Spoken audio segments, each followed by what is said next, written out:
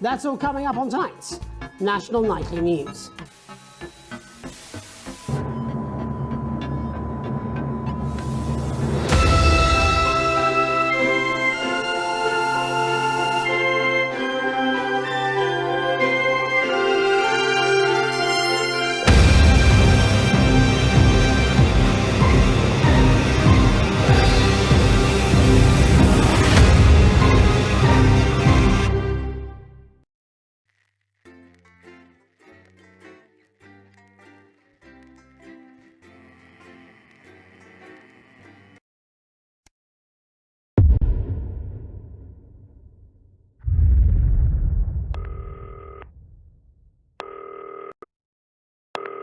Hi, David, I have a call for you. I'm just putting it through. All right, mate. Dave here. Listen, I know you've only come in to clean up the place, but I've got a bit caught up, so you're going to have to run the news tonight. Now, don't worry. It's not hard, and I'm going to stay on the phone and help you. First, I'm going to give you a quick tour of the broadcast room, so if you're not doing it already, look forwards towards all those screens. Right, look up at the top. That coloured bar is your audience. You want to keep the viewers going up and not down. Underneath that, you've got the screens. The one on the right is the broadcast screen. That's what the viewers are seeing at home. It's only a couple of seconds behind the master screen there in the middle. That's the one you control. Now, the four small screens on the left show the different signals coming from the studio, and you can choose between them using the numbered buttons on the vision mixer at the bottom left. Don't worry. I'll talk you through it and you'll pick it up in no time. Now, have a look to your left. These plugs control everything in the studio. I've left them set up for you, so provided you haven't fiddled with them, all you have to do now is throw the master trip switch and we're in business. Once you've got the power on, face the front again. You can see on the broadcast screen that we're in the end titles for the show before us. Fortunately, they go on for fucking ages, so there's plenty of time for me to explain... Oh, right, okay, they're over, so we haven't got long now till the broadcast. Right, quickly, mate, look down under the desk. You can see a load of videotapes on the left. They're your adverts. Pick any three and load them into the machines on the right. When you've done that, look up to the front again. Oh, that didn't actually take as long as I thought it would. So we've got a few seconds. I suppose I ought to warn you that tonight is, as I'm sure you know, election night, which means if we make any mistakes, by which I mean if you make any mistakes, we're getting fired. So stay on your toes, mate. You should be getting the signal any second now. When you get the signal, select screen 1 with the vision mixer and we're ready to go. Prawn and mayonnaise? You know seafood makes me go out in pustules. Yeah, I thought it might increase our viewing figures. Every day. You offer me prawns every day. 10 seconds, everybody. That's how I show love. You're trying to kill me. And yet you persist. Going in 5, 4... But now, it's time to join Jeremy Donaldson. Good evening, I'm Jeremy Donaldson. Our main stories tonight. Okay, we're all good. Next is going to be the throw to the news titles on screen 2. There'll be a countdown, but I'll count you in as well. Just relax, mate. It's all gravy. Buys Honest Andy's Totally Independent and corners the flowered market. Top chat. Sports fans everywhere celebrate as popular footballer Johnny Hamsleeves wins Sports Personality of the Year. And a spoonful of sugar. Meghan will be chatting with movie star Lawrence Blunderclatch about his new movie, The Medicated.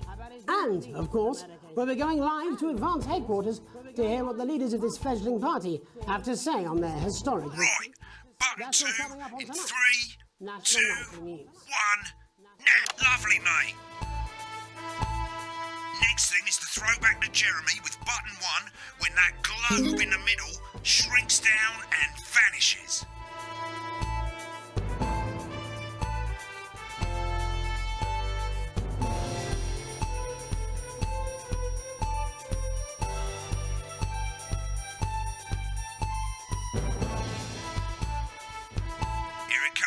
Switch to screen 1. Now, lovely, mate. But first, the votes are in and it's a decisive win for Advance. We often get a bit of interference around this time, mate. Keep your arm on the machine at the bottom right and use the right stick on your controller to move the wave up and down, keeping the green bit in the white bit. But critics have accused him of actual policies and of being deliberately vague. The opposition parties have all conceded defeat to Advance's overwhelming mandate, but have yet to appear publicly. However, former Home Secretary... Right, it's going well. All you've got to do now is play the advert at the end of the segment. Make sure you don't play it too early or we'll all get fired. Now, the clock at the top is counting you down to the advert. When it reaches 0, press one of the 3 play ad buttons over there at the bottom right. I normally play the first one at the first break and so on, but you can play them in any order you want. I'll count you into it as well, but keep your eye on the clock. To hear the co-leader's acceptance. And 3, 2, 1, advert. 1 minute back, everybody. Jeremy, I need you to fill after the ads. What? Why? Wanker Snatch is running late. I thought I'd ask him about the election. Personally, I wouldn't try to confuse him with any big words. That's the same policy we use with you. I thought that was our little secret. It's all right, he doesn't remember anything I tell him. I'm deeply uncomfortable with your burgeoning friendship. Love you too. Yeah. Your collection week by week, and very soon. Wicked. We made it to the first ad break. You're doing great, mate. But this is where it starts getting a bit trickier. This next sequence is what we call a multicam sequence, because you're going to be cutting between multiple cameras to keep things interesting. A lot of it's down to personal taste, but here's 3 good rules of thumb. 1, try and keep the shot on whoever is doing the talking. 2, don't stay on the same shot for too long, 10 seconds at the most. So if you're on the person who's talking, try and throw in the odd reaction shot or pull out to the wide shot for a bit just to keep it interesting. 3, don't stay on reaction shots for too long. A couple of seconds is usually enough. Then the audience want to see who's doing the talking, yeah? Stick to these rules and you'll be fine. It's not as complicated as it sounds. You've seen programmes on television, haven't you? Make it look like those. Might as well get screen 1 selected now. No need to wait for the broadcast to start. Try and stay ahead, mate. Quiet in the studio. Your crunchy cubes. Thank you so much. Carby Best. 10 seconds, everybody. This exclusive offer is available for a limited time. Going in 5, 4, 3.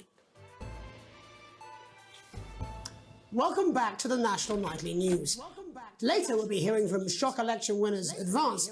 But first Get off, ready to go to Megan on screen 4. is here with a star of both stage and screen. Megan? Thank you, Jeremy. Megan Wolfe, culture correspondent. And today I have a guest who starred in everything from Shakespeare Right, to the go to shop Blunderclatch film. on screen 3 when she says his Joined name. today by none other than Lawrence Blunderclatch. Thank you so much for coming on. Oh, my dear, I do hope you believe me when I tell you that being with you here today is among Switch the... to 2 for the wide now. May I say, having you here with us is among ours. Right, now just try and stay on whoever's talking. Latest movie, which is called The Medicated. The Medicated, yes. Wow, what was that like? Well, as I said to Peter at the Rat, that's Peter Jensen, the director. Give us a look at Megan's reaction. Lovely. Now back to Thunder Twat. I've worked with him on several movies, all terribly successful. I said to Peter, what a wild ride this has been. And you know what, Megan? I really meant that. Wow, that is fantastic. And am I right in saying that the character you play in this movie is quite an academic one? Absolutely right. A scientist. Was that a challenge at all? What exactly are you implying? But seriously, yes, you're right. It was a complete departure from my last starring role when I played Sergeant Brock Rockman in Bullet Man. You'll remember that that was the true story of one soldier's fight for a love that surpasses all others. A love, of course, for freedom. I think it's grossed over $1 billion, but honestly, who's counting? It's a role that saw you scoop 2 Best Actor awards, if I remember correctly. It's so sweet of you to mention it, but I really am not in it for the awards, although those 3 little statues do take pride of place on my mantelpiece. With all the others, I'm sure. So, if you're not doing it for the awards, what is it then that drives you? That is a beautiful question, Megan, and not easy to answer. Like you, I'm afraid. Cut me, and I will bleed. And often, that's how it feels, doesn't it? Doesn't it? Bleeding, giving, suffering for one's audience. I suppose in the end, I do it for the difference it makes. I do it for the people that I inspire. The little people. But most of all, I think I do it for the positive change that I can bring about in the world. And today, of course, we're in for some real change, it looks like, in the coming few months. What do you make of this historic election result? Oh, well. Well, now you're asking. Historic election result. Indeed. Historic is the word. Well, it's difficult, isn't it? Very difficult. But I think I've always been quite clear that when it comes to politics, one should always strive to not fuck things up. Shit, he swore. Oh, well, don't worry, he won't do it again. Shit, he did it again. Okay, don't panic. I'll explain how to deal with swearing at the break. Medicated, which opens next week. Right, they've swapped the shot of Jeremy on screen 1 for a VT of the movie clip. You'll get a countdown on the screen, but I'll just let Megan cue you in. My character, Dr. Lance Hemlock, is faced with a decision that could affect humanity's very survival. Exciting stuff. Let's take a look. Exciting stuff. Looks like Blunderclatch is really losing it in the studio. I'd love to hear what he's saying, but we can't find out now. We'll go to the Russia's room together once the broadcast's over. I don't understand it.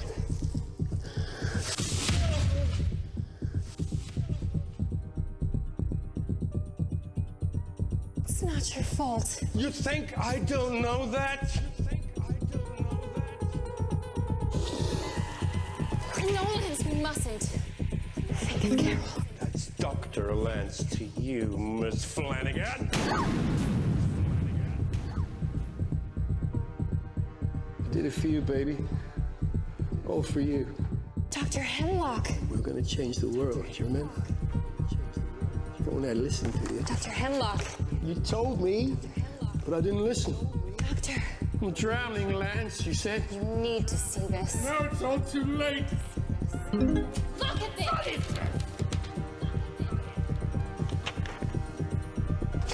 The virus. The sterility. This formula. This is the key. We could stop it all. Yes, we could stop it all. We have to ask ourselves. At the end of the clip, you'll want to play another ad. Remember to use the clock at the top to count you in.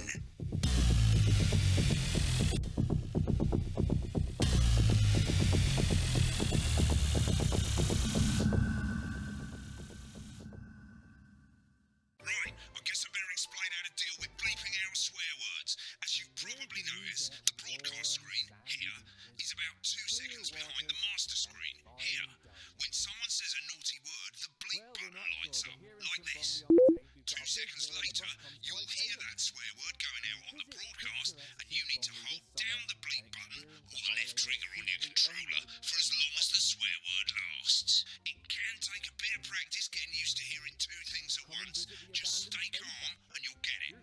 And if you can't tell when to bleep, just above the button, you'll literally be able to see the sound scrolling by.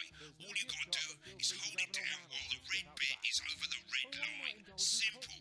Of course, if you do it by eye, you'll have to take your eye off the screens. That's why real professionals do it by ear. Most people like to have the volume of the broadcast screen a little bit below the master screen. Let's set it now. And after a long day Mate, if you don't turn up the broadcast volume, you won't be able to time your bleeps. Good. You're set to start censoring. Like I say, it takes a little practice, but I'll try and help you through it, and soon we'll have you bleeping like a pro. Remember, button lights up, count 1, 2, and hold it down. Isn't it time your family... Remember to select screen 1 now that you've got the feed. Don't wait for the broadcast to go live, that's too late. You can use the buttons on your controller to select the screen you want.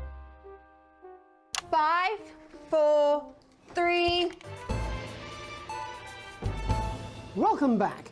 And I'm told we can now go live to Advance Headquarters, where the 2 leaders, Peter Clement and Julia Salisbury, are about to make their acceptance address. Oh shit, he's pissed. Shall I Get ready to start? bleep. Go for it, Pat. Shall I start? Okay. Well, thank you all for coming, and, well, where do I start? What a day. They said we couldn't do it. They certainly did. They used every dirty, low-down, lying southern bastard trick they had against us. But you, the people, you saw right through their shit. I'm sorry about the language there. Sorry about that. I've had a couple of celebratory pints. It makes me coarser than a granny's fanny. Coarser than a Memorably granny's... put. But to be honest, who can blame Peter for celebrating? Throughout the campaign, you've heard us say that Advance are not a political party. A party is what you have when things are going well. When the country is suffering, you don't need a party. You need a team. A team that can change things. But today is day one of a new future. A better, fairer future. So perhaps we should all be celebrating. Except for the rich. For them the party's over. They shouldn't be celebrating. They should be putting their shitting pants on and opening their dusty checkbooks. Again, colourfully put, but not inaccurate.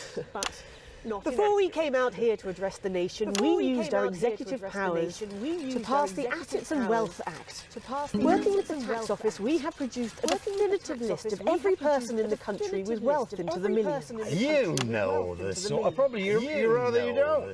Because the likes of you and me are not welcome in their gated community. Tomorrow we will be introducing a sweeping reform of the tax system in this country. No more hiding wealth offshore, no more trust funds or creative accounting. A simpler, fairer, unavoidable set of tax laws. So all you bastard public school snobs have got nowhere to hide. And earlier today, we revoked your passports. You want them back? You want to leave like you threatened before the election? That's fine. But first, you're going to pay first. You're going to pay back. Advance are going to turn this country from a nation of warring individuals into a team. To properly fund health and education. To raise the living standards of us all. The pundits said we'd have to raise billions. But you'll see when we've reclaimed what's ours, that's absolute ferret shite. So to you posh twats. The people who pay you a pittance to serve them drinks in their private clubs. The people whose children you raise. So they've got time to get even fucking richer. Advance have this to say to you. It ends today. We are coming for your sports cars and your mansions and your vineyards. It ends today. We will put the wealth of this country back where it should have always been. In the hands of the people who created it. It ends today. Yes, it ends today. And tomorrow, we'll start making it fair again. Just like we promised we would. And until then, ladies and gents, I suggest we all get pissed. I can't argue with that. Thank you for your time. Thank you for your time.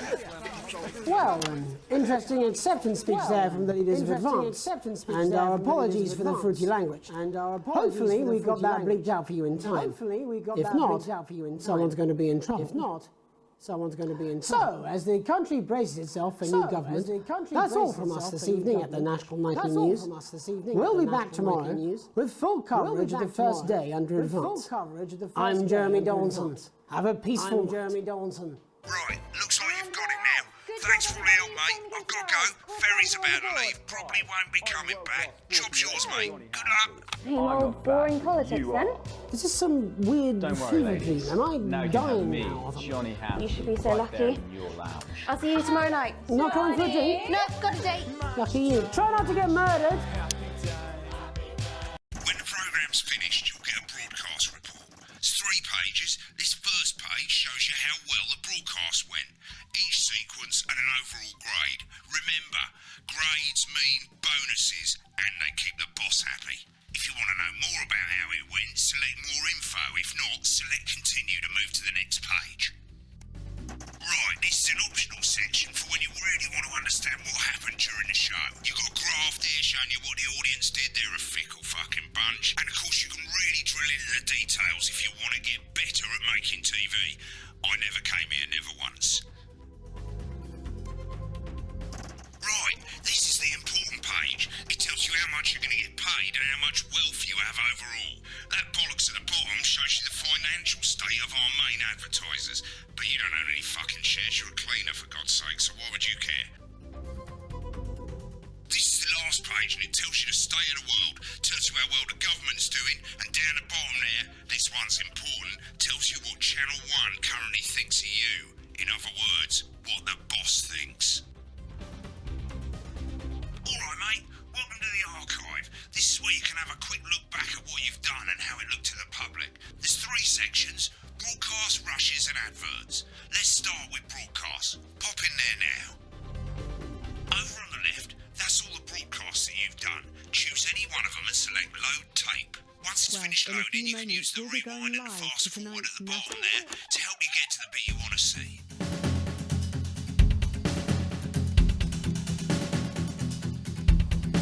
In a few moments, we'll be going live to tonight. Right, now let's take a look at the rushes. Right, this is the rushes route. It's pretty simple. The 4 screens you can see, they're going to show you the 4 signals you got from the studio during the actual broadcast. Difference is you can mute any combination of them, so you can have a listen to the stuff you weren't allowed to show. Select the broadcast and give it a go, and when you're done listening to the backstage secrets, hit back. These aren't my cards. Please tell me these aren't my cards. No, they're the right ones.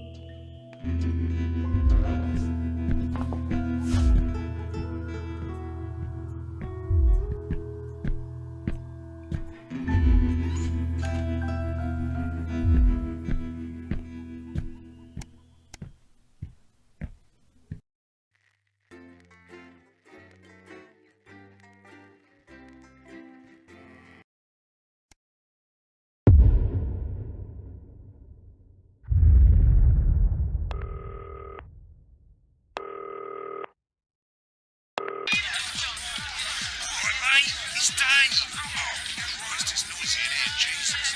Right, hang on. Let me just get out some flags, darling. Yeah, I'll take that one with me. Cheers. Right, oh, that's better. Let's get set up and get on with it, eh, so I can get back to my guests. First of all, let's get the power on. You need to get at least the bottom 4 plugs on. Right, let's load up the adverts. You might want to have a bit of a think about it. Your decisions have consequences, don't they?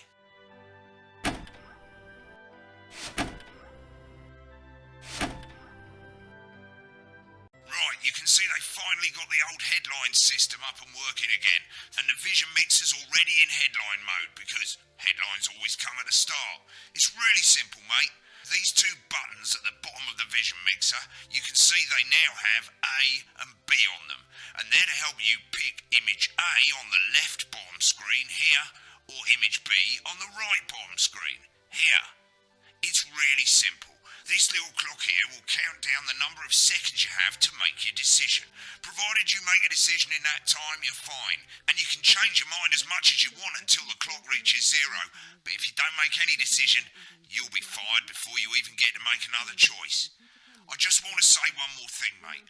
The pictures you choose to show of these people, well, that's how the public is going to perceive them, and that's going to affect their lives. So like with the adverts, choose carefully. No, And we're off. Good luck, mate. If I get time, I'll call you back in the next break. Yeah, I'm coming, darling. One of those. My friend Janet says theirs gets really hot. Is this Janet who thinks dogs have their own secret language? Yeah, the one that mistrusts the moon. 10 seconds, everybody. Not the best source of consumer advice, then. Don't blame me when it explodes. Going in 5, 4, 3. Time to go over to Jeremy Donaldson for tonight's. Good evening, I'm Jeremy Donaldson. Our main headlines tonight. Destination unknown. At the end of Advance's first full week in office, we ask exactly who's leading this charge. Tonight, I'll be discussing what the new future might hold with a leading economist and radical free thinker. With the Assets and Wealth Act on the brink of raising living standards for the vast majority of the country, I'll be asking my guests if we're on the way to a new future. Out with the old, Remington's Fist have appointed Sophia Remington as their new CEO. The following photo, taken from our archive, gives us a sense of this influential young firebrand who, at the tender age of 23, becomes the youngest female CEO in history. Sophia Remington has always impressed. She was top of her class at university and graduated with the highest honours, immediately being asked back to lecture. The markets have responded favourably to Sophia's appointment, with stocks rising 30 points in light of the announcement. In her first press conference this afternoon, Sophia announced a children's toy named Mr. Snugglehearts. Sophia promises it'll be all the rage this Christmas, but concerns have been raised about the product's safety. Making a splash. Intrepid scientist Dr. David Wong and marine biologist Ingrid Swarsborg and Horgensford have today set off to explore Dante's taint. The recently discovered cave system was previously thought unreachable, but thanks to a new breakthrough in underwater flood technology, the pair hope to successfully reach the imposing central cavern and the undiscovered plant species it contains. This is, of course, only the latest in a series of successful expeditions for this unlikely pairing. In a joint statement about the dangers their team might face, the pair stated, "We will face the plentiful challenges together like we always have." Playing the field, rumours abound as sporting legend Johnny Hamsleeves is snapped leaving Bush, one of the capital's hottest clubs. The footballer was caught while out celebrating being named Sports Personality of the Year last week, as reported by this very programme. And judging from the angle and velocity of that spray, it looks like Johnny may have been celebrating a little bit too much. I certainly wouldn't want to be his dry cleaner. And grievous bodily charm. With Advance promising a radical new position on crime, how afraid should we actually be? I'll be going live around the country to talk with people who've seen the criminal justice system from every perspective. With more and more people saying they're scared to walk the streets alone at night, could this be exactly the right time for Advance's new approach? All that and Megan Wolf with a group of young actors already experiencing the positive side of the new Assets and Wealth Act firsthand. They'll be talking and performing later. That's all coming up on tonight's National Nightly News.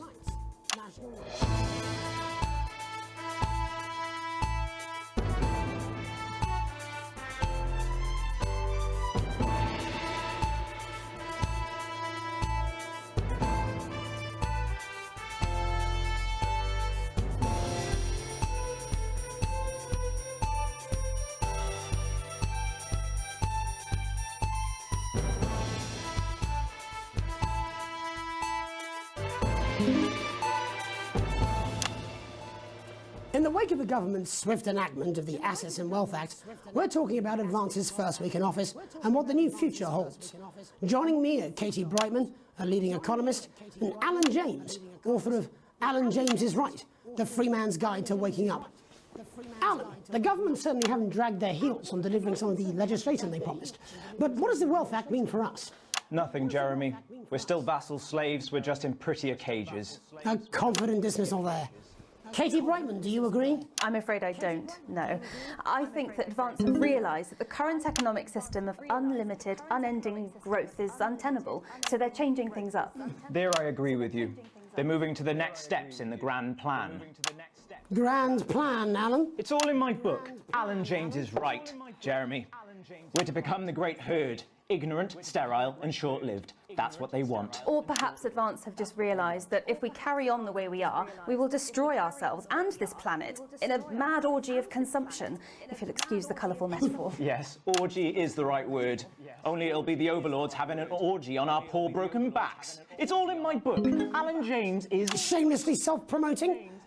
Katie, how do you think the rest of the world will respond to this new approach? I think they're watching carefully. Advance are the most disruptive threat that the world powers have faced since the last Great War. Yes, Katie's right. War is inevitable. Thank you, but that isn't And this will not be a war like we've ever seen before. We're talking millions of deaths. We're talking high-tech weapons that can level entire cities. We're talking... Out of the wrong orifices? Mock me all you like, Jeremy, but when they murder your parents and they poison your food and they take you away to their camps for hypno-brainwashing, we'll be laughing then. That might be a great way to sell books, Alan, but you know full well that isn't going to happen in a democracy.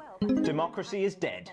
Yes, Advance are radical, and change is always frightening, but the truth is that the Wealth and Assets Act has made more than 90% of the population wealthier and is on target to produce a permanent end to poverty. Bollocks! What this young lady doesn't understand, Jeremy, is that these are the same people. Maybe they've rebranded, but it's all a little circus act to keep us from seeing the tyrant behind the curtain. That's where you're wrong, Alan. For a start, they've mobilised the youth vote like we've never seen before. You say mobilise, I call it grooming.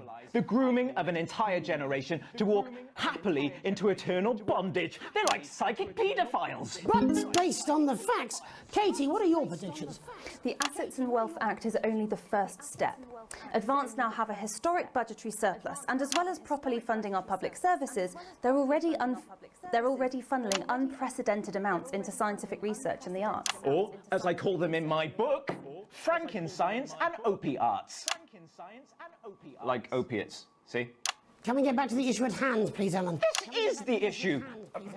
It's all coming from the water, the chemicals. They're pumping it full of belief juice. Don't get me wrong, I want to see these changes, but only if they're sustainable. If Advance lose their power after spending half of our GDP on dismantling infrastructure, that could be catastrophic. The catastrophe is that they're succeeding. They've got us sat here talking about their puppet show. All right, we're running out of time. Quickly, Alan, what does the future look like to you? A bleak space where we've all been figuratively sodomized into submission. No, of course. Katie? We might be on the eve of a brave new world. God knows we need some change, but we need to be cautious. Let's walk forwards with our eyes open. Two very different visions of the future there. Alan James, Katie Brightman, thank you for joining me. When we come back, I'll be investigating law and order before Megan meets some beneficiaries of the Assets and Wealth Act. That's all coming up tonight on the National Nightly News. 1 minute back. You know, I think they might do some good. I hope so too, Jeremy. How much are you being paid by them, then? Shut the fuck up, Alan. I've never heard so much shit in my life. Well, we'll see who's full of shit, won't we? Alan, I can explain it to you, but unfortunately, I can't understand it for you. Well, I don't know what she meant by that. Absolutely fucking flying, I tell you. How's it going? Actually, fuck it, I don't care. I hate the fucking news. Oh, bloody hell, I love this tune, though. All right, mate, see you later. Bye. I'm just saying I'll do what I can, that's all. Shit, you will. She's good. You know she is. I've said a bit of word in, that's all I can do. 10 seconds, everybody. Is little JD scared of the big bad country with water? If that sticks, I'll destroy you. 5, 4, 3. Welcome back. In our second segment, we're going to be taking a deep dive into the state of law and order in our country.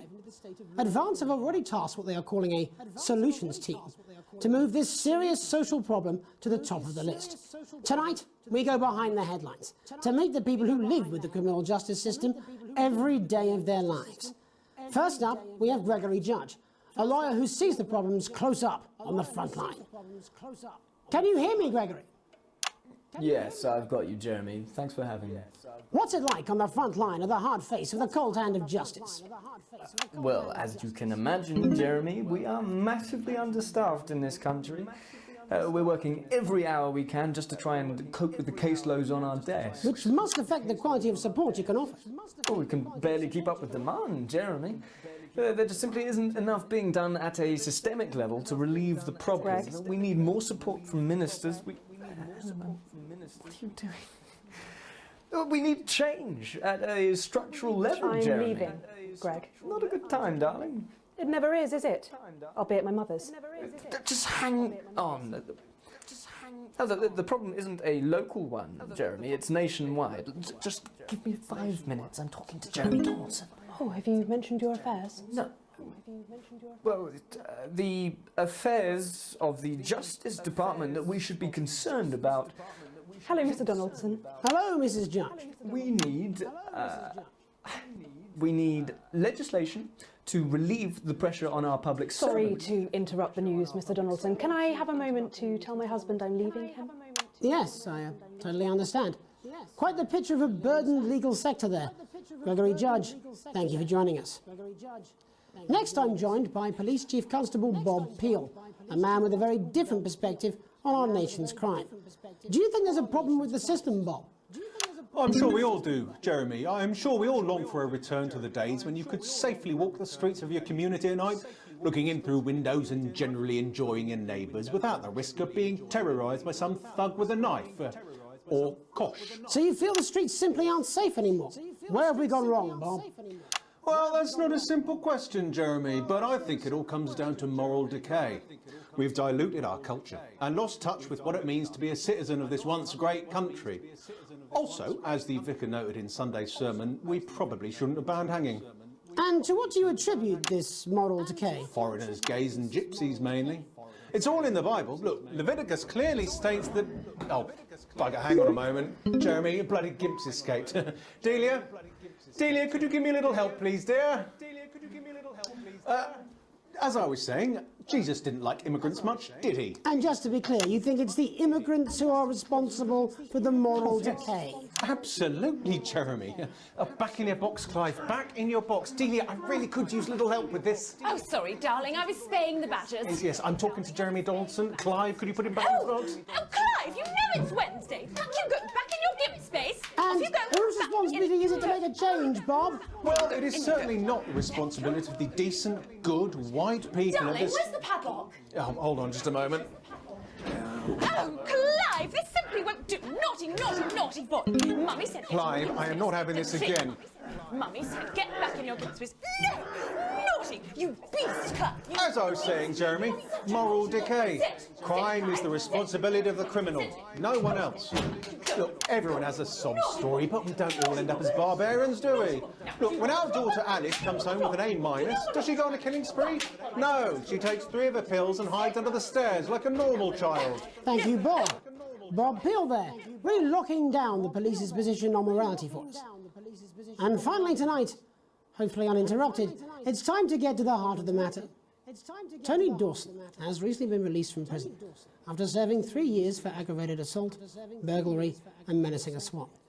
He's agreed to talk to us today, which is also, I believe, his birthday. Many happy returns, Tony. Cheers, Jez. Call me Titwank Tony. Everybody else does. No, I'm not going to be doing that. Can you tell us what it's like in prison, Tony? Titwank Tony. Hey! Prison's a mixed bag. Structure's quite nice, but it's a constant battle against institutionalisation, as you can imagine. And obviously, titwanks are quite hard to come by. I'm picking up that you're not alone there, Tony. Titwank Tony. Hey! Yeah, sorry, my friends are throwing me a surprise party. Good bunch of lads. OK, well, we're trying to let you get back to that party as soon as possible. First, let me ask you this. Do you feel that your time spent in prison helped to rehabilitate you in any way, Tony? Titwank Tony! Hey! I don't think it's as easy as that, Jez. Sopen! Yeah, I think asking that is an oversimplification. It sounds like it's getting quite busy there, Tony, but let's try and soldier on. Since leaving custody, have you been able to find a new job? Yeah, all the boys are here. Big Chris, Oi, oi. Little Chris, Oi, oi. and Vampire Chris. This one's, yeah? Yep. One sec, love. Titwank Tony's on the news. Rehabilitation's difficult with the current system, Jez. Just not set up for it, you know? It's inherently unjust. Open! So, do you feel tempted to... I'm sorry, who's this now? Open! You are joking. Chrissy Free Bollocks has only got Mr. Fancy, oh. Not now, fellas. I'm on the news. It's... It seems like we've caught you at a bad time. The little boy. Oh, I can't really hear you, mate. It's getting a bit busy here. Jesus. Yes, we seem to be losing the signal here, Tony. Fucking way, let's believe that! Well, we're just trying to get that signal back. I think we... Yes, Tony? Tony, I mean, we're literally on for 2 seconds. How does this happen, Tony? Can you hear me? Well, we seem to have lost our train of thought there a little. Hopefully you, the viewer at home, have managed to glean a broader understanding of the serious and complex issues around law and order. After the break, Megan will be live with some plucky young thespians. Don't go away. We'll be back after these messages. 1 minute back, everybody. Well. Mate, I ain't got long and I'm quite drunk. It's been a great night. In this next section, there's a bit of music. If you edit in time with the music, you can see the result on the vision mixer, and the public will love that. Don't worry if you don't, though. You won't get punished for it or nothing. Just try and stay in the groove. Also, one last tip. When the music starts, turn down the broadcast volume. Right, enjoy the music bit. God, I love music. God, I'm so pissed. I think I might go and throw up in a bit. Right, I've got this. I'm sure he's on his way. Come on, it's welcome back. How hard can it be? This is on you. 10 seconds, everybody. We're going to open on Megan. Camera 2. Going in 5, 4, 3. Welcome's Black. I'm Megan Wolfe, and on tonight's Culture Spot, I'll be chatting with one of the first beneficiaries of the Assets and Wealth Act, a team of inspiring young people from Scritchford Sixth Form College who today received a grant from Advance to take their play, Hey, Friendship, on a tour of local secondary schools. Welcome to you all. Well, let's start with you two, Harriet and Charlotte Winstanley-Hamilton. Girls, you must be thrilled. We are, Megan. We're overwhelmed, to be honest. And I believe you two are sisters, is that right? Yes, Charlotte's my oldest. I'm the older, more popular one. Only joking. Harriet and Trey were really the ones who came up with the whole idea. So, Harry and I were shooting the breeze in the cafeteria, and I said, hey, let's actually do something. So I went to look for a drama teacher. But she'd been laid off due to budget cuts. Fortunately, I directed a pantomime when I was at university, so I knew the ropes, as it were. Right, yes, but you're the maths teacher, aren't you? Yes, that's me, Jeff Algebra, maths teacher. Maths is really important. Oh, thanks, Steve. Maths is really important. Yeah, thanks, Steve. As is theatre. It's one of the oldest art forms in history. Aristotle believed. I just think that when we travel around all these problem schools and the poor kids see us, they say, hey, I really want to be like those attractive kids. And that's a very beautiful and powerful thing. We touch our audiences and they touch us right back. I suppose with a surname like Algebra, there was really only one choice of career for me. My wife, Angela, and I, we often laugh about it. Angela Algebra. Yes. We just want to bring a bit of song and joy into people's lives. And teach people about the difficult issues. The issues in the play are what really matter. And I think you're going to be showing us an extract from this play, aren't you? Yeah. That's right. To put into context, I play a young first year who's having some troubles at school. Her character doesn't actually have a name, yeah, because in a way she's like all of us. It's like a metaphor. Maybe she's you at home, or like, maybe she's you, Megan. Maths is really important. Yeah, thanks, Steve. Put it in, coach. Yes, thanks, Steve. Right, well, I'm going to have a little chat with your teacher while you run off and get ready. I can't wait to see it. That's it, that way. So, Jeff, when did you first hear about the grant? 2 days ago. A letter from Advance arrived at the school. Now, the headmaster thought it was all a prank, but his secretary retrieved it from his bin and brought it to me. Wow, how did you react? I also threw it in the bin. But then Harriet and Trey rescued it, and they rang the number at the bottom of the page, and next thing you know, we're on tour. Wow. Well, I think we can all guess which way you'll be voting from now on. Do you know what? It's funny, because Angela and I don't usually vote. We're not very political. I'm a mathematician, of course, and she's a paraplegic, mainly. But we did used to watch that Peter Clements DIY show back in the day, and so we thought, why not? Let's have a go at this old democracy thing. Okay. And here we bally well are. Good stuff. Fucking brilliant! So, let's have a look at a short section of Hey, friendship.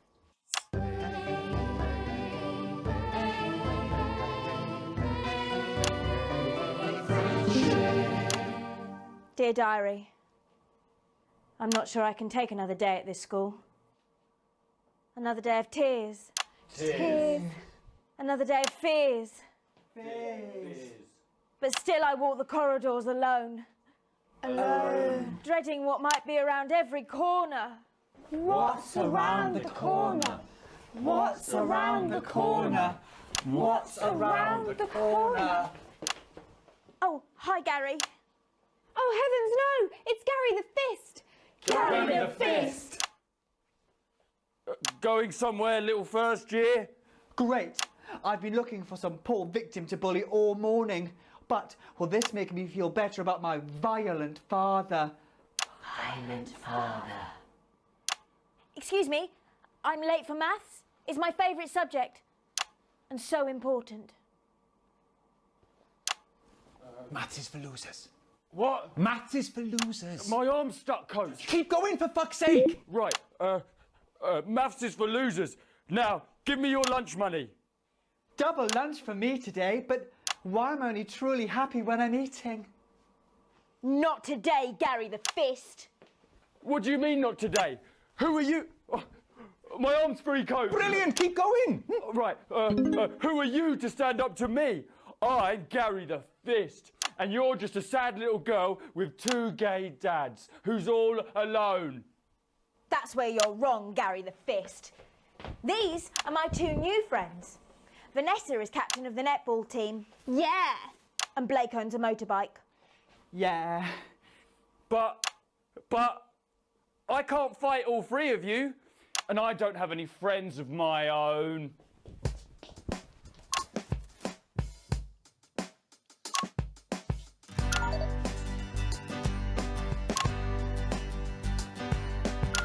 Take a look at me. Take a little look at my face. I could be you. She could be you. And you could be me. Or you could be me.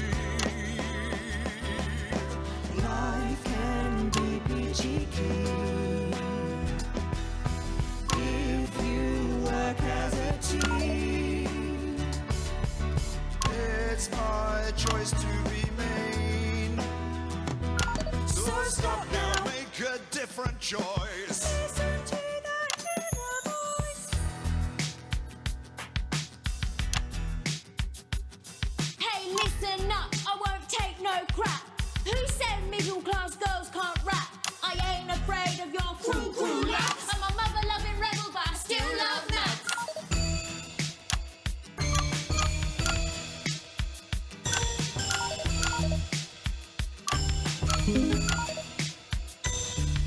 Hey, kids, I'm Gary the Fist. People think that folks like me probably shouldn't exist. But that's just prejudice, and I'd do better if you knew the way that I became Gary the Fist.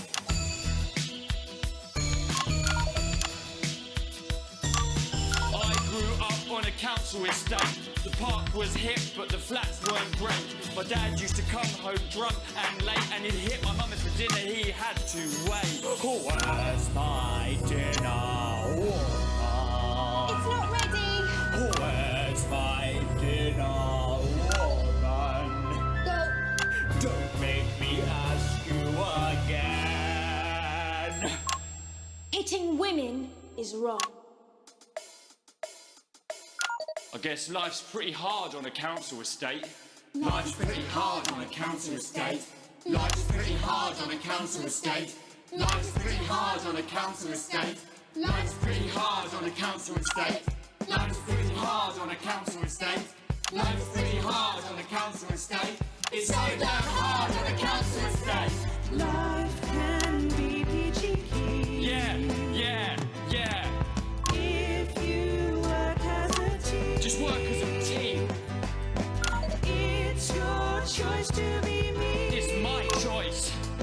So stop now, make a different choice. Listen to that inner voice. Friendship!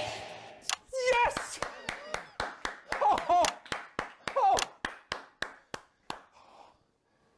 Well, thankfully that's all we have time for tonight on the National Nightly News. Join us tomorrow night for all the headlines from across the country. My name's Jeremy Donaldson. Have a peaceful night. And we're out. Oh, that was brilliant! What the literal fuck was that? I believe that was art. I believe I've got a 14-inch cock, but it doesn't make it so. I have a similar belief about an adequate paycheck. Oh, someone please get these twats out of my studio.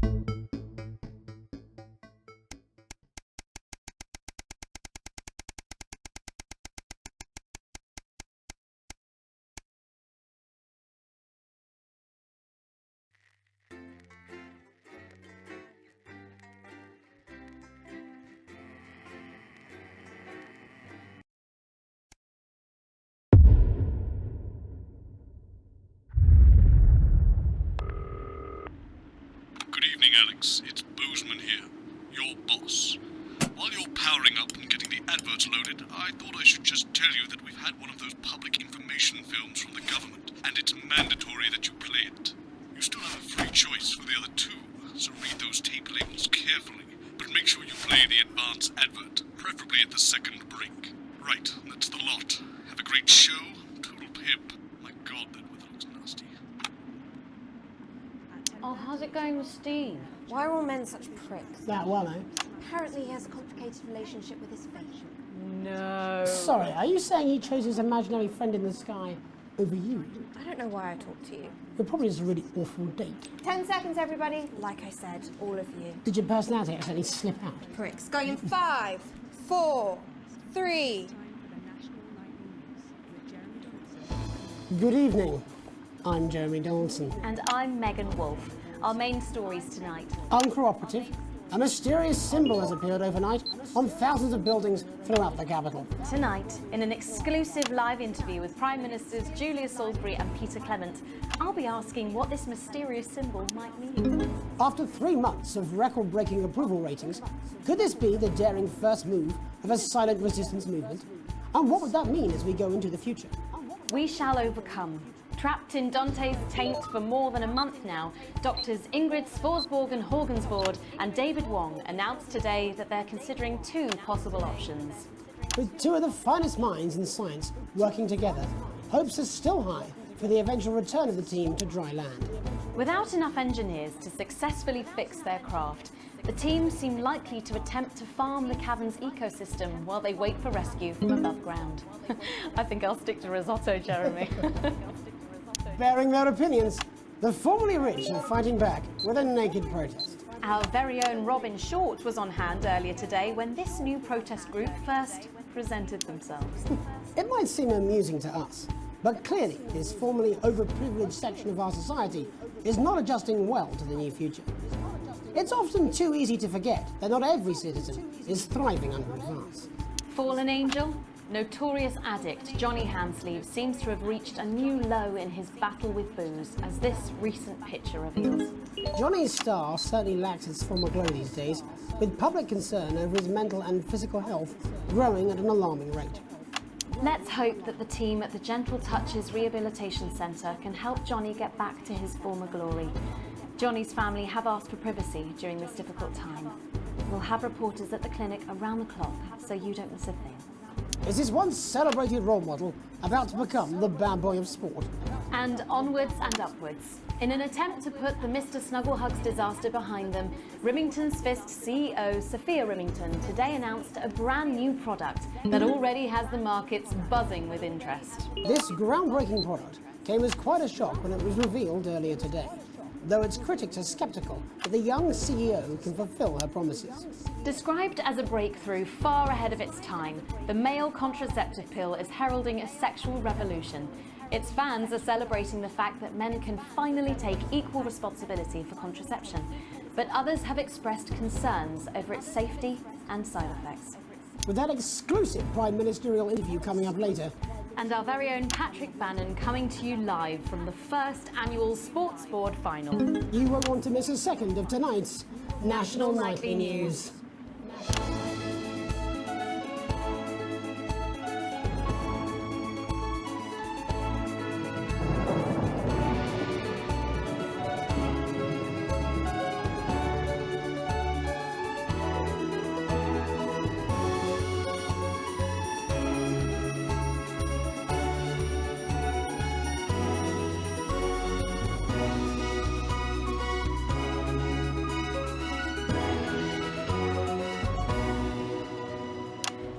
First tonight, after the Christmas horror caused by Mr. Snugglehugs, we have an exclusive interview with one of the victims. Poor 7-year-old Timmy Tadlock, like so many of those affected by the Christmas bloodbath, has spent the last 3 months undergoing a series of reconstructive facial surgeries.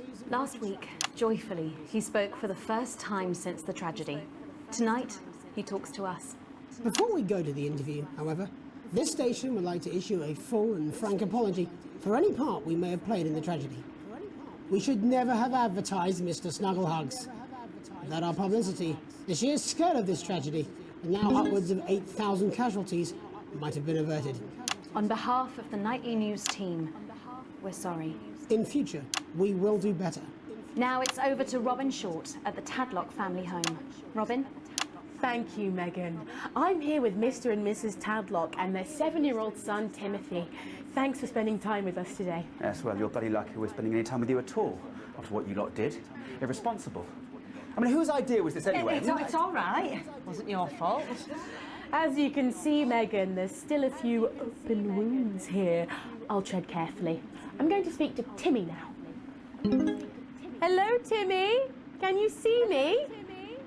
Mummy, who's that lady? It's the lady from television, Timothy. She's going to ask you a few questions. And you be careful now, it upsets him to remember. Don't worry, Mr. Tadlock. I wasn't the youngest ever editor of the Swinstead Middle School Inquirer for no reason. So, Timmy, can you tell us what happened to you? You had just unwrapped Mr. Snugglehugs, hadn't you? Was he under the tree? Yes, I could smell him already. He smelled like love. Ah, yes, that'll be the fur. It's scented with hoof. I was so excited. I ran up to my room and gave him a big hug. He was so soft and warm, like our cat, before he got in the way of Daddy's Porsche. Bloody cat had a death wish. And what did Mr. Snugglehugs say to you? He blinked his real action eyes and said, "You're my very best friend." But I sure wish Mrs. Snugglehugs was here, and she can't be, for just $89.99. And then it's the general error. 41!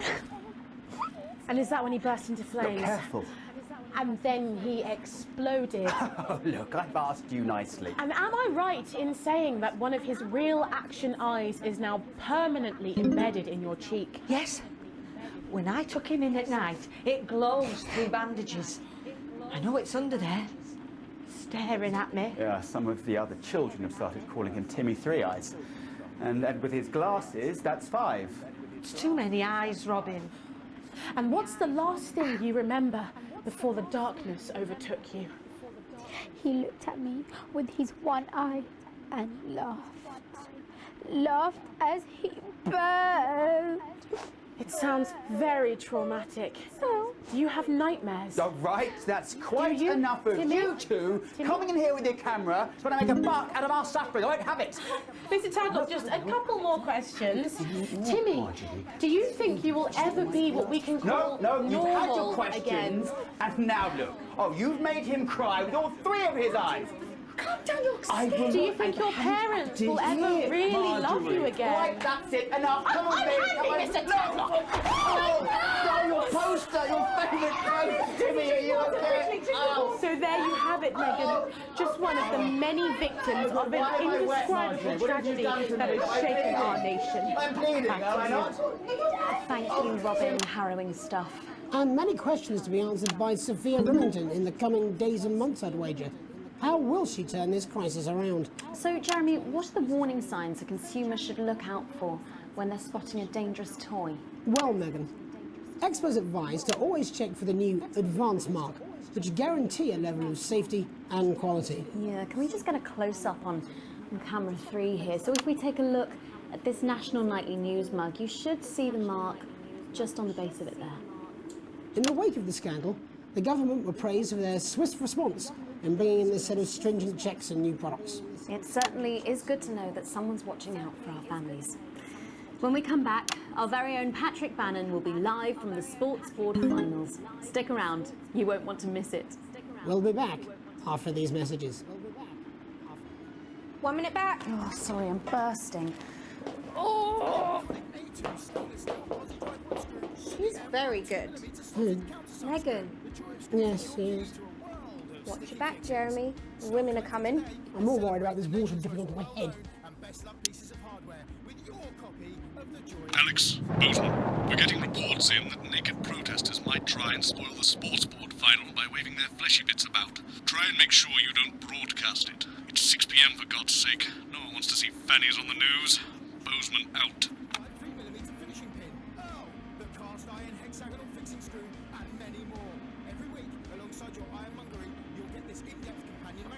Charting the highs and lows of DIY history, from the Canterbury nut shortage to the socket screw riots of 29. This detailed guide will bring to life some of your favourite metalworking moments. Start your collection today and we'll send you the first 8 editions with no postage or packing. That's right, no postage, no packing. Plus, you'll also receive this exclusive little bit of drill bit absolutely. Well, that's what it says. Yes, I understand that, but I always say welcome back. I think we should just keep it as it is. Well, of course you do. I've got one hack line. What's that supposed to mean? I didn't write it, Jeremy. That's all right, fine. Jenny, there's something wrong with the auto cue. 10 seconds. Oh, I just felt a drip again. Have they not fixed this? I want to see us fry. It's good for the ratings. 5, 4, 3. Welcome back to the National Nightly News. I'm Megan Wolf. Coming up later, we'll be speaking to the Prime Ministers about their exciting new healthcare facilities, transition centres. Nice to see they care. You're absolutely right, Jeremy. But first, we're going now to our own Patrick Bannon, who's reporting live from the finals of the new game that's gripping the nation, Sports Board. Patrick? That's right, Megan. You join me live here from the final of the first annual Sports Board Championship. It's been a hotly contested competition so far. I think it's fair to say these two have been dancing around each other all season. First up, we have Ellie Striker. She's the more experienced of our two players today. Striker has got an accuracy of 7, a danger rating of K, and a 12-month driving ban. Striker's known for her signature move, the lanky hamster. And facing her tonight, hoping to prove himself with a career record of 12 outs, 14 finishes, and a divorce pending, it's Mr. Wingspan himself, Tommy, the Fingernail Harris. Just waiting on the ref now. The slapping ceremony is taking part. Still going on. Striker, go first. Striker, of course, first to start, as she won the trivia round earlier on by some margin. D-Road. Harris, perhaps the brawn and not the brain. Stupid. Eddie Striker. Nice start there from Striker. She's determined not to let the nerves show. Not after last time. On to Mr. Harris now. Tommy. Using his arm to pick up the ball. Not a bad shot there from Harris.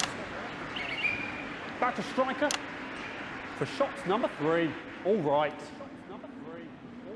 She's gone to sort of throwing it under her legs. Not bad, if you ask me. Is that complaint? Don't know why you complain. To Harris. Bit of business with the ref, but it got sorted out. Back to Harris now. A ball in the hand is worth 2 in the bush. Football. Move back. I'd say that's fair, but what do I know? Oh no, and Harris is not going to be happy with that. So really not a good start there for Tommy Harris in round 1. We can only hope that round 2 treats him a bit better. But first, of course, after the argument with the ref section, it's time to change ends. Now we have the ceremonial changing of the ends.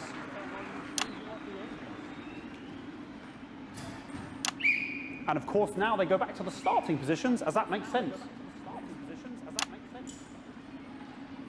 Striker giving it large. Second round, Double, Harris. Wins round 2 now with Harris. Okay, we seem to have some sort of streak on the pitch. I apologise if we broadcast any of that stuff. She appears to have slogans across her breasts and arse. Try and ignore all of that. Security, I'm sure we're going to take them out as soon as possible. Apologise if we broadcast any of that. As I said, we're going to get the situation resolved as soon as possible. They're trying to carry on play, but it's proving a bit difficult, and I'm struggling to follow because it's quite an eyesore. And women's bodies, yeah. All right, great. Okay, so back into round 2 now, and Harry's absolutely determined to close that massive gap. Eddie Striker. No, it's just some of the tightest play I've seen ever. Harris. And was that a fitted thumb screw? We haven't seen this out of the heats. What a brilliant move. Back to Striker. And we know what that means, ladies and gentlemen. That is, of course, the ground sound. Excellent bit of play here on both sides of the bucket. I don't know about you at home, but I'm finding the technical mastery of this play here absolutely blooming jaw-dropping. The ref has spotted something in Harris's neck or head. And Harris is having an absolute shocker. What a miserable start there for Tommy Harris. But he is a late bloomer, of course, we've always said that. And after all, it is a game of 2 halves. 4 rounds and 7 subgenres. But now, of course, it's time for the half-time show. Sponsored by Billington's Fist. On my whistle, on my whistle. Nice piece of music here to start the half-time show. Okay, another posh protester loose on the court here. We can only apologise for that. We'll do our best to shield you from having to look directly at it. is running around here with his genitals on display for all to see. And ruining what was shaping up to be quite the dance interlude there. Now he's thrusting himself in Harris's face, security's on it, and the bucket has been knocked over! I cannot stand it when the bucket gets knocked over. Hopefully he'll get taken out now. Genitals flying around for all to see. Really, if you ask me, not Sunday morning television. And out of there, hopefully taken away, never to be seen again. Final poses. Ball boy cannot be in the final pose. And a lovely finish there on both sides of the bucket. I wouldn't like to call that one. And as we head into round 3, I'd love to know what's going on in these two players' heads. But unfortunately, because of science, we can't. Thank you, thank you, thank you.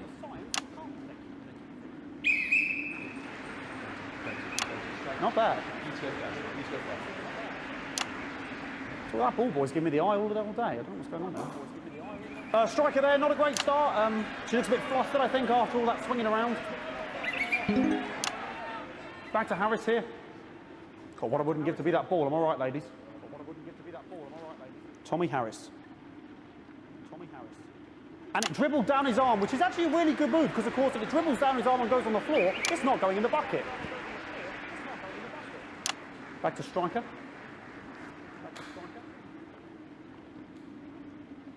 And striker's gone for the animal bonus there, but of course, perhaps... And yes, Harris has counted with a tiny bell. That is wonderful play. Of course, we've seen that before. Look at her face. She is absolutely gutted. What a mug.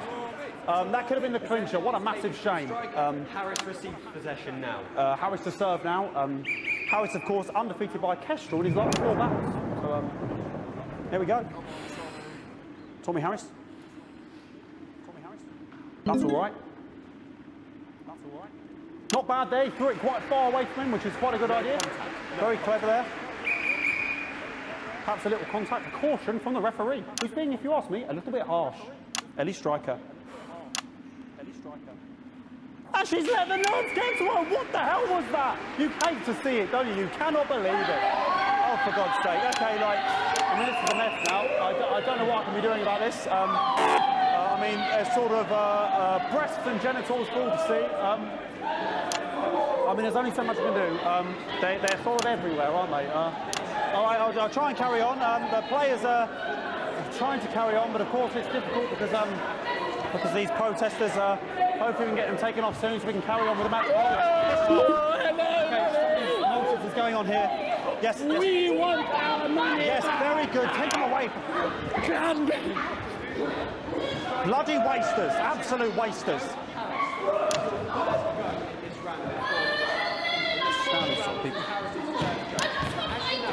Oh, jog on! This is the mime round. It's an absolute bloody... Okay, and now we're going to go into the final round. And of course, as it's a Tuesday, the final round is a mime round. Who could believe it? Nice imaginary shot there from Harris that really could go in there at this point. Really high-level play here from two absolute juggernauts of the sport.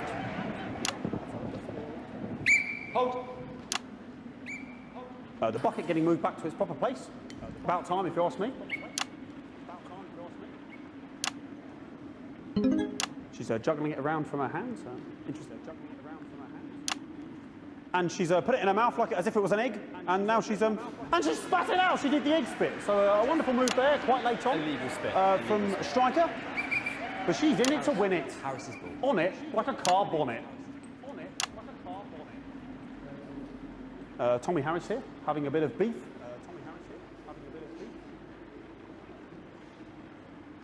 And he's peeling it as if it were a banana, which is an interesting move. Not sure if he hasn't had his potassium or what's going on today with Harris.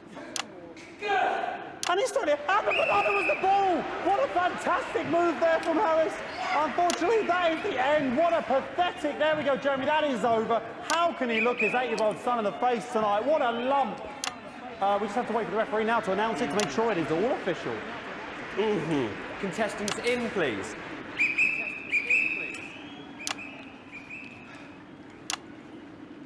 And the winner of the first annual Sports Board Championship is... Everyone! Okay, the ref has agreed once again a win for everyone, including me as my 15th win in the Sports Board Championship. I'm going to be celebrating tonight with my wife and children. Another wonderful victory for me. Here come the on-site security to collect their medals, their 6th and 7th respectively. And thanks again for watching the Sports Board Championships. What more is there to say? I'm Patrick Bannon, looking forward to celebrating tonight. And all that's left to say, Jeremy, is back to you in the studio. Patrick Bannon had an extraordinary final. Historic sports board, Jeremy. I didn't know you were a fan. Oh, yeah, I can wrench a doubler with the best of them, I'll have you know. I certainly wouldn't bet against you. When we come back, I'll be talking live with Prime Ministers Julia Salisbury and Peter Clement, who apparently have a big announcement you wouldn't want to miss. That's coming up after these messages. 1 minute back. Fucking microphone shocked me. What? Fucking microphone just shocked me. Where's that sound guy? Everything okay? Oh, the mics are just trying to kill us now, apparently. You'll be fine. You're unshockable. I'm immune to your cheap flattery. I'm wearing you down. Bozeman again. Just heard from the chaps in maintenance. The storm is playing havoc with the electrics, and you might notice the odd spark. Nothing to worry about. Happens all the time. Dave got shocked into a coma last year, but he was up and at 'em the next day. Anyway, our compensation package is parallel to none. Good luck. Bozeman out. Sorry about all these buckets. We seem to have sprung a leak. Well, several, actually. You're going to need a whole new lining up there. Triple C. We'll look into it. Minister, it's so good to see you again. Miss Wolfe, your star seems to be in the ascendant. It's a great time to be alive. Too bloody right, Peter Clement. Megan Wolfe. My, but that's a firm handshake you've got there. She's tougher than she looks. Am I here? Here, with Mr. Clement on your left. Right you are, pet. Is your sea damp? 10 seconds, everybody. No, mine's fine. Have you had a little accident? Cheeky cow. 5, 4, 3. Welcome back. I am delighted to be joined by Prime Ministers Julia Salisbury and Peter Clement. Welcome to the National Nightly News, Prime Ministers. Oh, please, it's just Julia and Peter. We don't believe much in titles. It doesn't seem very advanced. We're delighted to be here. Well, firstly, I should ask how you feel about the graffiti that's been springing up across the capital. Should we be worried? Oh, no. No, you definitely shouldn't be worried. Well, not unless you've got a fatal paint allergy, anyway. But, yes, it does seem that there are still some people we haven't been able to help. You know, whingers mostly. People who've yet to benefit from the many advantages of the new future. And you know, Megan, as my old mum used to say, there are some pissants who just don't know how to be happy. We're working hard to reach these people, find out what they're angry about and how we can help. The door to my government is always open. Someone's tripping on me. But we didn't come here to talk about what may yet turn out to be some alternative arts project. Which we no doubt will have funded. When we want to talk to the nation about something far more exciting. Yes, your office briefed us that you have an announcement to make, but they were being surprisingly secretive about it. Let me ask you a question, Megan. Oh, okay, it's not usually how it works, but... What scares you? I mean, really scares you? It's death, Pet. She's talking about death. We're all afraid of our deaths. It's part of being human. Sorry, are you saying that Advance have cured death? That'll be a vote winner. Yep, that was definitely a drop there. But while we may not have cured death, we hope we found a way to make it much less scary. And much less painful and much less expensive. Look, which is me close-up camera? Oh, Pet? sorry, yes, it's camera 4 like that. When I was 13, me mam came and got me from school. He was to go to the hospital.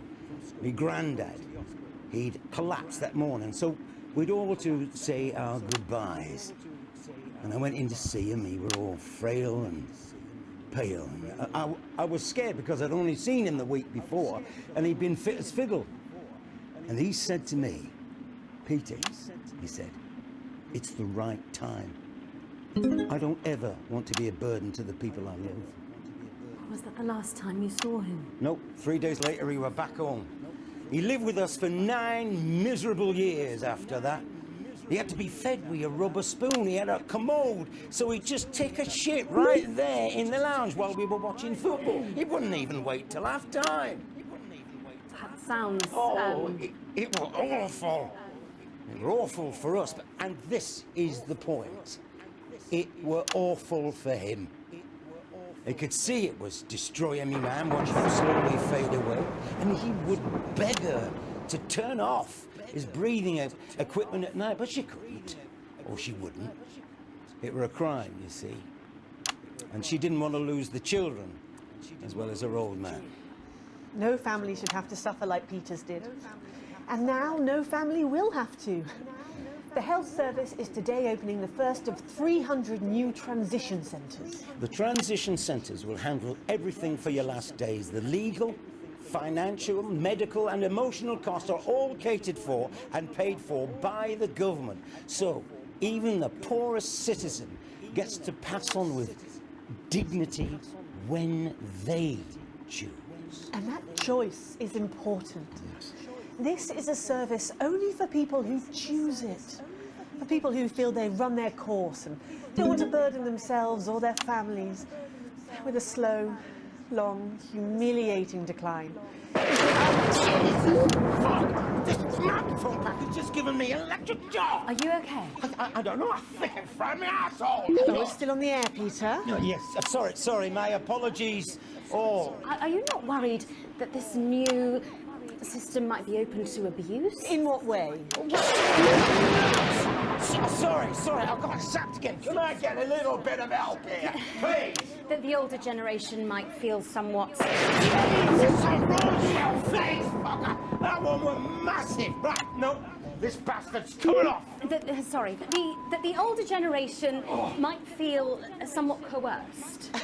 Coerced into spending their final days eating gourmet food and drinking fine wine and luxury spas and gardens. Look, I am perfectly capable of... my grandmother with a rusty twat! Prime Minister, please watch your language. For fuck's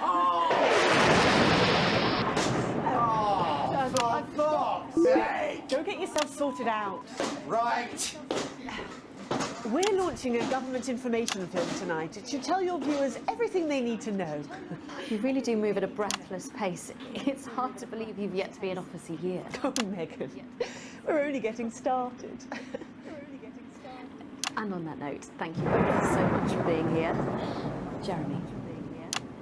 Right, yes, that's all we have time for tonight. Thank yous go out to our guests. Congratulations to all the winners of the Sports Board final, and we'll see you tomorrow night at the same time. My name's Jeremy Donaldson. If you can, have a peaceful night. And we're out. Good job, everybody.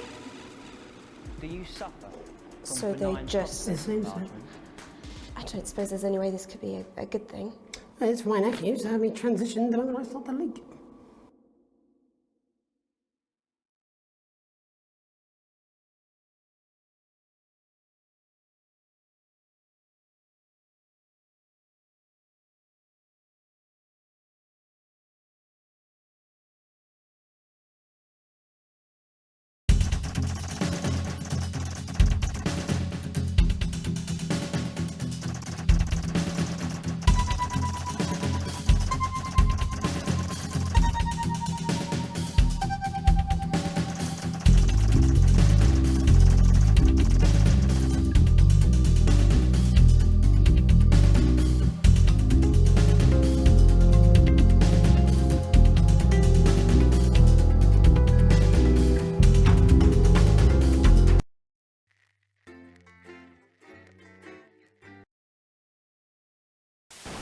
Good evening.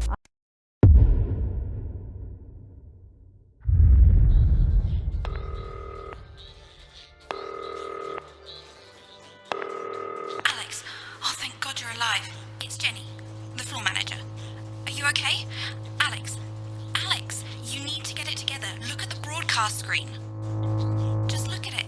That's all we've been putting out since you went down. You have to fix it, now. Look left, Alex, out the window. See? They're all over it, the little bastards. Turn on the snuggles over by pushing the big red button and it'll deal with them for you. Excellent, Alex. We're broadcasting again. They must have built up while you were napping. Usually it only takes a tap on the button to clear one. Look, there's a lone one climbing now. Zap it off before it starts to mess up the signal again. Great. That seems to be the last of them. for now. Right, we're about a minute out. Get the adverts loaded up. I've got to deal with my pet idiot.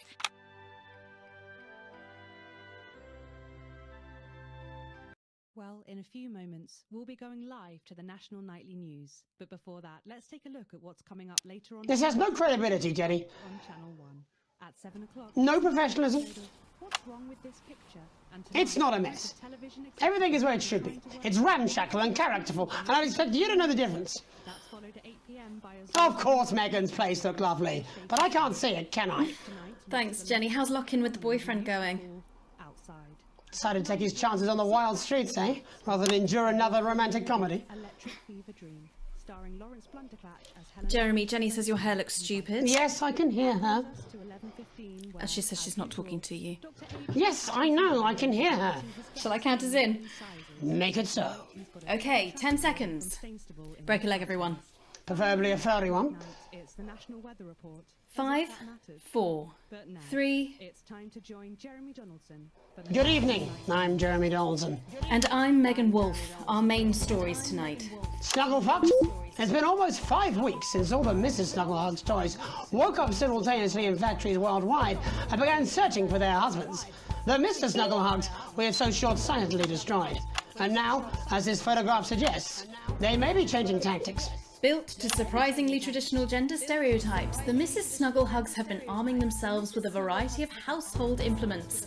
All the more reason to make sure that cat flap is taped up good and tight.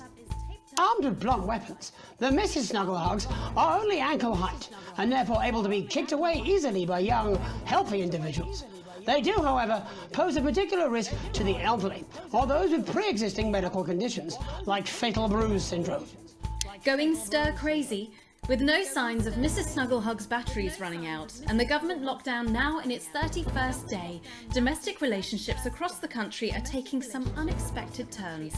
Dramatic reports are beginning to emerge of uncharacteristically bold behaviour in homes across the country. And we're not talking about the model planes that occupy so much time in the Donaldson household.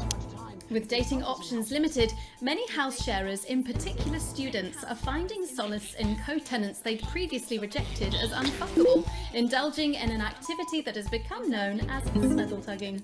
Locked and loaded, Shane Calligraphy Johnny Hamsleeves seems to be taking his own unique approach to being locked in. Since checking into rehab, not much has been heard from the former role model, but this latest photo leaked by another resident today seems to confirm that all might not be well at Gentle Touches. Poor old Johnny seems to be back to his old ways, taking what looks like to me the electrifying mixture of zap, crackle, fizz and buzz, or as I call it, Thursday. The shape of things to come? In their own version of a lockdown for more than 45 years now, the descendants of Doctors David Wong and Ingrid Svorsborgen-Horgensvoord and their unfortunate team today managed to get a personal statement to the surface using flagellized imaging equipment. Many of the Svorsborgen-Horgens brood, as they've come to be known, have certainly captured the public imagination, with a recent vote naming Helvetica Svorsborgen-Wongensvoord the most likely to survive a massive electric shock. I'm Svorsborg and Wongensvoord here with another pointless message that no one will ever see. We've been down here so long now, and you never communicate. What's happening up there? Have you all fucked off into space? Like fucking into space? Like with ladies? Or just a space with ladies? It's harvest time again, like it is every third Wednesday, but harvest's not what it was. Still, someone found a couple of unopened boxes in the rusted wreckage. Mum and Dad must have missed them when they first got down here all those years ago and totally effed up my life! Kids' toys, apparently. Mr. Snufflehugs or something? Helvetica's trying to get them switched on. Apparently there's still life in the batteries even after 30 years. You topsiders are amazing. It's hard to believe they've been down there so long now. But everyone knows time moves differently underwater, Jeremy. That's why baths take so long. That's right. And as anyone will tell you, the deeper the bath, the quicker the relativistic forces of temporal causality will have a measurable effect upon the fixed dimensional parameters of your environment. Yes, I've said that many times. Papers, please. With the lockdown becoming ever more rigorously enforced, having a passport is becoming increasingly important, Alex. The government caused controversy today by announcing a fresh charge of passport fraud with an imaginative form of punishment for those found guilty of this brand new but incredibly serious crime. In what's being called a draconian measure, the government has reinstated the ancient right of trial by custard. Just like in the old days, if you float, you're executed on the spot. But if you sink, well, you'll go well with profiteroles, Jeremy. And Advance speaks out. With the snuggle struggle proving a test to governments around the world, Advance HQ released a curious statement this afternoon. In the accompanying release, they asked us to stress that they have been listening and that this should be taken as a response to how the people really feel. We've certainly done our bit on this show to contribute to the political climate. But let's not forget, how we behave in our home lives is what really matters. Let's hope it's not just me who filled out that questionnaire, Jeremy, or we're all in trouble. Let's play that statement. Evening. Apparently, we need to have a chat about playing by the rules. So, the other night I were at my local park for research purposes, and there were a bunch of lads having a kickabout without a care in the world. And not only did they refuse to let me join in, they wouldn't even let me have a swig of their white stripe. Laughing and joking they were, like there weren't a national crisis on, until one of them little pink demons followed them home and kicked the shit out of their nan.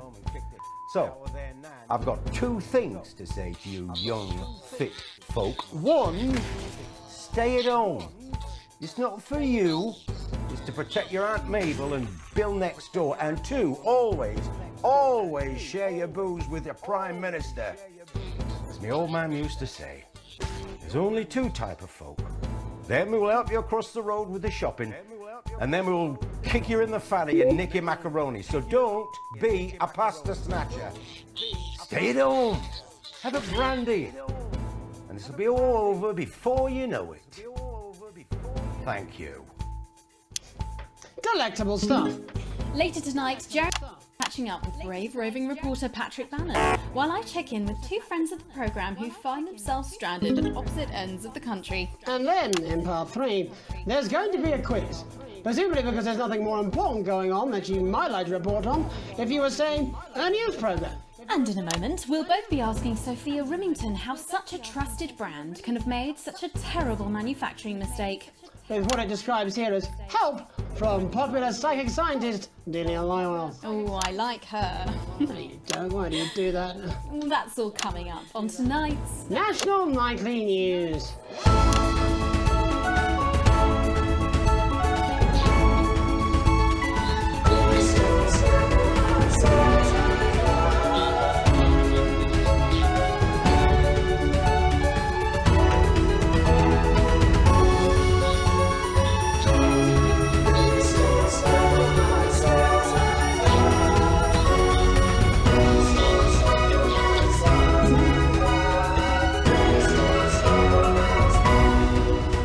Tonight, how did we get here? Where are we going? And most importantly, who's to blame?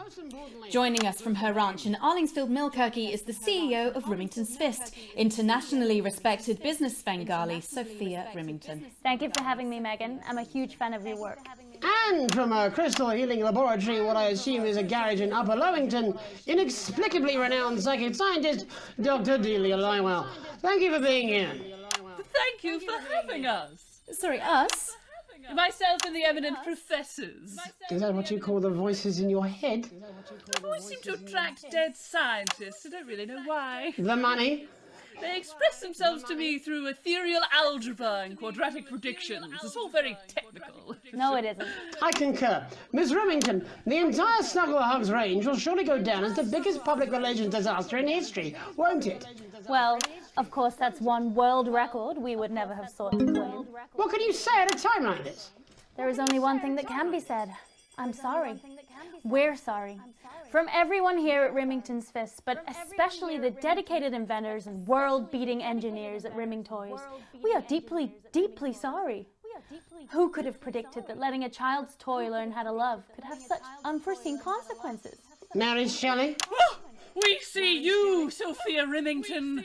You are preening by a metal vessel and where you venture, you will see neither land nor sky. Is that supposed to be the future? Only the past is concrete. I remember being a child in my grandpa's workshop when he made the first dancing hangman toy. He put it by my bed, and when I couldn't sleep, I'd wind it up and let it go, and I'd watch that happy little executioner just wiggle and wave his tiny noose and dance before my eyes. Grandpa sold thousands of them, on the quiet, obviously. And he used the money he made to found Rimming Toys, which is now just one small part of the global supermassive megacore that is Rimington's Fist. Sadly, we lost Grandpappy along the way. He died in a fire at the preschool tobacco factory, another one of his pet projects. But we never lost his spirit of invention. Yes, I'm not entirely certain what your grandfather's offensive toys have to do with the current predicament. The spirit of invention, Mr. Donaldson. The passion to create, to problem solve. And that is why I'm here today, to tell you about a brand new product we're launching simultaneously around the world from midnight tonight. We said science! Science! We hear its song on the breeze, its breath on the wind, its fart under the covers. How does she do it? Well, please, don't keep us in suspense any longer. It won't be my feature she's making up next. Remington's Fist is proud to present Snuggle Traps. Safety and security in these dangerous times. Each box of Snuggle Traps contains 8 devices, all guaranteed to stop a Mrs. Snugglehugs in its tracks. That's enough for a small lawn or 4 window boxes. And you want to know the best thing? They're only $129.99 a box. Now that is affordable peace of mind. We see you, Jeremy Donaldson. Not now, honey, I'm mid-pitch. The best thing about Snuggle Traps is they're powered by next generation Flardinium batteries. So, however long the enemy lasts, these traps will outlast them. We see you, Mr. Donaldson. You are screaming and yelling. Your friends are crying. They fear you. And then you're gone. Oh my god, I just got chills. Did anyone else just get chills then? I think I did. I think it's more concerned. I think I'd be more concerned about these traps. Quickly, before we go to the break, these appear to be attractively repackaged landmines. Aren't they dangerous, say, to children? Oh, hell yeah.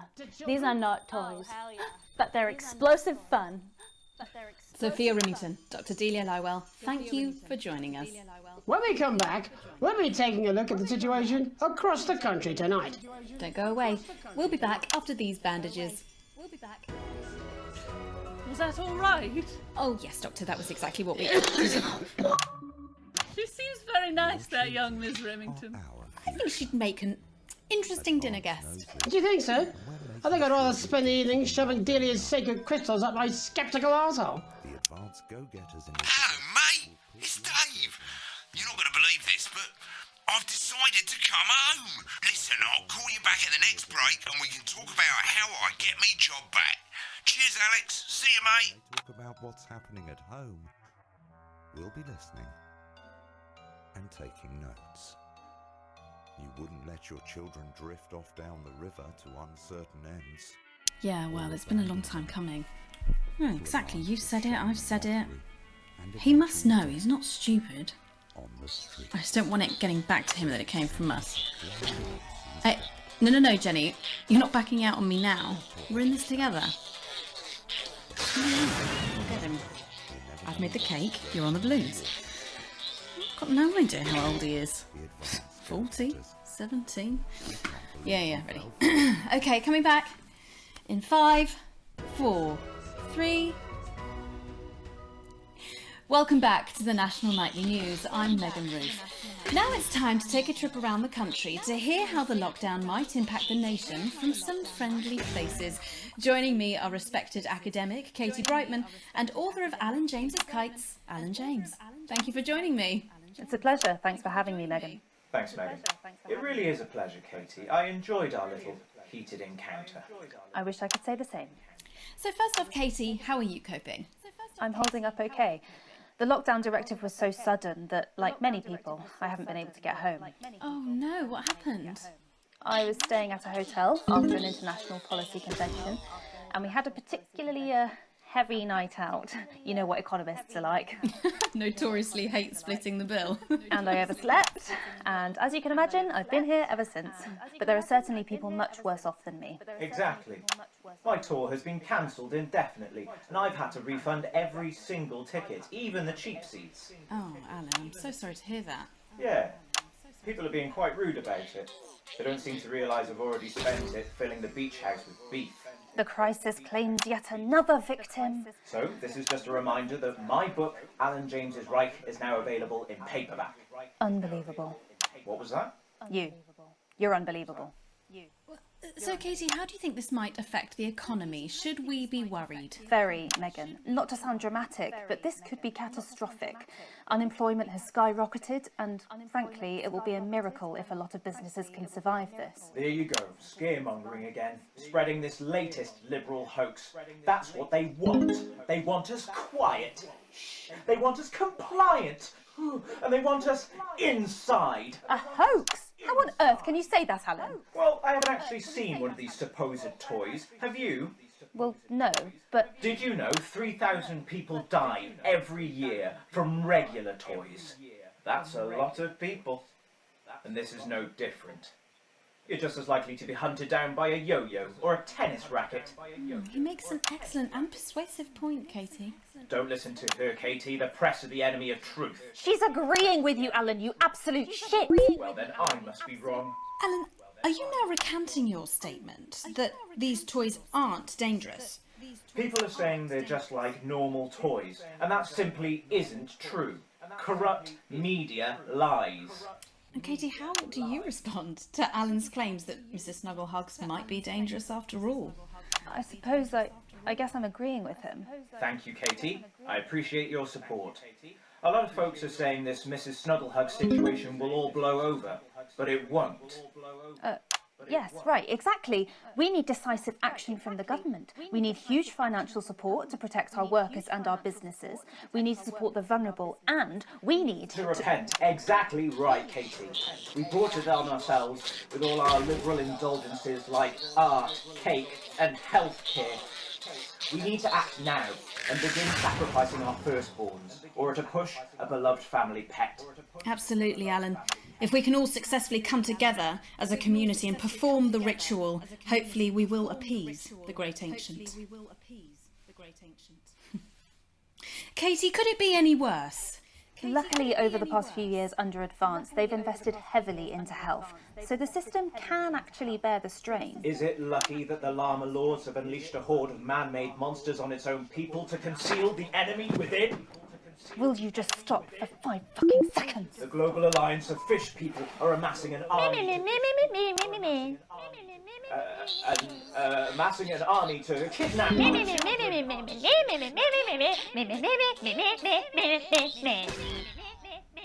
That's you. That's what you sound like. That's you. That's what you sound like. But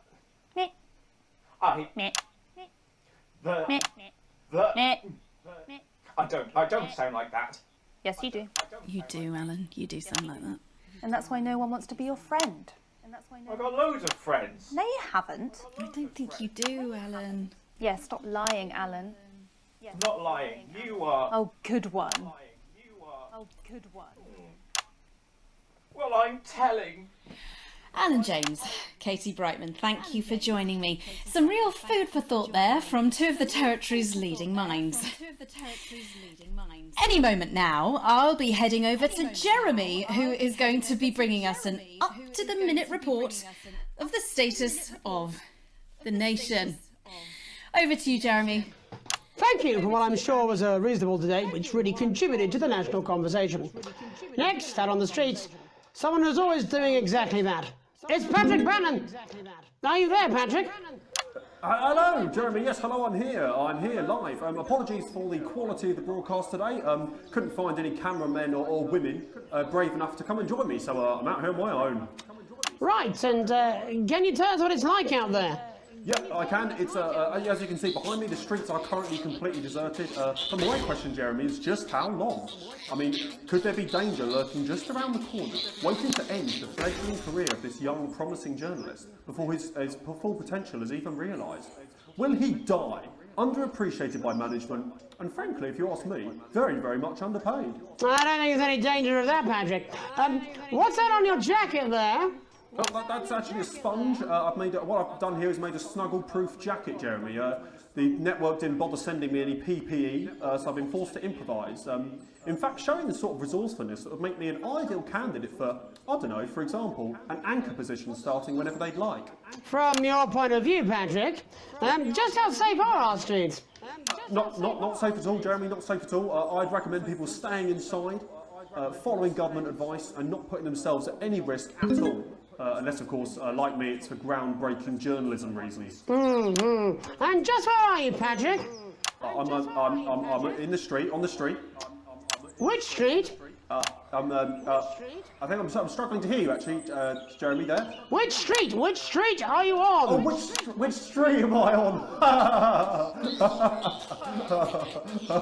Oh, God. I'm just looking for a sign. There it is. I'm on Bannon Avenue. Bannon Avenue? Yep. Bannon Avenue.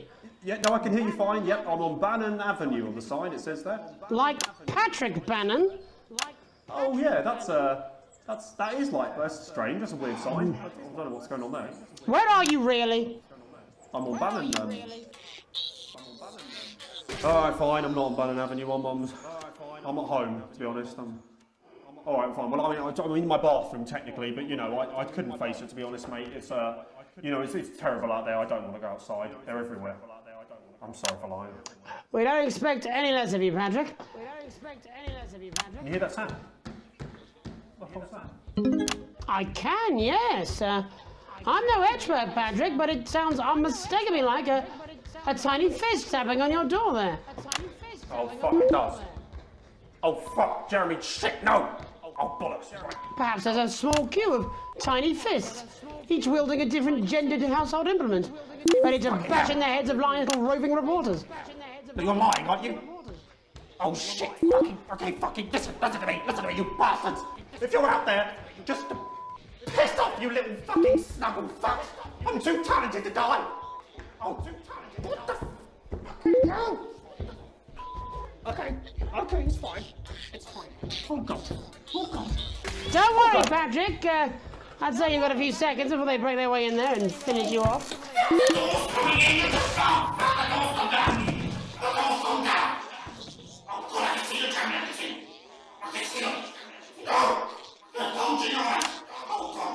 What do you see, Patrick? What's the only Satan? Oh, God, no. They're coming to me. They're coming over. No, you fucking little shit.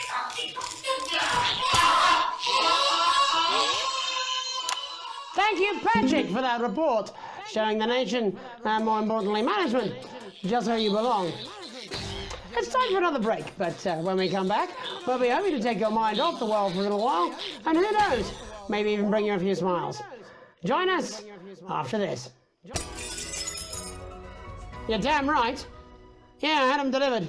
Yes, to Bannon Avenue. Occupational hazards. The exclusive. All right, mate. Dave here. I've run into a few problems getting back, although not as bad as yours.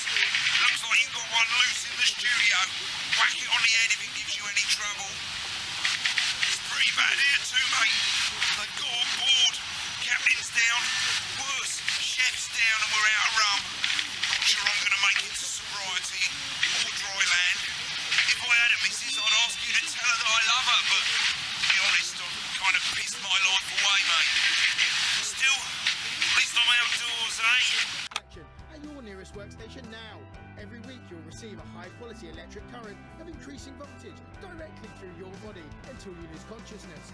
Don't miss this shocking offer. It really is the frying of a lifetime. No, I'm not.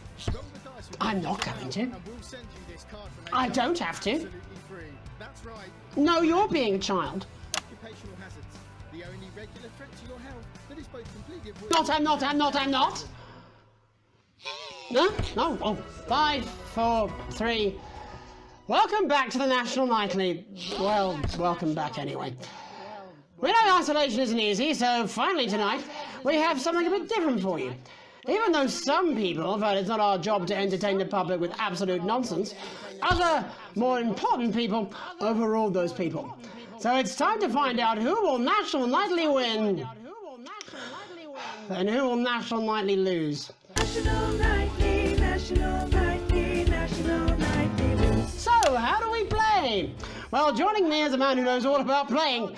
It's Tommy Harris. Hello, Tommy. All right, Johnny. It's good to see ya. And how are you finding the lockdown, Tommy? What do you mean lockdown? The enforced isolation of everyone in the country. Ah, yeah. I think I heard about that, actually, yeah. You're in bed, Tommy? Yeah, you called during nap time, so... Of course, that's my fault. So, why don't you tell us how the game is played? Well, it's pretty simple, Jeremy, you sausage. I'm going to ask contestants from around the territory 3 questions about what else, yours truly. And those people are going to get a chance to win a very special prize. And what are they playing for, Tommy? Drum roll, please. Drum roll, please. Jeremy. Oh. Jeremy. Thank you. This. Is that... What is that? It's my athletic support, Jeremy. Oh. But I've signed it, so... Oh, well then, what a fantastic prize. Have we got anybody waiting to win this once-in-a-lifetime prize, Jimmy? I believe we have Angie on the line. How do you feel about winning this man's old pants, Angie? I've never been so excited, Jeremy. And can I just say, I love you, both of you. Well, you've said it now, haven't you? Oh, Angie, I love you. In a way. Tell us about yourself, Angie. Well, what can I say? My name is Angie, always has been. I'm a human woman, and my dental hygiene has been described as acceptable. Brilliant! Right, well, shall we get this shambles underway? Absolutely, John. Can I get 30 seconds on the clock, please? We haven't got a clock. Yeah, I did ask for a clock. So, well, why don't you start, and I'll stop you when it inevitably becomes unbearable to watch. I love it. All right, here we go. Time starts now. Question 1. When is my birthday? The 13th of August at 7:19 a.m. That is absolutely correct. Question 2. What? I said, what is my favourite colour? Crushed praline 4. Correct, the colour of my nipples. And finally, Angie dear, what is my star sign? That's a trick question. You were born outside of the human understanding of the cosmos. Unbelievable, that is correct. Stop the clock. Wow, that really was tough to watch. How did you do, Tommy? Well, Angie, my love, you got every single question right. Which of course means you lose and win absolutely nothing. Thanks for playing, Angie. Bye. Do we have another contestant on the line at Jelly Bean? We do indeed. We should have Sonia Artleach. Are you there, Sonia? Of course I am, Jamie, darling. Thank you for being here, Sonia. Oh, there you are, Tommy. Mwah. Let me guess, you work in theatre, don't you? Is it that obvious? What gave it away? Was it the glamour or poise? It certainly wasn't your inherent sense of humility. Tell us about yourself, Sonia. Oh, well, if you must play this game. I am a theatrical agent. I represent the likes of Rudy Beefman, Samuel Coffee Cup and Jodie Carpetburn, amongst others. And how's the lockdown affected you, Sonia? Well, they may have closed the theatres, shut the studios and boarded the cinemas, but they won't get me that easily. How are you managing without any work? Due to a savvy clause in all of my artist contracts, I am able to claim my 15% from their unemployment benefit. Wow, that certainly is sharp. Standard stuff, standard stuff. And can I ask, where are you speaking to us from? Well, I work from home, you know, to keep costs down. And who's this? Oh, well, you know, when they gave the order, I was actually mid-meeting with a client, so we've been isolated together. No fucking way! What the fucking fuck? Is that Tommy Harris? I'm a huge fan. Can I just tell you how bloody brilliant you are? Actually, Jeff, we're about to play a game, aren't we, Tommy? We've got time. Well, if it's not too bold, I think I am in love with you, Mr. Harris. No, it's not too bold. That's all right. Don't worry. Hey, I'd love to show you some of my stuff. I've been working on some new shit. Well, at least you're already aware. During lockdown, we've been workshopping some of Jeff's ideas for much younger children, haven't we? People still let you near their children, do they? That's right. Yeah. I've been developing some shows for younger children. Well, we'd love to see it, wouldn't we, Gerbil? Absolutely dying to. Right, so, what do kids love? Timely child support payments from their absent fathers. Shallow and overproduced musical numbers? That's right. Animals! So, I'm trying to address the things that kids need to know, but through a medium that they'll understand. Do you understand? I think yes. I think so, yes. Jeff's one of my best clients, aren't you? I am, yeah. So, the first one we've been working on is called The King of the Jungle's Mortgage Repayments. It's about a lion who's having problems with his interest rates. I see. Does he have a broker? He does, yes. He's a porcupine. How did you know that? Well, your work is universal, darling. It speaks to people. I'm going to say something to you, mate. I think you're onto something here. Oh, the bear! Oh, yes, right. This one is much better. So, this one tells the tale of Mr. Bear. Now, Mr. Bear is a very sad bear, because all of the other bears don't think that he'll amount to much, and they tell him that his plays are lazy and derivative. I think you're onto something there. Now, Mr. Bear is a tragic figure. Picture this. He's at his lowest ebb. The trees are closing in. He can't even face his salmon, can he? But then he meets someone that will change his life forever. This is fucking gripping. That's right. He meets a wise old octopus who takes him under his wing and says, "No, Mr. Bear, don't be sad. You're not like all the other bears. You have this ambition and these dreams." Such fucking dreams. I think I love you, Jeff. And what you need to do, Mr. Bear, says the octopus, probably doing an 8-armed gesture or something. What you need to do to find happiness in this crazy old forest is you need to set yourself more realistic goals. It's called Mr. Bear Lowers His Expectations. Wow, you really have taken yourself to new depths.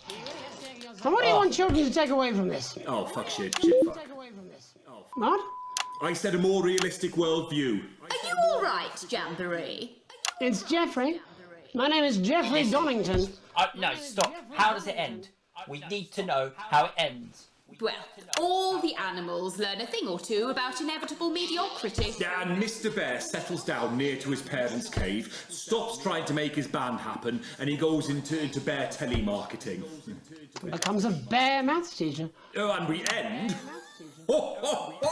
We end on a big musical number. Oh, there's dancing. It's very repetitive, so it's catchy but not too challenging. Well, if you like, I could go and get my boombox. Yeah, I might be able to... Hang on, can we get Angie back? Why not? The more the merrier, as they say at orgies. Right, I'll just fill then, shall I? Coming up in a moment, it's the world premiere that nobody saw coming. Lights! Or wanted. At all. Right. I can only apologise in advance for what we're all about to endure. You turn this shitting thing up. Well, there's all sorts of creatures down on Dangly Doodle Farm. Like wise old Mr. Octopus with way too many arms. There's Mr. Pig and Mr. Cow, they're always in good moods. But that's 'cause they don't know they'll soon be sliced up into food. Mr. Bear, what's that over there? That's where your hopes go to turn into despair. Mr. Bear, what's that over there? That's where your dreams go to die. Mr. Raccoon wants to go to the moon. He'll end up as a bus driver soon. Mr. Porcupine thinks he'll read the news at 9. He'll end up as a janitor who stinks of turpentine. Mr. Tiny Mouse thought he'd own a massive house. Ended up in a bedsit where he can't control the louse. Mr. Horse thought he'd go into professional sports. Now he's an alcoholic and he's on his third divorce. Mr. Bear, what's that over there?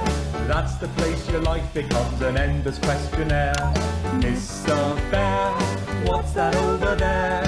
That's where your hopes go to die.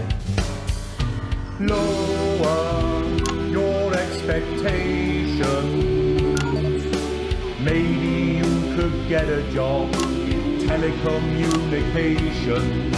No matter how you try, you'll never reach the League of Nations. The best you'll get is middle rank in trading operations. So lower your expectations. You'll never win an Oscar, so there's no congratulations. The future that is coming will not meet specifications, and no amount of visualizations will save you from your own deterioration. Mr. Bear, what's that over there? That's a tramp who thought he'd be a multi-millionaire. Mr. Bear, what's that over there? That's where self-esteem goes to die. Mr. Bear, what's that over there? That's the disappointment that is waiting everywhere. Mr. Bear, what's that over there? That's where your schemes go to die. That's where your dreams go to die. That's where dreams go to die. Well, that was unexpected. Thanks to all our guests. And before we leave you tonight, I think there's just enough time for me to read a viewer's poem. So this one is called My Parent Hates Their Children, and it was sent in by Susie Winston. Thank you, Susie. My parent hates their children. My life's a fucking farce. I wish that Chris would come and kick my parent in the arse. My parent is a tyrant, treats my brother like a fool. They think if they let Chaz go out, he'll end up skipping school. My parent is a hypocrite who makes our lives a bore. But when our Chris was running off, my parent broke the law. But my parent isn't mortified and hasn't shown regret. And that fucking double standard makes me want a cigarette. My house is like a prison, so I schemed a great escape. To travel round the continent, my plans were taking shape. And I costed it all so carefully, I made a thorough list. And didn't ask till Christmas time when everyone was pissed. But although I asked quite nicely, it was thrown back in my face. 'Cause my parent hates their children, and I hate this fucking place. My parent hates their children, and if I may be blunt, the feeling is reciprocal. My parent is a cunt. Powerful stuff. And just a reminder that that's a poem by Susie Winston. So it's probably about you, Alex, eh? Well, that's all we have time for tonight. My name's Megan Wolfe. Have a wasteful night. See? That was good, that, Pet? Yeah, Jenny, that was a belter. Oh, I need a snout and a drink, and then I'm getting into my scratcher. I'm clamming. Hey, do you reckon our Alex is going nicely in there? That was a bad shock, that. Alex, wake Hey. up! Alex? Wake up, Alex! Alex! Wake up! Wake up! Wake up!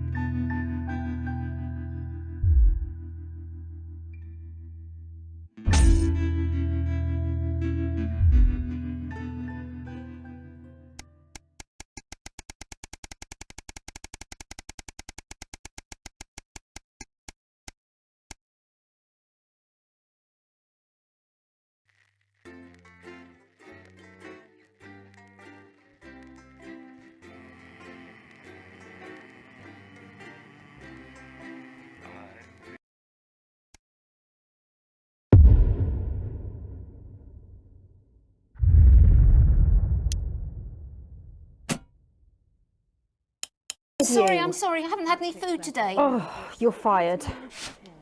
What? You're fired. What for? Facial sabotage? Jenny? Problem? I want her fired today, now. Don't worry, Kath, it'll be all right. No, it won't be all right, Kath. Pack up your weapons of optical destruction and get out. You realise you're beginning to sound like me? I mean it, Kath. Stay where you are, Kath. Jenny? This is not Jenny's decision, Jeremy, or yours. It'll be all right. I'll talk to both of them. Oh, good. You can tell him I'll return his wife's casserole dish at our dinner next week. Dr. Adrian Atkinson-Blimey returns with a new season. Jenny. Sizes, and his very first guest is popular parrot. I'm sorry, Kath, you're going to have to leave. At 11:30, it's a double bill for popular transatlantic comedy, That Nun. Letting it go to your head. She nearly blinded me. 10 seconds, I everybody. thought we were all part of a team these days. Things are better, Jeremy, you know that. Just stop being so You're in high and mighty 5, and do your job. 4, You'll have me fired too. 3. Don't tempt me. Meghan and all the team at the National. Good evening. I'm Megan Wolfe. And I'm Jeremy Donaldson. Our main headlines tonight. The establishment strikes back. The World Council has agreed today to impose punitive sanctions on the people of this country. The sanctions, which are broad-ranging, include restrictions on the supply of oil and gas, food, clothing, and even some medicines. But how should we react? We asked the public. What do you think about all these sanctions? I doubt it make a lot of difference, Pet. I've lived through 2 world wars and I smoke 40 a day. And if that ain't killed me, I doubt this will either. Thanks, Patrick. Fascinating stuff. Popular Prime Minister Julia Salisbury has released a reassuringly brave statement in response to the World Council's controversial announcement. This international declaration is nothing short of outrageous. We are a democratically elected government with massive popular support. We do not recognise these sanctions, and we encourage other socially progressive nations of the world to both resist and ignore them.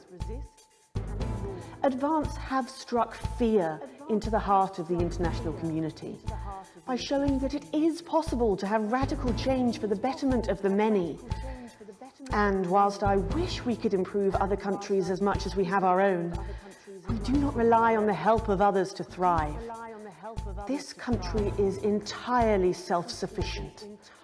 We are a team, now more than ever. And this team is on your side. Thank you. Defiant stuff. But what do you, the public, think of our government's stance? Robin Short found out. Hi there, I was wondering if you could spend a moment to give us your thoughts on the government. Honestly, I think they're doing a great job. I know the assets and world checks have made the difference for us with the cost of the little one. And people seem, happier in the main. I always said things would get better with a woman in charge. Over to you, fellas. Global mega corporation Remington's Fist today announced that trials have successfully completed on their groundbreaking male contraceptive product, Responsibility. The drug has been passed by the government for general release, but the small print warns that, in rare cases, side effects can include blurred vision, enlarged genitalia, and increased risk of stroke. No double entendre intended. But what do you, the public, think of Sophia Remington's latest venture? Patrick?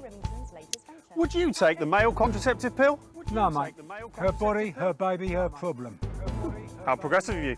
What'd you say? Nothing. How progressive of you. Huh? The delicate sound of thunder. A frightening start for commuters this morning, who were confronted by a somewhat sinister sight as they left their trains.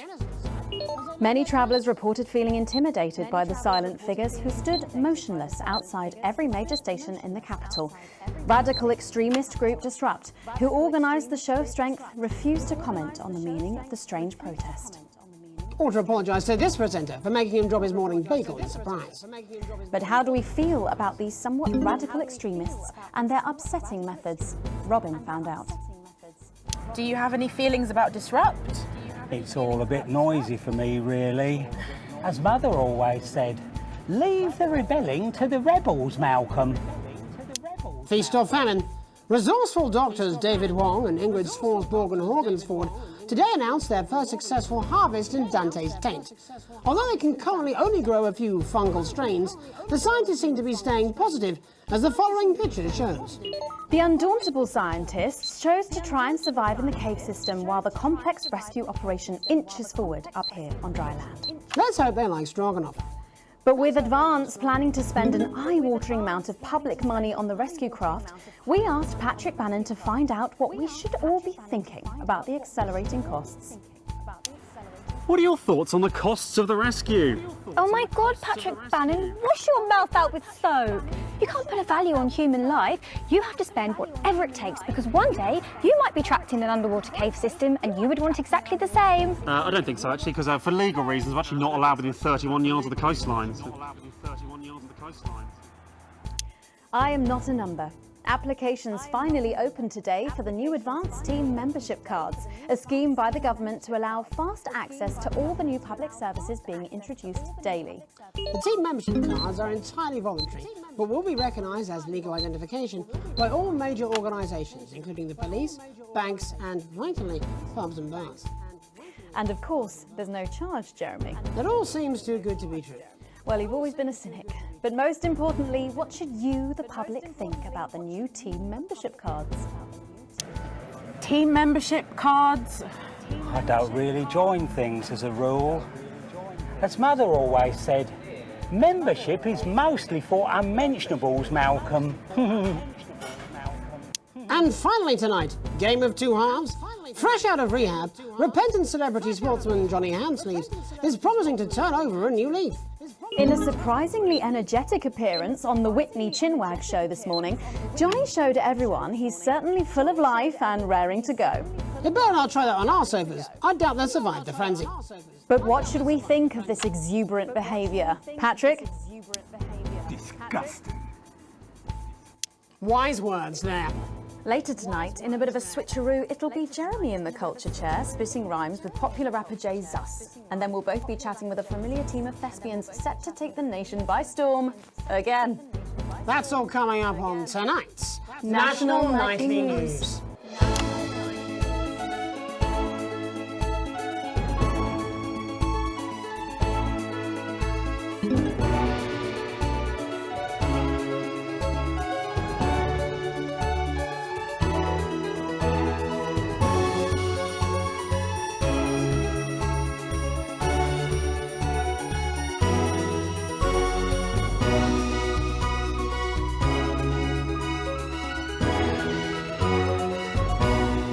Tonight, thankfully, some news as we return to our main story.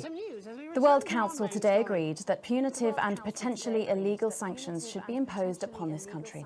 The sanctions, which come into effect immediately, aim to stop the flow of food, fuel and even some medicines from reaching your pockets. Tonight, we have guests from across the continent to discuss this unprecedented situation. For Advance, Peter Clement is at his home in Lamfordshire. Are you there, Peter? Yes, I can hear you, Jeremy. Thank you for having me. A momentous day, Prime Minister. Are you shaken? No, I don't scare that easy, I'm afraid, old son. And neither do the people of this country. Well, joining us is Ivan Vodovich, Foreign Minister of Urkistan. Ivan, thank you for being here. Great pleasure. You, Megan Wolf, are like strongest guard at Labour camp who wake up inside body of crazy, expensive prostitute. In my country, you will be worshipped as a god. OK. Minister, as one of those arguing most strongly for these sanctions, how do you feel about Advance's defiant stance?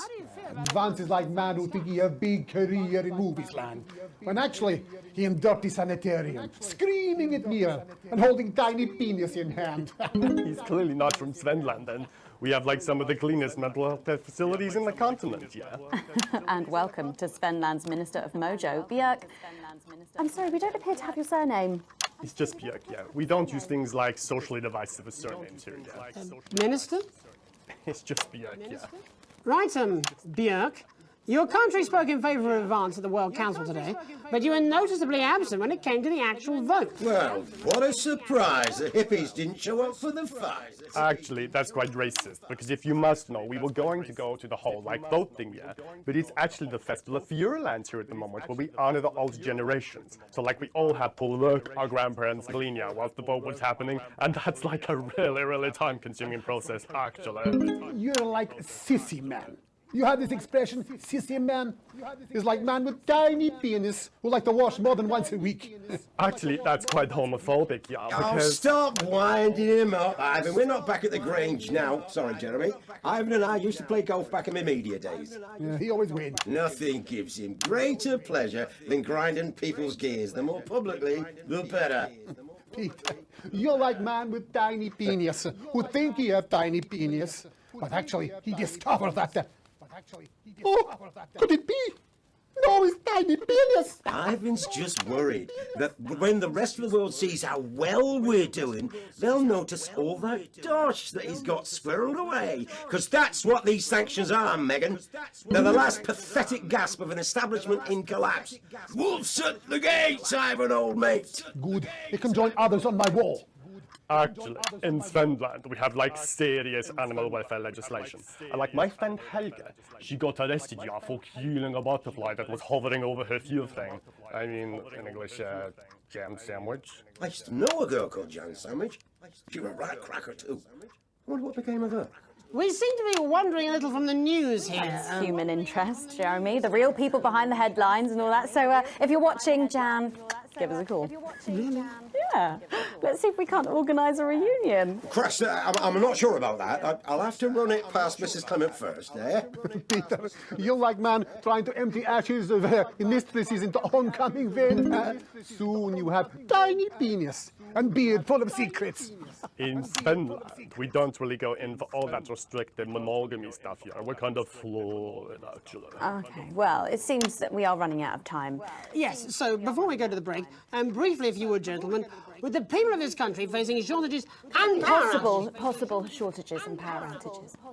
Yes, of course. Thank you. Possible shortages and power outages. Can you summarise your thoughts for us, Minister Bjerk?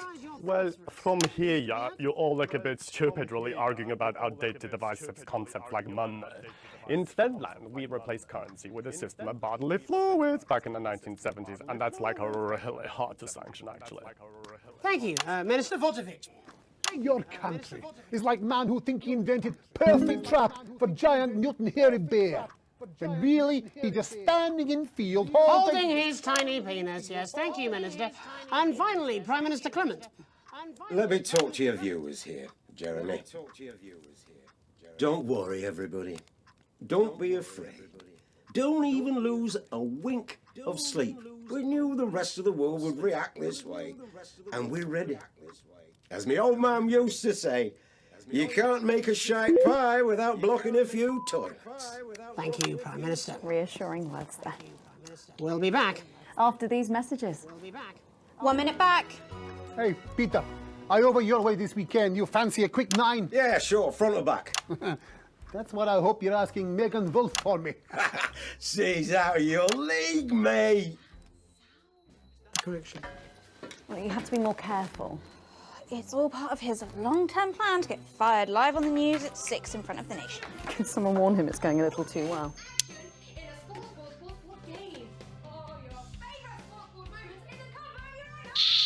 Advance have asked us to censor unpalatable or subversive. The left trigger on your toggle on this new.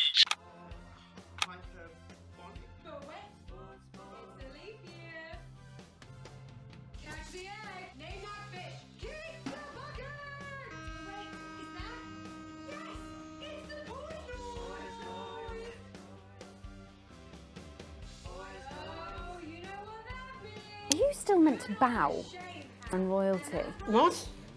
Should I just like curtsy? Hang on. Have they given you the Crown Prince report? What? Megan? This is Jeremy, and he'll be interviewing you. Oh. Yo, thanks for having me on your show, man. It's quite all right. Yo, just a quick one. You're not going to ask me about the chimp, are you? Live in 10 seconds. He put that get up on himself. I'm just saying. Going in 5, 4, 3. Welcome back. I'm Megan Wolf. Later, we have an exclusive first look at a theatrical sensation everyone's going to be talking about. But first, it's time to go over to the culture spot with lovely old Jeremy Donaldson, who's joined by a very special guest. Jeremy. Thanks, Megan. I have the honour and privilege of being joined by hip-hop royalty. He's been called the son of the streets and the father of truth.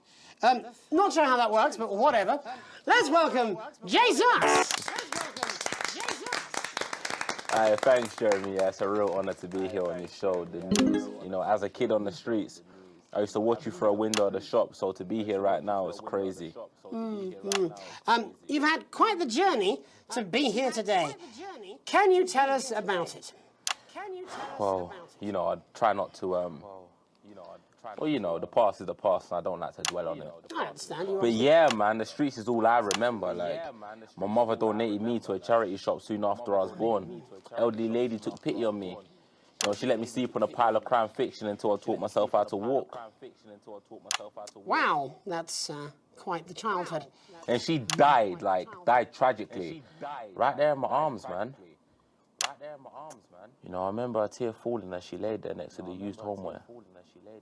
And in that moment, I became a child of the streets. I was just 18 months old. What a tale. What a tale. You're known for your direct and honest lyrics. Was your style informed by your troubled past? Oh, like I said, I try not to talk about it. It's just, it's just too hard. Of course. But my first album is about the story of the first 4 times I stole, so I wouldn't starve. A small group of infants came to see me as their de facto leader. They call me Mr. Cheese Slice. Anyway, we were like a family. So it would seem. Recently, you've been quite outspoken about the government. Yeah, fuck the government. Fuck Advance. Fuck Peter Clement. What is it that you object to so vehemently? Well, you know, they stole from us. They're taking our money and spending it, man. Redistributing it. Actually, homelessness has been all but eliminated in the last couple of months. So? Surely that's a cause close to your heart? Yeah, nah, of course, man. Very much so. I just mean, like, why do I have to pay for it, you know? You don't. People have been rehoused on property seized from the historically wealthy. And that couldn't have been you, could it? Look, yeah, I worked hard to be here. I built this from nothing, and I deserve to be rewarded for that. Would you say you worked harder than, say, a farmer or a care worker? I don't know. But if people are taking something from my music, choose to value it, buy it, who's to say I don't? And no one can take that away from me.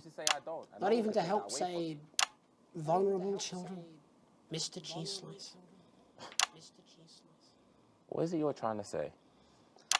I just don't understand where you've placed yourself politically. I mean, is it ideological or is it tactical? Well, it's more of Or like... maybe it's hereditary. Stop trying to tie me in knots with your words, Jeremy. I let the music speak for itself. And the people agree with me. Well, that remains to be seen. But you have given me a very easy segue out of a conversation that I promise you was much more painful for me than it was for you. So here he is with his hit song, Mrs. Ludlow's Tears. Oh, no. I'm going to do something a little different. It's a new single I've been working on. Oh, so this is unapproved, is it? Yeah. You love it. Excellent. Don't worry, we've got a state-of-the-art censorship system. What's the worst that could happen? So here he is with a new song. Aren't we lucky? It's Jesus! First, you're gonna pay up. You're gonna pay back.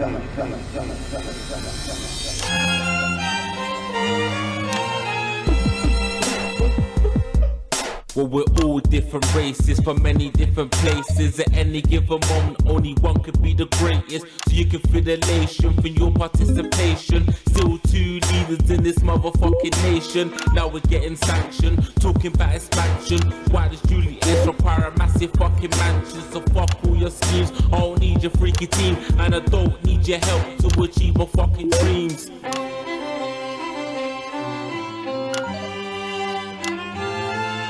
So don't make a fuss when you find you're one of us. Yeah, every single one of you's a bit Jesus. And you can call me crazy, cause no one ever pays me. But I won't waste a lifetime being motherfucking lazy. I may be inventive, my taste may be expensive, but why would I get out of bed with no fucking incentive? Although it's contravention of your obvious intention, I like to eat a little of the fruits in my invention. You make us the same, but we're not all the same. All our dreams, all our schemes, all our means are not the same. They're better of the praise of the crest of the wave. Cause we're only equal people when we're motherfucking slaves. Take his facts, gonna stain it red. Gonna slam it into Peter Clemens' motherfucking head. Cause he's thick as shit, he's got a job he's unfit for. It's time to storm the castle with the motherfucking pitchfork.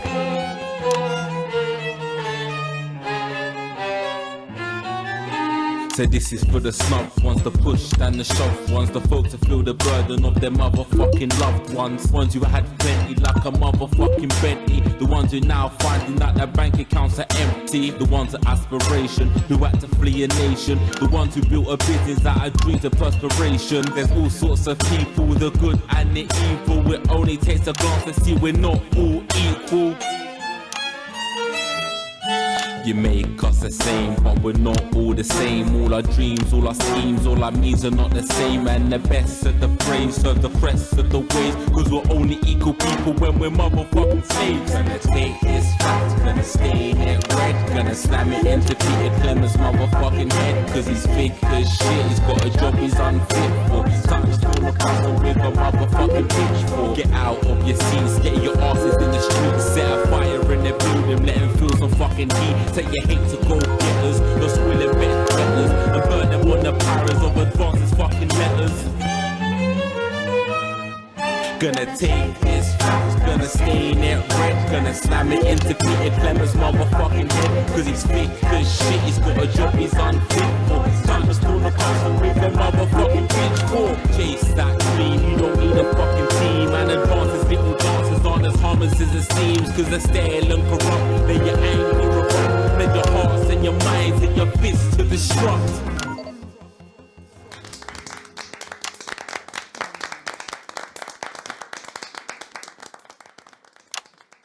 Jesus there with his new song. Thank you so much for joining us in the studio. I'm sorry. I may not agree with you, but I'd just like to offer you an apology. I've just been told that there was some kind of issue upstairs, and an attempt was made to censor some of your notes. What? Are you joking?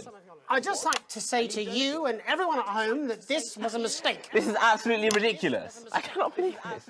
Here at the National Nightly News, we pride ourselves on remaining neutral, unbiased, and independent of any outside interference. You have my word. We will never censor ideas. Back to you, Megan. Well, a bit of dangerous language there, sorry about that. Well, thank you to little Jeremy Donaldson for providing our culture spot. Coming up, we'll be speaking to a couple of familiar faces about their upcoming dramatic outing. Don't go away. We'll be right back after this. That's the ads. Jenny, this is fucking outrageous! Thank you so much. If you could just come with me. No, this is ridiculous. Who do I complain to? This is just a mix-up, I'm sure. Now, if you come with me, I really do have to ask you to trust leave me. it. My father's going to hear about this. I understand. This is unbelievable, Megan! I don't know what you're talking about, Jeremy. Only Acid Gastri contains an organic blend of ingredients that penetrate deep into your hair, breaking down citrulline and glycogen for hair that looks and feels healthier. Acid Gastri nourishes from root to tip for 8 times the strength of other brands. 6 out of 10 shampooists recommend it. Oh, here we go. Oh, shut up it. Look at him. If we could just get you in position. Oh, say no more. Say no more. Megan, Jeremy, you remember Mr. Algebra? Vividly. And Mr. Harris, and this is Ms. Radin. What? Philippa, please. We're back together again, eh? Who'd have thought it? Perhaps a lower-order demon. Yes, it is awfully exciting, isn't it? Right, okay then. We're going live in 10 seconds, opening on camera 1. Acid Gastri. Right. Because you have to. 5, 4, 3. Welcome back, and no, you're not mistaken. Sitting across from us are some very familiar faces. You really are too kind, Megan. It was only a yogurt commercial, but I'm still proud of it.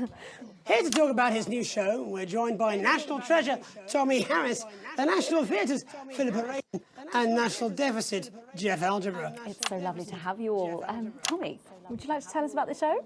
You know what? I'd bloody love to. It's about me. It's about my life. And where did the idea come from? So, right, picture this. Their legs akimbo, mid-session, sweat is pouring out of me like an immense hog. And then Cindy comes in, she says, Pete's on the phone. That's Peter Clement, the Prime Minister. Yeah, Pete's actually a really good mate of mine. Oh, is he really? Yeah, no, he comes to training sometimes. He's actually a pretty good goal sweeper. Anyway, so, yeah, Pete, he says, Toby, he thinks my name's Toby, see? He says, how would you like to spread your message of team spirit and cooperation across this fractured nation? How would you like to really make a difference in these desperate times? What did you say? Yeah, right, yeah. So, Jeff, the question on everyone's lips is, what in God's name are you doing here? Well, after the success of my debut work and all the people that I've touched, I knew that I had a career in theatre. Yeah? I've always been an admirer of Tommy from afar. So when my manager phoned and said that I'd been offered the gig as director, I was ecstatic. I whipped my trousers off and got straight to work. Why did you do that? I do all my best work with my trousers off. Yeah, I've been told that too. No, I wouldn't say so. Right, Tommy, sorry, would you just give us a sense of what the show is actually about? It's about how hard it's been for me and some of the struggles that I've faced. It's like really getting to the heart of how tough it is to be me. I call it Tommy Harris. Jesus, that was hard. Catchy. We actually have some clips of the process of the show. Would you mind telling us what's going on here? Yeah, so the show is built around two things that are very important to me. It mixes scenes from my life as well as epic fantasy retellings of scenes from my life. But Dad, you promised you'd come to my graduation. I'm sorry, son. You're an embarrassment. But Dad, you promised you'd come to my graduation. Back, demon! Back to the hells! Back to the hells! Philippa, what's it been like co-starring with Tommy Harris? I've always dreamed of treading the boards at medium-scale regional theatres, Megan. And for once, this show really gives me something to sink my teeth into. What's different about this show, then? Tommy, Mr. Harris's show really lets me show my tremendous range as an actor. I've always suffered from typecasting, forced to play the same tired characters in every god-awful yogurt advert or godforsaken soap opera or, God forbid, a pantomime. But, you know, this show has really let me just go there. Jeff, the viewers at home will be dying to know exactly what is it that you bring to the show? Oh, good question. I think these guys would agree with me when I say that it's my steady hand on the tiller, my arm round the shoulder approach that's really brought the production from strength to strength. Absolutely right. Jeff's contributions are immeasurable. He was our rock. Can you give us a sneak peek of anything else that might be in the show? Yeah, all sorts, yeah. Yep. We've got lots of exclusive first-hand experiences of Tommy's time in the underground sports board scene. And some epic fantasy retellings of Tommy's time in the underground sports board scene.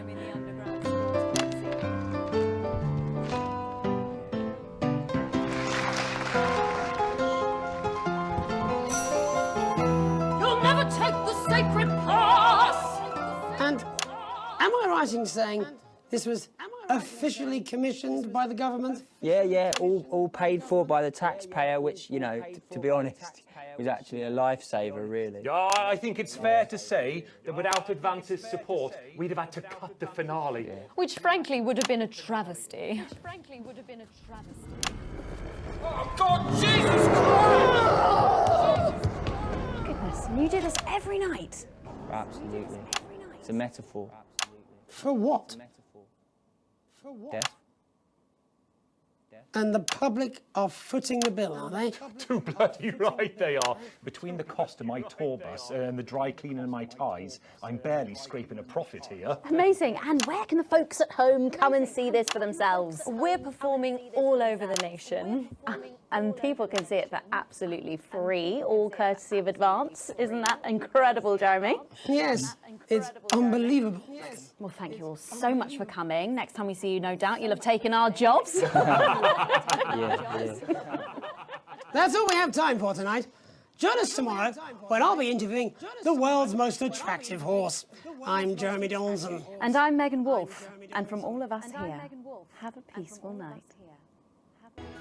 That's the ads. Let's get reset for tomorrow, please. Hey, we must stop bumping into each other like this, eh?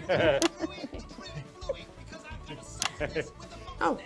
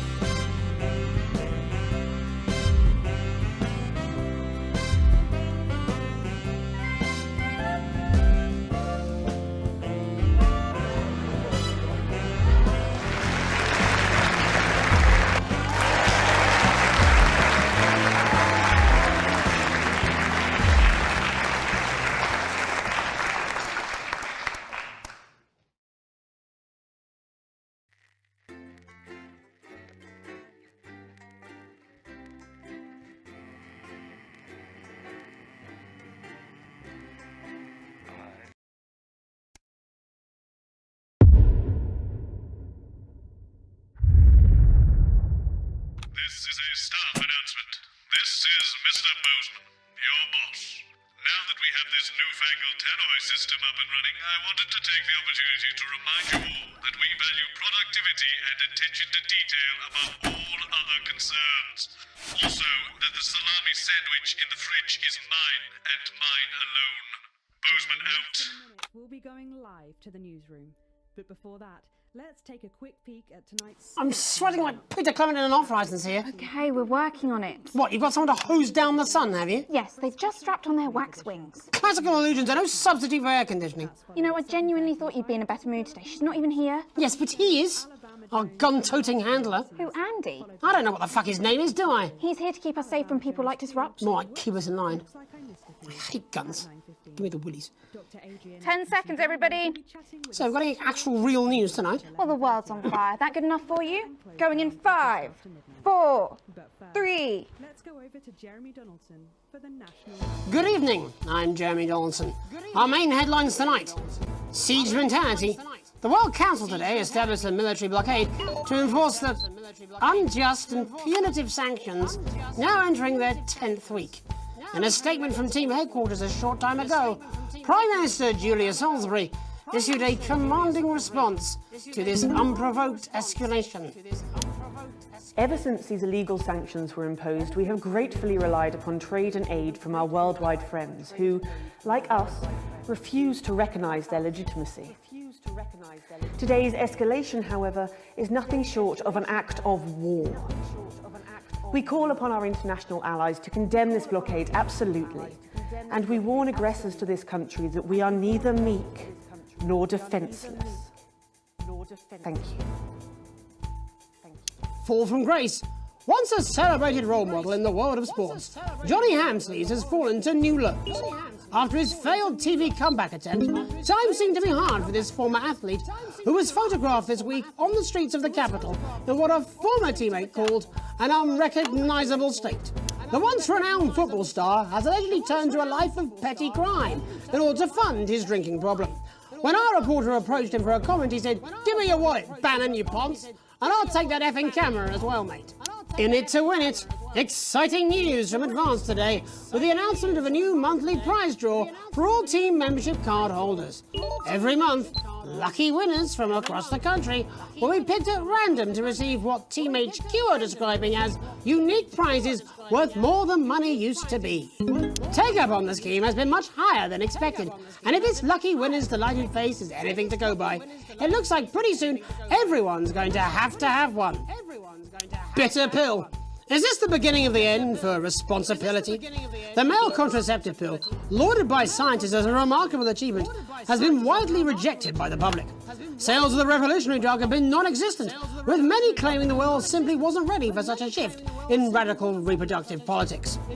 Relentless CEO Sophia Remington has refused to bow to public pressure and give up on the treatment. Seen here outside Remington Cysts HQ, the dogged businesswoman called the failure a minor hiccup before reducing 2 reporters to tears. Oh, Captain, my Captain.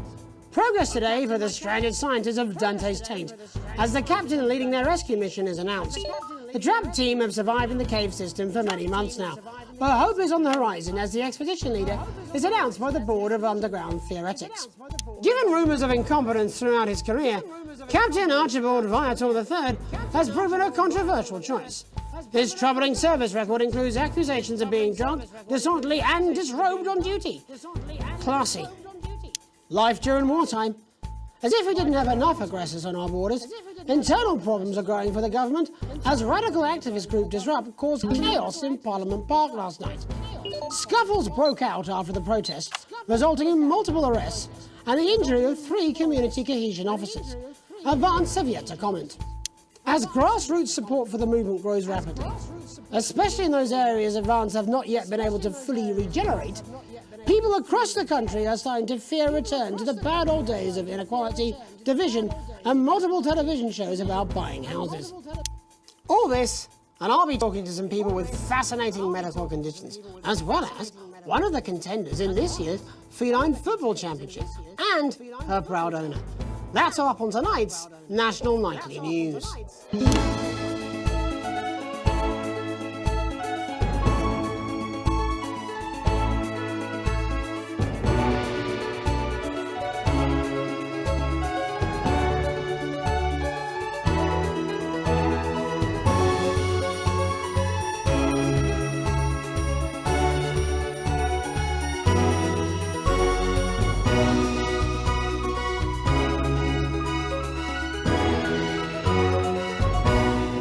But first tonight, our team of correspondents has been dispatched to every corner of the country to see how the people of this great nation of ours are coping with this unprecedented hot weather.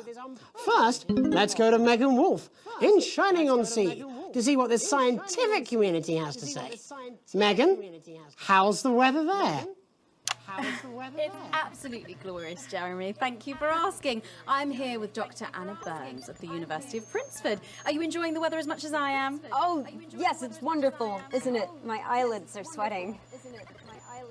And you're part of a team carrying out a study into just what's causing this unbelievable heat, is that right? Yes, that's correct. Yes, we want to be able to reassure the public once and for all that there's absolutely nothing to worry about and that they can enjoy their sunstroke and fossil fuels in peace. You sound very confident about that. Oh, very much so. I can say without any hesitation, there's really no cause for any concern here. I've actually left my car running. So tell us about this experiment. Well, we take data from weather stations from all over the world, along with atmospheric samples, and we take all that and we feed it into this state-of-the-art computer, and very soon we'll be getting a high-tech readout of the results. Blimey, that sounds very fancy. I should just say, None of this would be possible without the generous support of Remington's Fist. This is all thanks to their unrivaled investment in our future, and may I just say, complimentary personal anecdote. Oh, here we go. And, as expected, everything is absolutely fucked. Hang on. This can't be right. Right, but obviously you said a second ago that everything is absolutely fine. But actually, under concern level, it just says, why, God, why? We should be celebrating these wonderful results, I think. We need to evolve gills within 40 years. Here it just says, shit. Look at you. This is meant to be a celebration. You can't go around looking like that. There you go. Much better. Can I just say thank you again to Sophia Remington for providing all of this? Everyone, we don't have long. Time is running out. Absolutely right. That is all we have time for. Abandon hope and return to the forest. Enjoy that. I'd like to thank Dr. Burns for just one opinion on the climate. The sea will reclaim us all. There you have it, Jeremy. Proof, if proof be need be, that everything is just fine. I'm Megan Wolf, here with science. Back to you. Here with science. Megan Wolf there, attempting to do some actual news. Next, heads over to Robin Short, who's in Scritchford with some of the winners of this week's Team Membership Lottery. Robin? Thanks, Jeremy. I'm here in Scritchford with Gary Failsafe, a janitor at the local school, and Amelia Jackhammer, an aspiring poet. Both of you were drawn at random from those who hold team membership cards to receive this week's amazing prize. How do you feel? Filled with fervent euphoria. Yeah, good, yeah. And all that we had to do was fill in a quick form or two. Wow, that sounds so convenient. But we're all dying to know, what have you won? That's right, Robin. I've won dinner with Julia Salisbury at one of the capital's top restaurants. Ooh, swanky. And I've been invited to Peter Clement's house to help him dredge the guttering. That's absolutely terrific. You must both be over the moon. I've written a poem about it. So, can you tell me about the moment when you first heard the news? Well, I was battling against a particularly difficult floater, probably one of the sixth formers, when the headmaster came and found me. I was involved in a similarly brutal conflict with a particularly arduous stanza. So you were both polishing turds? No, I don't like to polish them. I like to keep them intact for my collection. Oh. I like to keep them intact for my collection. How unexpected. I don't polish turds. I write poetry. Potato, potato. So, Gary... Do you think Peter Clement's going to let me keep the contents of his downpipe? There's no harm in asking, I suppose. Would you like to hear one? No, thank you. Gary, when you signed up for team membership, was it in hopes of winning the lottery, or were there other reasons? I like a flutter, of course, but no, the boss said I had to sign up to keep coming into school. Very sensible. It's important to know who we're trusting around our children. I have an unpublished book of sonnets about children. Perhaps you'd like to hear one. No! Or an anthology of haikus on the death of innocence. I'd rather hear about Gary's turd collection. Really? I thought you might say that. Really? I thought you might say that. Oh. Are you all right? Yes. It's coming. It's coming. It's inspiration and it's delicious. Right you are. Right you are. Today on the show there's no news. Just a man who keeps multiple poos. Yeah, this big one's my favourite. See how it's fibrous, really lovely texture. Would you encourage other people to enter for their chance to win? If it's colour you're looking for, take a gander at old Blue Eyes here. The national news lost its way when it covered some crap on a tray. Some of these are quite rare. Maybe that was unfair. And that's all we have time for today. Back to you, Jeremy. Thanks, Robin. What a lucky pair they are. And finally in this segment, it's over to Patrick Bannon, who's gone to the smelliest town in the country to see how the unprecedented weather is affecting the locals. Patrick? Hello there, Jeremy. Hello, yes. I'm here live in Grizzleford, which has recently voted the smelliest town in the country. And I have to say that, you know, in this heat, the smell really is. I mean, it's something else. Barry Lardons, mate, you've lived here your whole life. How'd you put up with the stink? Well, we're just all very proud of our achievement, to be honest with you. You can tell that, look at him, proud as punch. Do you know what it's like, son? Being the second smelliest town, living in the shadow of Arseminster, those smug fucks. But who's laughing now, eh? Well, not me, that's for sure. So what happened, mate? Right, the good people from Remington's Fist came in and saved the day with their factory. You're talking, of course, about the newly built Flard factory. Yeah, they gave us this big presentation on jobs and growth. But as soon as we heard about the stench, we paid them whatever they wanted to put it here. Does the stink not affect your life in every way, Barry? I mean, perhaps if you're filling in a tax return or completing the physical act of love. It's strong at first, but you get used to it after several weeks of your first bout of sickness. The judges were very impressed. So, what's sickness? Oh, that's nothing to worry about. It takes a few minutes before you develop any symptoms. Now, folk are saying something about the production line and how they dump carcasses directly into the water main, but I think it's probably the fume valves on the high street. On the high street? Should I see a doctor? What are the symptoms? Well, the first one is asking stupid questions. Then folk experience a lot of inhibition. Fuck off, do they? When was the last time you brushed your teeth, this stinking old tramp? Next recording is a period of randomly bursting into song, followed immediately by delusions of grandeur. That's not really a problem, I've sung him my life. Hello, it's sexy Patrick Bannon, and he's wearing sexy shorts now. Oh my God, look at me. I'm like a stallion. I'm gorgeous, why didn't you tell me? I should take my shirt off. You know what? I'll even let you touch me if you want. That will be the bout of undeserved self-confidence. Love the Bannon! Feel the Bannon! Oh, man. And the ennui. All that's left now are the hallucinations and unconsciousness. Now, Dottie? Was that you? Why are you made out of elbows? You know I don't eat opinions. Oh, don't worry, folks. Once he wakes up, he'll be just fine. We'll just find a place to stick him where it won't matter how many times he evacuates his bowels. Right, that's all here from Grizzleford, a town that's really making a stink. I'm Barry Lardons. Back to you, Jeremy. Thanks, Barry. With a naval blockade being set up around our coastline as we speak, when we come back, I'll be talking to three members of the general public who appear to be here purely for medical reasons. Don't go away. Unless, of course, you've got something better to do. We'll be back after these messages. This next section features a potentially controversial guest. Advance may request some censorship if it goes too off-topic. You've done a great job so far keeping everyone happy, so let's keep up the good work. And I can't do this that pesky power button on the fan. I've done something. What do you mean?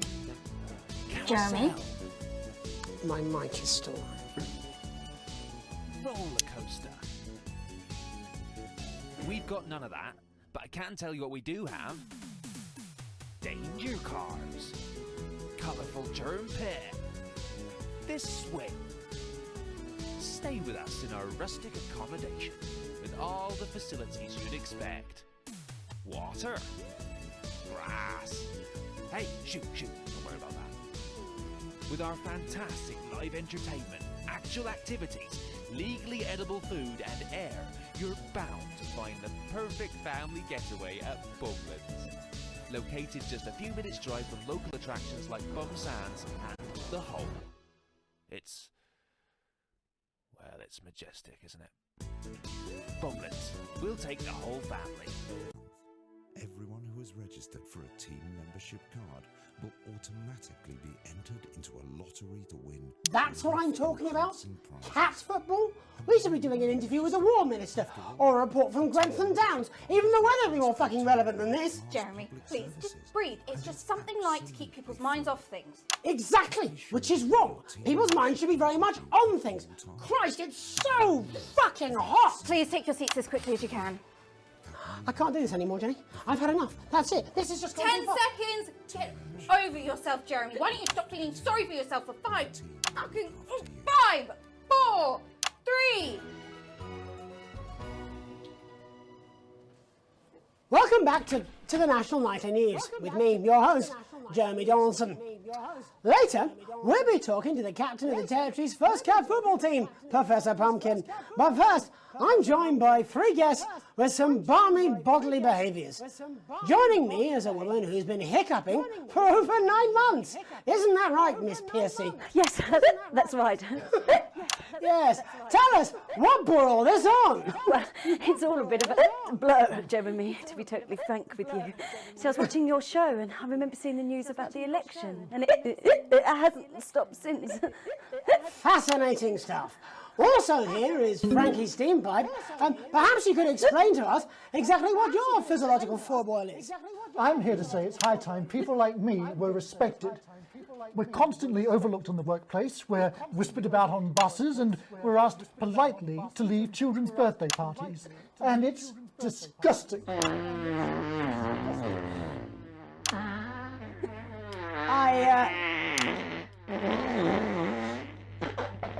I'm sorry, my bowels have comic timing. And finally, I'm joined by a man who answers every question honestly, even when it isn't aimed at him.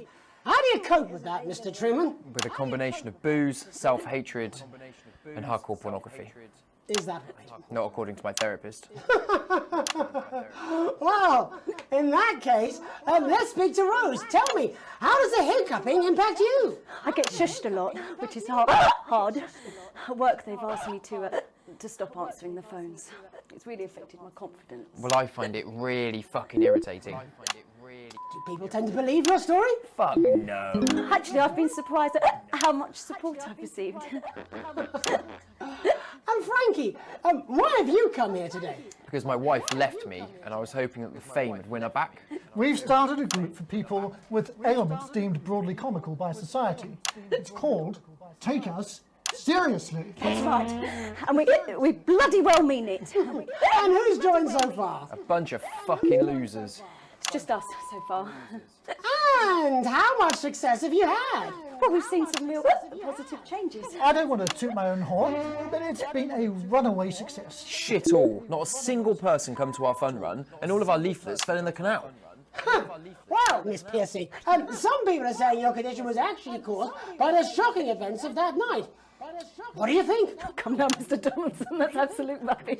What it'd be like to have a pair of tits. Could you? I'm sorry, it's very hot. What was I thinking? That you're a team fuck puppet? No. Or a sellout cunt? Apologies, just a reminder that he can't help it. And hey, if this isn't live television, then what is it? Fuckfest of propaganda masquerading as journalism. Right, Frankie, Rose, tell us, how can the viewers get involved with your cause? Yes, we're holding a sponsored run in Capital Park next weekend. It's called the No Smiles 13 Miles. No, it's called the No Laugh Half. What did I say before the show? That it was the team pulling Jeremy Donaldson's strings. No, I didn't say. Wow, we may have to end that there, unfortunately. What a harmless bit of fun. Steady on! This is exactly what I'm talking about. We demand respect. Yes, well, later, I'll be talking to Professor Pumpkin. A ginger tabby with a world-class pair of penalty paws. Is that really necessary? No, it isn't. Let go. Not you. Unhand him at once. Enough! That's enough! Enough! What are you doing? Trying not to piss myself. Alex, cut. Don't you dare! Don't you fucking dare cut to the ads before I tell you to. Now, you in the broadcast centre, Bozeman's little scapegoat, you listen to me. You cut to the ads before I tell you to, and I will kill every single person in this studio. I am thinking about what I'm doing. I've been thinking about it for a long time. We all should be. Christ, it's so fucking hot in here. Do you remember when we used to do the real news? Before it was all lottery winners and bloody cat football? We are on the brinks of a siege the likes of which the world hasn't seen in hundreds of years. The enemy is at the gates, and I'm stuck here talking to these 3 fucking idiots. I think my hiccups have stopped. You three, get the fuck out of my studio. Go on, now, go! Before I change my mind. Jenny, lock the doors. Lock the doors. Yes, Jeremy. Now. Good. Yes. Now. Good. Right then. Yes. You in the broadcast centre. Alex, you listen to me. You pay attention. Now, I'm sure you've already loaded up exactly what you're going to play in the commercial, but today is going to be a little bit different. Look to your right.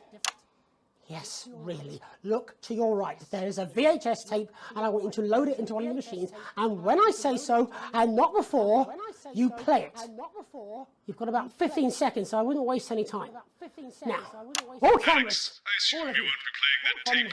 This station does not negotiate with terrorists. I hope I've made myself clear. You seem to know what to do. Every single thing that comes out of this studio is either one-sided or banal. We're going to show the other side for a bit of fucking balance. Like the good old days. Alex, play the fucking tape. No, I don't want to hurt any of you. Well done, Alex. From the station's perspective, you made the right I will call. not hesitate to start by killing this man. Now, reset the system for the third segment. I imagine the ratings are going to be through the roof. Carousel. Roller coaster. We've got none of that, but I can tell you what we do have. Danger cars. Colourful germ pit. This swing. Stay with us in our rustic accommodation with all the facilities you'd expect. Water. Grass. Hey, shoot, don't worry about that. With our fantastic live entertainment, actual activities, legally edible food and air, you're bound to find the perfect family... What do you mean they didn't play it? Why the fuck did it? Alex, what the fuck is wrong with you? You had a chance to make a real fucking difference! Jeremy, calm down! You fucking calm down! How long? 8 seconds. You! What's your name? Andy. Of course it fucking is! Jeremy, put the gun down, please. How long? We're going live now. Welcome back to what's left of the national nightly news. Our main story tonight. There is a fucking massive military blockade being set up around this country. We are surrounded and outgunned, as incidentally am I. Now I have asked for all the security doors to be locked, the studio doors to be locked, but security is on its way. So, I doubt we'll have much time. But while there is, let's try and do the fucking news. Our first guest tonight is Jenny. She works here in production, and earlier today she told me she put forward several news stories. Older viewers will remember those, but they've all been rejected. So tell us, Jenny, what's somehow less important than Barnum and Bailey's Amazing Ship Circus and Commander Pumpernuts, the fucking cat footballer? It's Professor Pumpkin. Really, Jenny? There isn't much time. There isn't much time. Come on, just one real news story. I don't know, I can't think. I'm trying. Christ! You haven't even taken it into public ownership yet. I mean, might as well be one from Julia fucking Salisbury's no doubt immaculate Kilram. And this gallant knight, in slightly shattered armour, is Andy. He's a CCO. What's that stand for, Andy? Community Cohesion Officer. And what does that mean, Andy? Well, we aim to strive... No, you utter prick! I mean, what does that mean? What is a CCO? What are you? Community... Policeman! You're a policeman, a fucking policeman! Yeah, that's what we used to be called. Used to be? It was less than 2 months ago. What the hell is wrong with you all? Jenny, any recollections yet? Nothing springing to mind. All right then. Looks like you're in the hot seat, Andy. Exciting, eh? I mean, that's what you joined up for, wasn't it? Excitement? Is this your first hostage situation? Yeah. Yes. Pretty shitty you ended up being the hostage, eh? Never mind. How many people have you arrested for not carrying or having their ID cards? Well, firstly, we don't arrest anymore. We invite for consultation. And they're not ID cards. Don't be a bell end all your life, Andy. You know what I mean. Answer the question. Well, it shouldn't have to be a big deal to prove who you are. Only the guilty have something to fear? Well, yes, actually. How desperately naive. Look, I'm just a police officer. CCO. just following orders. Oh, come on, mate. That's not fair. It was rhetorical. Jenny, ready to spill the beans yet? Jeremy, please stop. Jeremy, I'm scared. Alex didn't even play your tape. This is pointless. It's over. Jeremy. It's over. Jeremy. I was going to quit tonight. I had notes. See? I had notes. See? There's a recording. A VHS tape. A message from Disrupt. I haven't heard it, but I know what it's trying to say, and I wanted you at home to hear it. So listen to the other side and make up your own minds. But Alex Winston, who works in production, decided it was not for your eyes and ears. It was not for broadcast. Maybe Alex will play it after the next break. Doesn't matter. Tomorrow morning it will arrive in every major news broadcaster worldwide. But I wanted you to hear it first. To listen to what Disrupt had to say about this unreported country. Because Disrupt and I, well, we swapped places while I wasn't looking. They're now the ones investigating, looking for evidence, trying to make the world a better place. And me? I'm in this newsroom interviewing Jeff fucking Algebra. What Disrupt have to say is important. You might not agree with all of it, but you should still hear it and make up your own minds. Are you serious? Disrupt. A credible source. Get more objectivity out of Alan fucking James. Oh my God, are you being deliberately obtuse? Why can't any of you understand there's no such thing as a credible news source anymore? Aaron, shit! Aaron! Oh shit, I'm sorry, I didn't mean to. He's bleeding. It's in his shoulder. First aid! Whoa, we need first aid. He doesn't need first aid, he needs a fucking ambulance. Paramedics. There'll be paramedics for the security. Unlock those doors. No! Don't do that! Jeremy, he's bleeding, he could die. Yes, but if you open the door, that's How did you think this was going to end? Why are you even here today? Why are you even here today? It's supposed to be your day off! It's supposed to be your day off! My date cancelled. I thought it'd be more fun to be here than moping around at home. Truth be told, I wanted to see you. Being annoyed with you is like wearing a comfy jumper. I think that's the nicest thing you've said to me. Let's not make it the last. Right. All remaining cameras on me. In a minute, I'm going to ask Jenny to unlock the doors. No. Oh, me, Aaron, our cameraman, can get the medical attention he needs. I should imagine I'll get arrested for this. It wasn't a graceful. I had a speech. I was meant to be resigning with a flourish of honour. A last hurrah. I was going to wish you all one last peaceful night. I can't see that happening now. Still, I want to have one last stab at the news before I go. You see, there's so much more we're not telling you. There's large groups of scientists, and they're testing something loud and something. What was that? I didn't think it over the. Why did Please don't shoot him. Stay back, please. Mr. Donaldson, you have 10 seconds to lower your weapon. If you do not comply, we will open fire. God, 10. cut to the ads. 9. Alex, cut 8. to the ads. Alex, think of the consequences.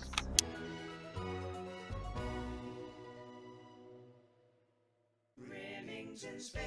Hi, I'm billionaire CEO.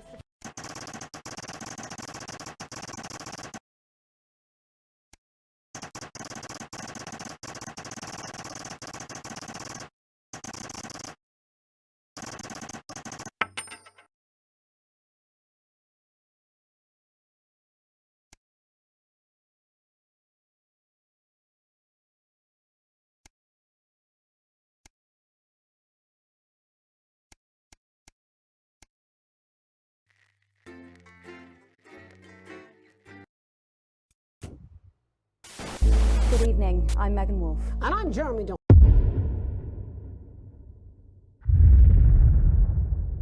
evening, Alex. A word of warning. You'll no doubt notice some disrupt activity on the interference console tonight. You could choose to broadcast these alternative frequencies by scrolling the mouse wheel down, or return to channel 1 by scrolling up. Of course, I trust you know better than to put disrupt on the air, Alex. We show the news, nothing else. Condensed milk, a cow's tongue, and some rhubarb. not one to So, miss. Julia's team have asked me to ask you to keep it light. What does that mean? It means to do that thing you do where you turn politicians into humans. Just don't get drawn into talking about the war with politics in general. They do know this is the news, don't they? You didn't hear this from me, It's over but to Patrick Bannon for all the day's sports board highlights, including all the tabletop action. apparently there's a crew at Team HQ right now. He's just giving a speech or something tonight. They'll get it on the late news. Oh, great. So they get the brains and we get the performing monkey. Followed at 9:25 by our unsettling Sometimes you sound just like him, you know. which tells the cautionary tale How of are one you? brave young lady's battles to survive the cruel administrations of our neighbours. It At is what it 11:25, it's in sizes. It And is what it tonight, Dr. Adrian Atkinson-Blimey I will miss be him getting too, his you know. teeth into Fiona from Hamble Bamblebury, who is 10 invented a seconds, tasty everybody. twist on the humble biscuit. dogs, And sorry. that takes us, after the weather and public information Going in film, 5, into our close down. 4, But first 3. tonight, it's time to join Megan and the team for the National Night. Good evening. This is the National Nightly News. I'm Megan Wolfe. It's the 140th day of war. Our main headlines tonight. Company of Heroes. Skirmishes on land and sea again today as our armed forces tested the mettle of the World Council's illegal blockade. Advance's strategy of multiple small-scale incursions into the disputed zone is certainly keeping the enemy on high alert, unable to work out where or when the next strike will come.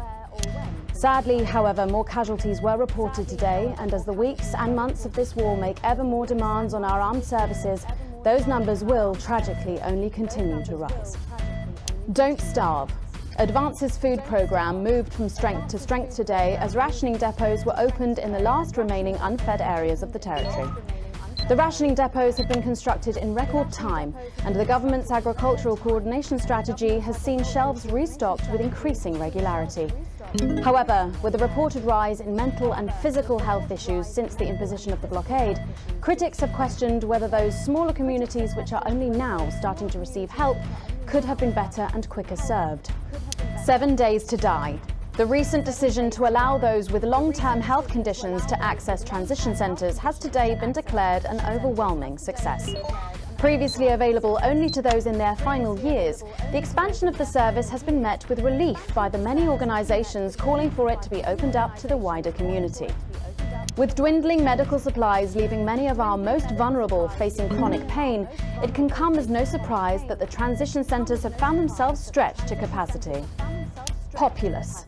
More than 11% of the population have thus far failed to register for a team membership card, a worrying statistic given that the cards are a legal requirement from midnight tonight.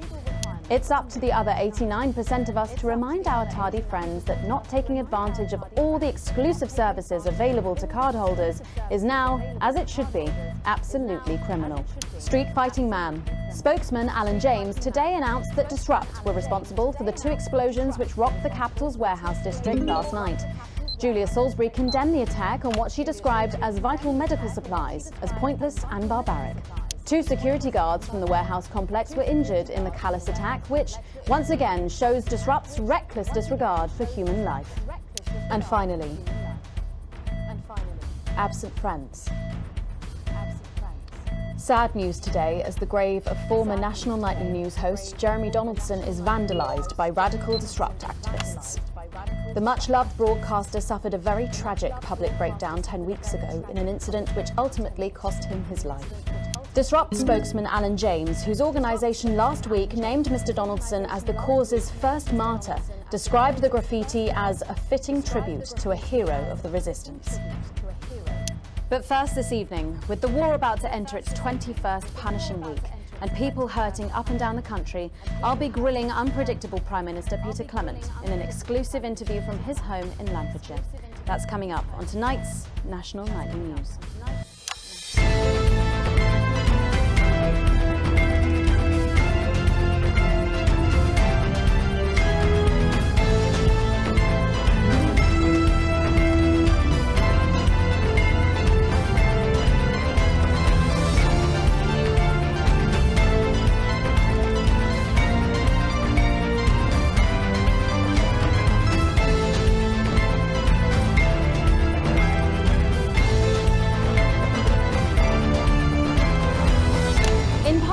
who I'm a little overexcited to announce. I'll be interviewing the one and only Lil C. And later we've got a new feature that's sure to keep you coming back for more. But first tonight, let's check in with Prime Minister Peter Clement, who's speaking to us from his home in Lanfordshire. Good evening, Prime Minister. Have we caught you exercising? Have we started? Yes, that's right, Miss Wolf. Just a few minor adjustments. I mean, nothing drastic. I haven't joined the gym or anything. As my old mum used to say, just because she won't take it up the shit, it doesn't mean you shouldn't try for a quick fiddle up the car park. Language, Prime Minister. Language, Prime Minister. What? Quick fiddle? What's wrong? Oh, shitter. It's shitter, isn't it? Yep, that's the one. And can you tell us what brought about this new you? Well, you know, Mrs. C and I were watching, you know, the night the blockade began, when Jeremy Donaldson, well, you know, and it were blistering hot, as I'm sure you all remember, and I were a bit wheezy from all the cigars and all that. Destroyed both the warehouse and all its contents. But what were those contents? Drugs. Drugs used in transition centres. Drugs used to kill our elderly and now our sick as well. We know that this extermination cannot be easily stopped. But perhaps it can be slowed. Disrupt propaganda out. Try not to do that, Alex. We're watching you. Pharmacide are owned by Advance. But then again, isn't everything these days. Advance make the glossy TV adverts, the drugs, the transition centres, and the law. No government should have that much power. The power to choose the moment of your death belongs to no one, not even you. The freedom to die is a myth. The only freedom worth fighting for is the freedom to live without fear, in the way you choose. More and more of you are joining Disrupt every day. And with 1,000 tiny acts of resistance, we are stepping closer to the inevitable fall of Advance. Today, it is a warehouse. One day soon, it will be the whole system.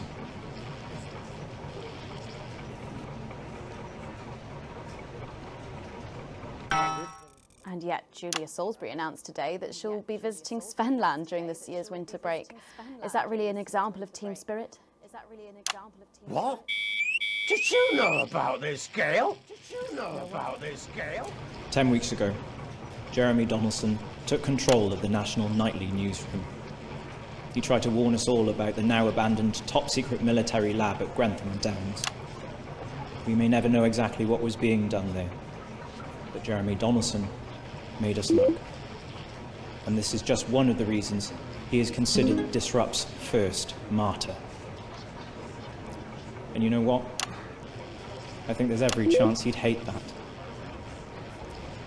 I only met him a few times in a professional context, and usually he exposed me for the grandstanding fool I was back then, but for some reason I always enjoyed it. I liked him. I liked his wit, his jagged edges, and most of all, I liked his total dedication to the truth. He died for that truth, died as an individual, for freedom. And by adorning his resting place with our colours and our emblem, we will help to keep both him and his spirit of relentlessness alive. Rest well, Jeremy. You will not be forgotten. You know what? You get more like him every day. I will take that as a compliment. Prime Minister, later on this evening, your co-leader Julia Salisbury is going to give a national address from team headquarters. Can you give us a hint of what she's going to say?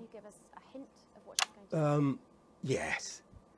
Well, I imagine that there Sorry, will be you the imagine? usual. No, what I mean is. You do know about this broadcast, don't you, Prime Minister? I'm sure I did. But Julia and I have no secrets from each other. We don't memorise each other's bloody diaries either. As my old mum used to say, If you wanted to get a job done quick, don't get bogged down in the pubes. What else you got? Sorry? Only cards, what else? A little piece of my life you want to rustle through?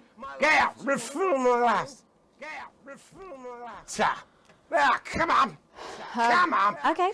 What music do you listen to when you work out? Well, Gail tells me that I work out to Little C, but I have absolutely no fucking idea who that is. Do you think the C stands for... It stands for collaborative, Prime Minister. Yeah, actually, that does make more sense, actually. How's rationing affecting you? It's hard, but we get by. You just have to learn to get by on the basics. Take comfort in each other. I've got Mrs. C and many a fine single malt. I want for nothing. Except for a decent night's sleep, of course. Prime Minister, thank you for joining us. When we come back, it's time for the Culture Spot with Lil C and a world premiere performance of her new song. I genuinely can't wait to hear that. We'll be back after this. 1 minute back, everybody. And that is what happens when you wander from the car. I don't think he knew about her statement. I don't think anyone's supposed to know. When you mentioned it, Bozeman's face turned a colour that I think you call embolism. Am I in trouble? Bozeman? Nah, you're like the daughter he never had. I suppose the higher-ups might fire him, though. Who's Lil C? Or if there's any justice, me. Who's Lil C? Are you winding me up? What? I'm civilised. I read books.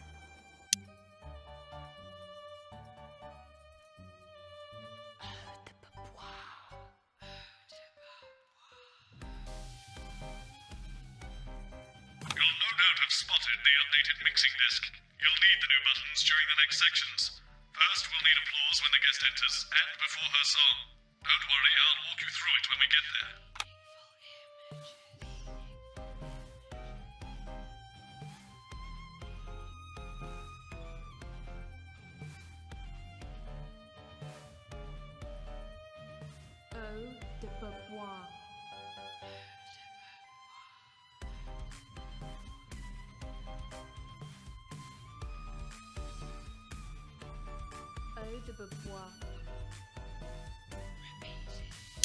I've never heard of her before.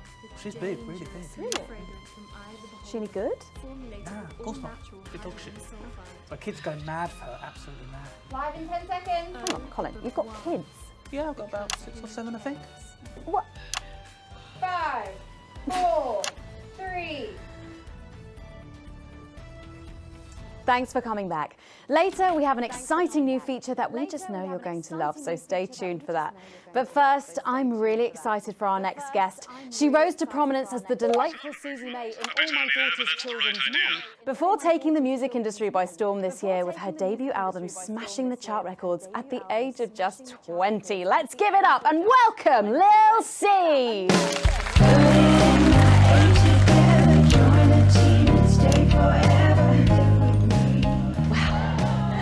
I just say, you look incredible. Oh, thanks, babe. I'm doing this new regime and it really does work. Ooh, what's the regime? My manager suggested it to me. It basically involves bathing in like cabbage water and then having the leaves sucked out of you while you sleep. Wow, is that healthy? Oh, well, look at me, Meg. The leaves are my only nourishment. Yep, they certainly are. Now, you'll have to forgive me, but I'm somewhat of a super fan, so I'm sorry if I get a bit starstruck. Oh, bless you. I've never actually heard of you before, so if you do get a little tongue-tied, I can always carry the interview. Oh, that's good to know.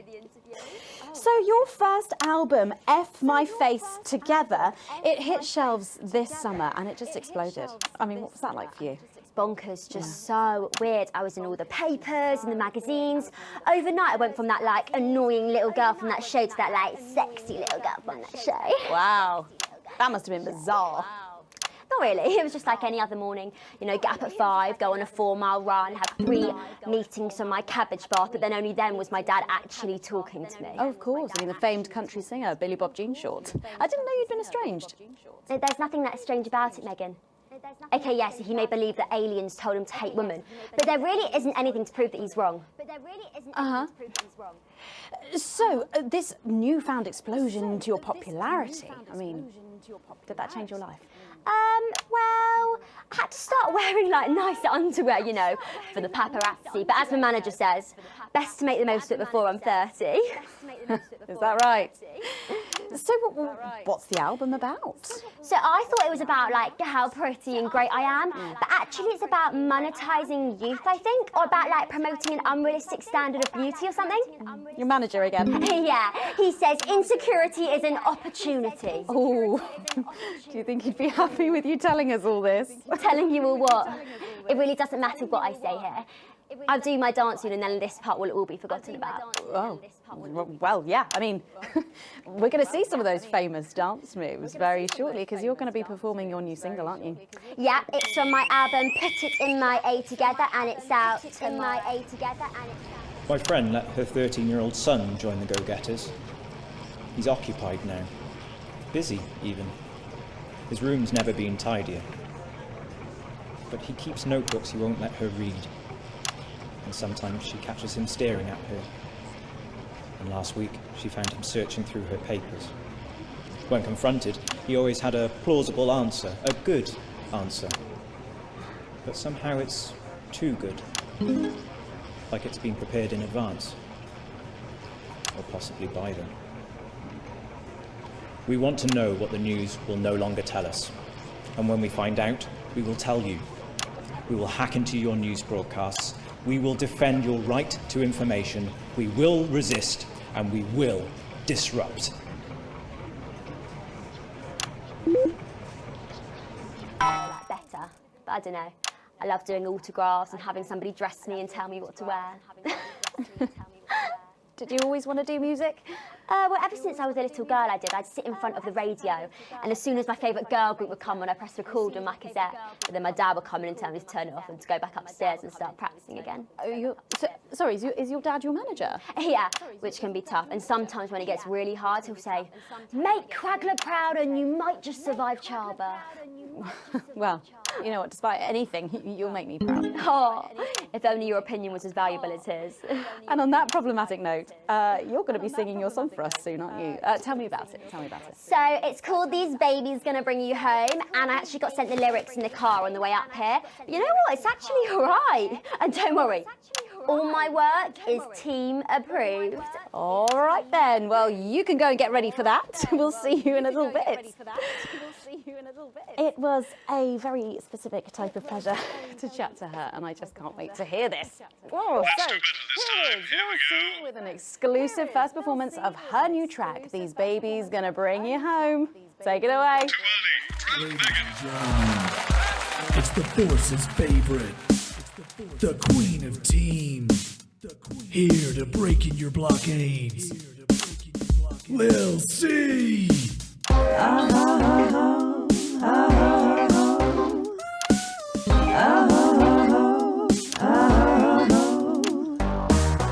Oh baby, can't you see I'm hungry?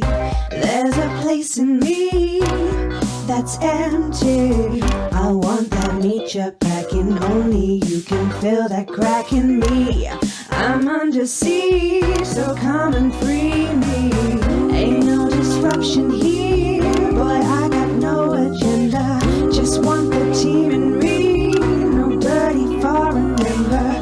Don't stop your morning drill, there's holes in me that ain't been filled yet.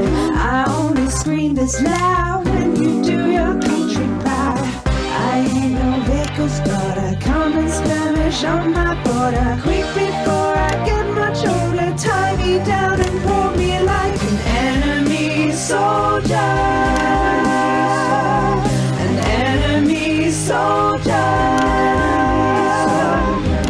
So let them try and break our dream. We fight and love and die a team. So what a Peter Clemens boys can come and use me as a toy. I wanna see some action, so come and break my sanctions.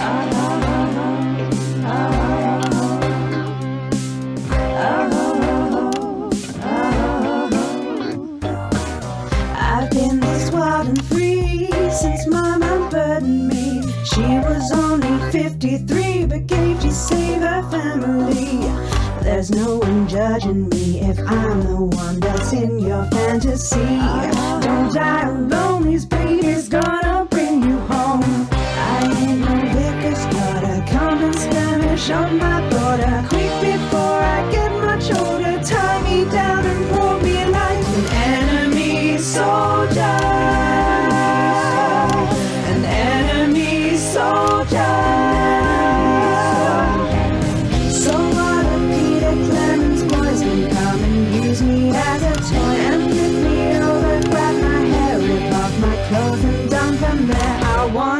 some action. So come and break my sanctions.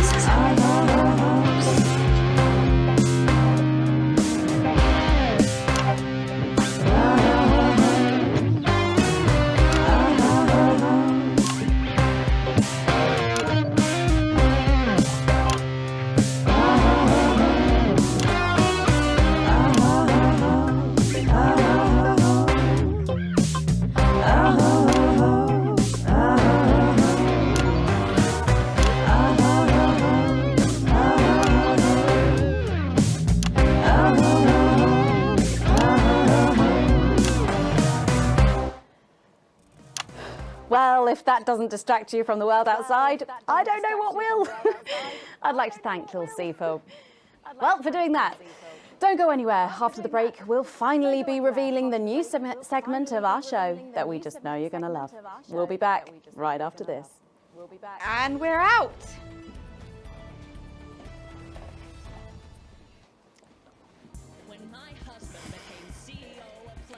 Can I just say, thank you so much for letting me do this. It really means a lot to me, you know. Yeah. To be able to promote myself on such a mainstream platform like the news. Well, don't worry about it. And you know what? Good luck for the future. Take care of yourself. This industry can be crazy sometimes. Watch out for that father of yours, won't you? Oh, no. I manage myself. It's just, you know, for the public to have that certain perspective on me. You know what it's like. Oh, right. And Michael? Michael? What about Billy Bob Jean Short? Is he? Oh, my dad. He's such a sweetheart. We both had the same agents, you know, like it just made sense. Both of us for our image together. Wow. And Michael, I want to see the revenue share for the clothing line and get me a G&T before my meeting with the lube guys. If they say for your pleasure, I'm going to start eating it. I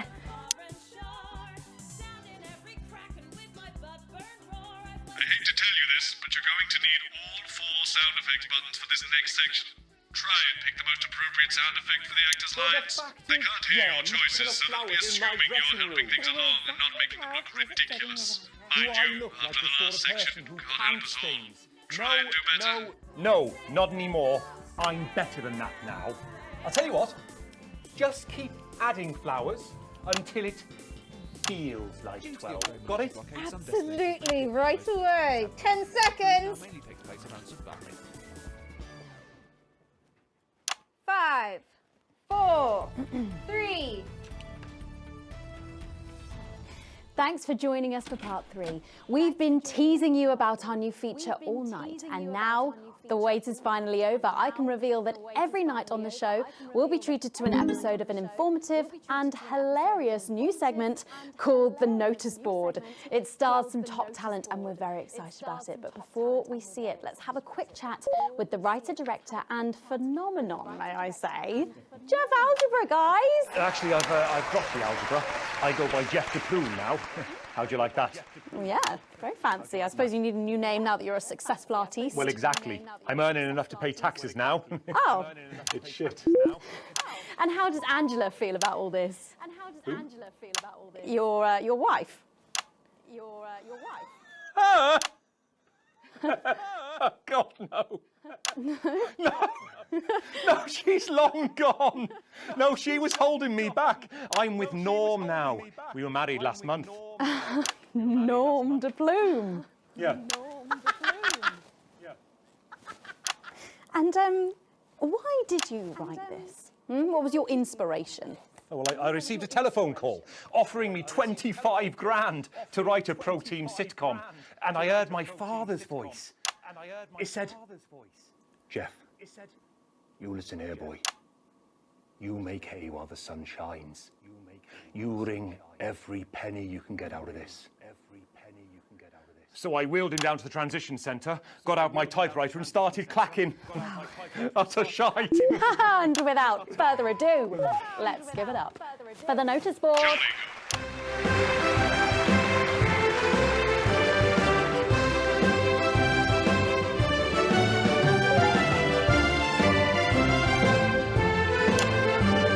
You had it last time, don't stop now. Good morning, Miss Craven. Oh, morning, Ray. Everything all right, Mrs. Craven? You look as worried as the vicar in closing time. Oh, Ray, it's those young louts! They've vandalised my shop again! No! Yes! They've written all sorts of obscene language and crude pictures, and I know it's those damn youths. I don't know. It could be the vicar at closing time. I'm just worried they won't ever become productive members of the community.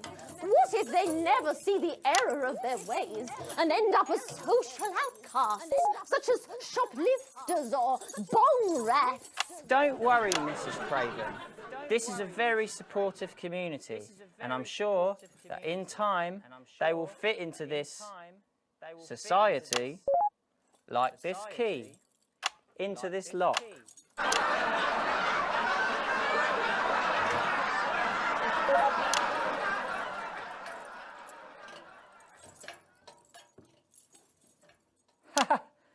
See?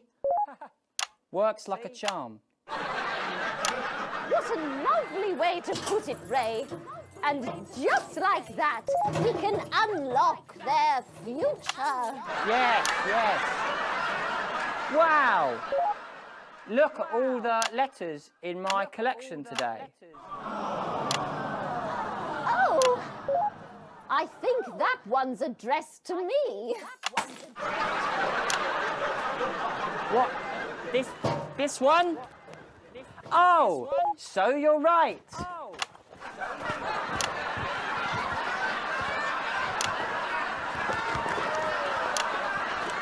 Here it is. It's a letter from my granddaughter, Brenda. She says she got an A on her maths exam because one of her friends has been helping her. She was always a team player, was our Brenda. What's up, losers? What's up, losers? Oh, no. It's Brad. He's the coolest guy in the village. That's right. I just got here on my motorbike. Oh, clear off, Brad. We don't want any of your ilk around here. What? Rad dudes? No, ruffians. Have you come to tag the notice board with your gang signs? No way. I've actually come to pin my resume on that notice board. I'm looking to do some tutoring after school. What did you say? Tutoring? That's right. Tutoring? Maths is very important. Would you mind, Ray? Would you mind, Ray? Not at all.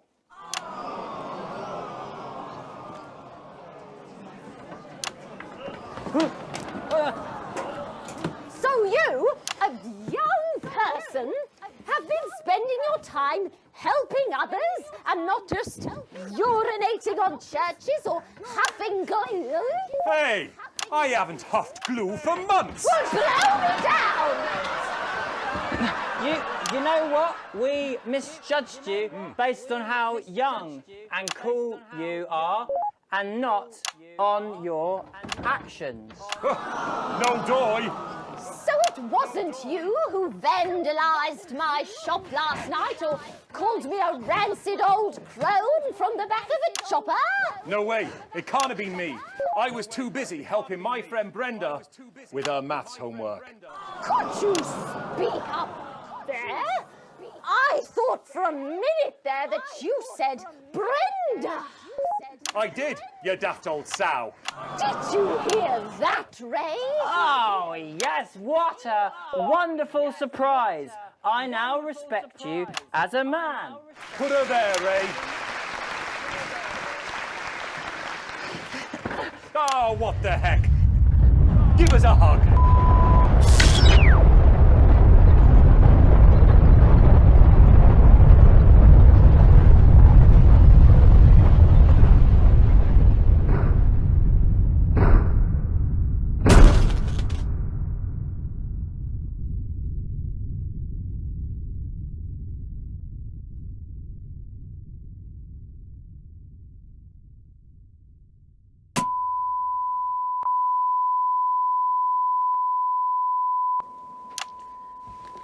Sorry to interrupt the first groundbreaking episode of the notice board, but we are receiving some breaking news. I'm being told we're picking up reports from across the continent of what appear to be... Oh God, what appear to be nuclear explosions in 4 major cities. Initial estimates put the death toll into the millions. I'm being told we're experiencing power fluctuations as a result, so apologies for any interruption to this broadcast for you at home. And apparently we can head over to team headquarters for an emergency broadcast from Prime Minister Julia Salisbury any moment now. Yep, yes, let's go to that now. Good evening, citizens and leaders of the world. Minutes ago, operatives working for Advance detonated nuclear explosives simultaneously in 4 major cities across the continent. We have similar devices in 58 other urban centres, and we will not hesitate to detonate them if our conditions are not met in full and without delay. The people of our territory will no longer tolerate your illegal and We've lost contact with our benefactors in Urkistan and Konoslava, while our equipment seems to be resetting. Can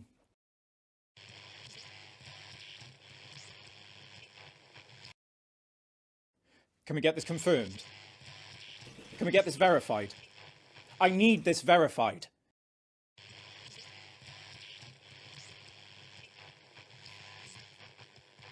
I don't know if you can hear me. I don't know if you are receiving this, but if you are, then you have to know. You have to know what's being done right now to our neighbours. This is unprecedented. Our government has committed multiple acts of mass destruction in our name.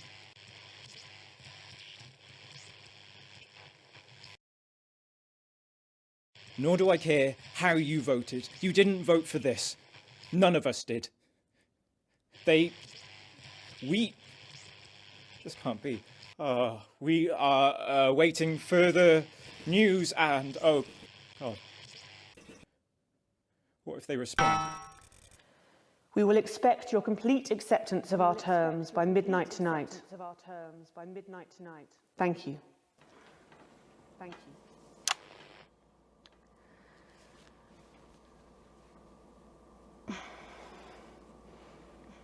I'm trying to think of what Jeremy would say if he were here now. He was always sceptical of Advance. Then I suppose he was always sceptical about everything. That's part of what made him so frustrating to work with. And so brilliant. I'm not going to lie, Jeremy, I really wish you were here now. You'd know what to say. You'd know how to bring everyone together. And I don't think you'd be angry. I think you'd see that anger was the engine that brought us here. I think you'd want us to stop, to look around us at the people and things we're so very lucky to have, and to realise what a privilege it is just to be alive. I think you'd want us to spare a thought for those with loved ones who are abroad tonight. And I think you'd be worried about retaliation. You wouldn't show it. You'd remind us that this country and its people endure. You'd remind us that despite the way you hated how it sounds, we are a team. And I think you'd ask us to go to our loved ones and be with them tonight. But I don't have the words that you had, Jeremy.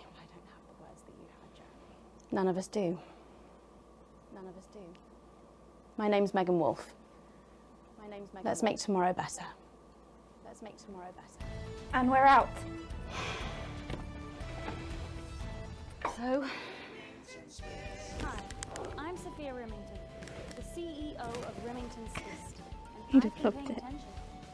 The blockade around your country has left people struggling to find just the basics. So Yeah, he would have done, you old bastard. Other essentials. The things that make life worth living.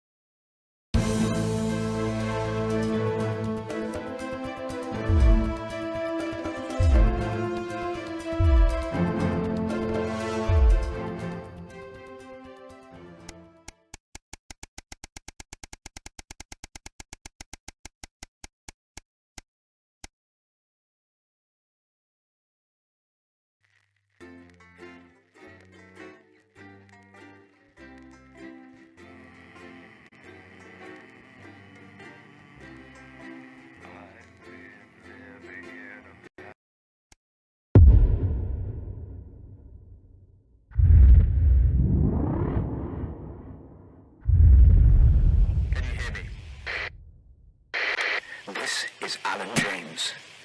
The revolution starts tonight, Alex, and we need your help. Throughout this broadcast, we're going to ask you to do things that will directly help with this mass protest. I'll be talking to you regularly tonight, and I'll also be hacking you when I can. Please help get our message out. We're on the verge, Alex. You've always been fair and balanced in your approach to us. With your help, we can tip the balance in our favour. If you play our tape at the second break, that's when we think it will have the most impact. It's on your right. First episode of Just the Job, followed at 10 p.m. by a chance to see the very last episode. Because I don't want to go on a date with your cousin, Colin. What have you got to lose? My dignity, my reputation. It's all right once you get past the teeth and the problematic tattoo. I am perfectly capable of messing up my own love life. Sorry about that. David wouldn't get off the phone. Oh, is David single? For Christ's sake, Colin, stay out of it. I can help you. I'm an expert at romance. Ask my ex-wives. Please don't set me up with your brother. That's 10 seconds, everybody. You're not as tight, babe. Too short? Too smart.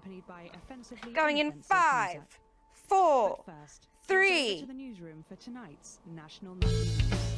Good evening, this is the National Nightly News, broadcasting across the territories. My name is Megan Wolfe. Our top stories tonight, ashes to ashes. It's been 40 days since Disrupt conducted attacks across the territories. The coordinated action, dubbed the Night of Fire by commentators, was seen as an attempt to subvert the supply chain, but there may have been more to it. While emergency services were all kept busy at the agricultural centres, it seems a series of covert attacks was carried out, including the freeing of political prisoners and, sources say, several assassination attempts. The Department of Betterment have declined to comment. Food, glorious food. With the last of the menu centres opening in territories 5, 8 and 14 today, Advance confirmed that the programme is now in full operation, providing free food for every citizen of the new future. What started as rationing during the 20-week war has blossomed into a social contract that is the envy of the unawakened world. Promising a healthy, nutritious diet designed to keep all citizens at peak performance, the menu centres used locally sourced produce for that farm-to-plate experience, without the need for spreading manure in your tighty-whities. If I were a rich man, problems in territories 11, 17 and 22 today as striking bosses attempted to undermine their new economies.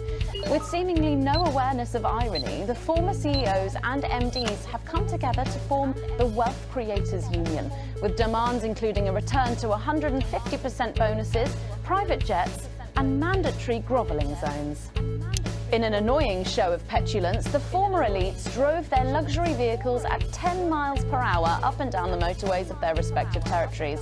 The coordinated protest of elites inconvenienced several 100,000 of their employees.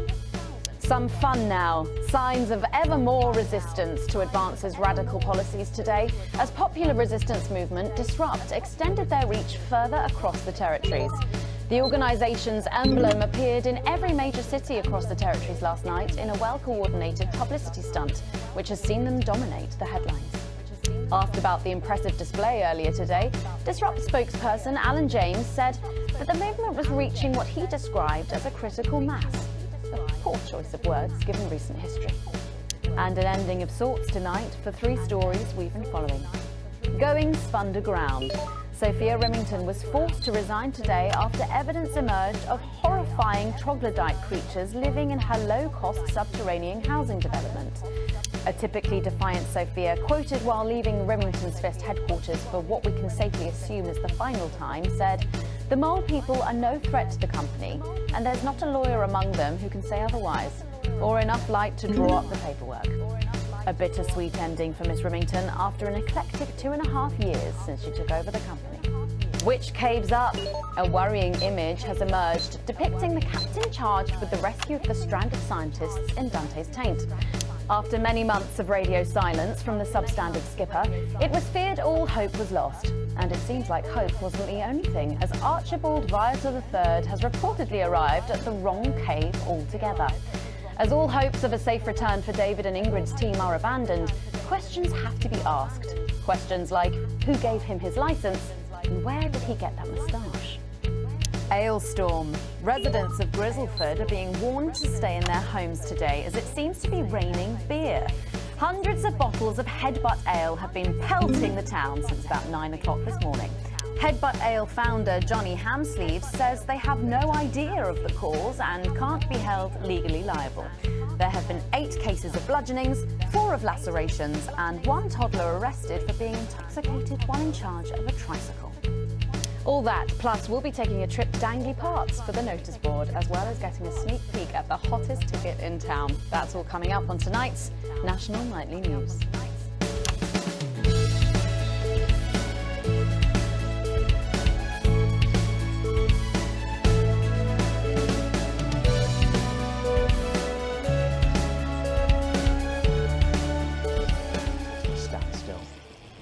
I've met so many of you in my travels up and down Territory 1. You always ask the same question. How can I help? Well, this is how. And as for when, you'll know.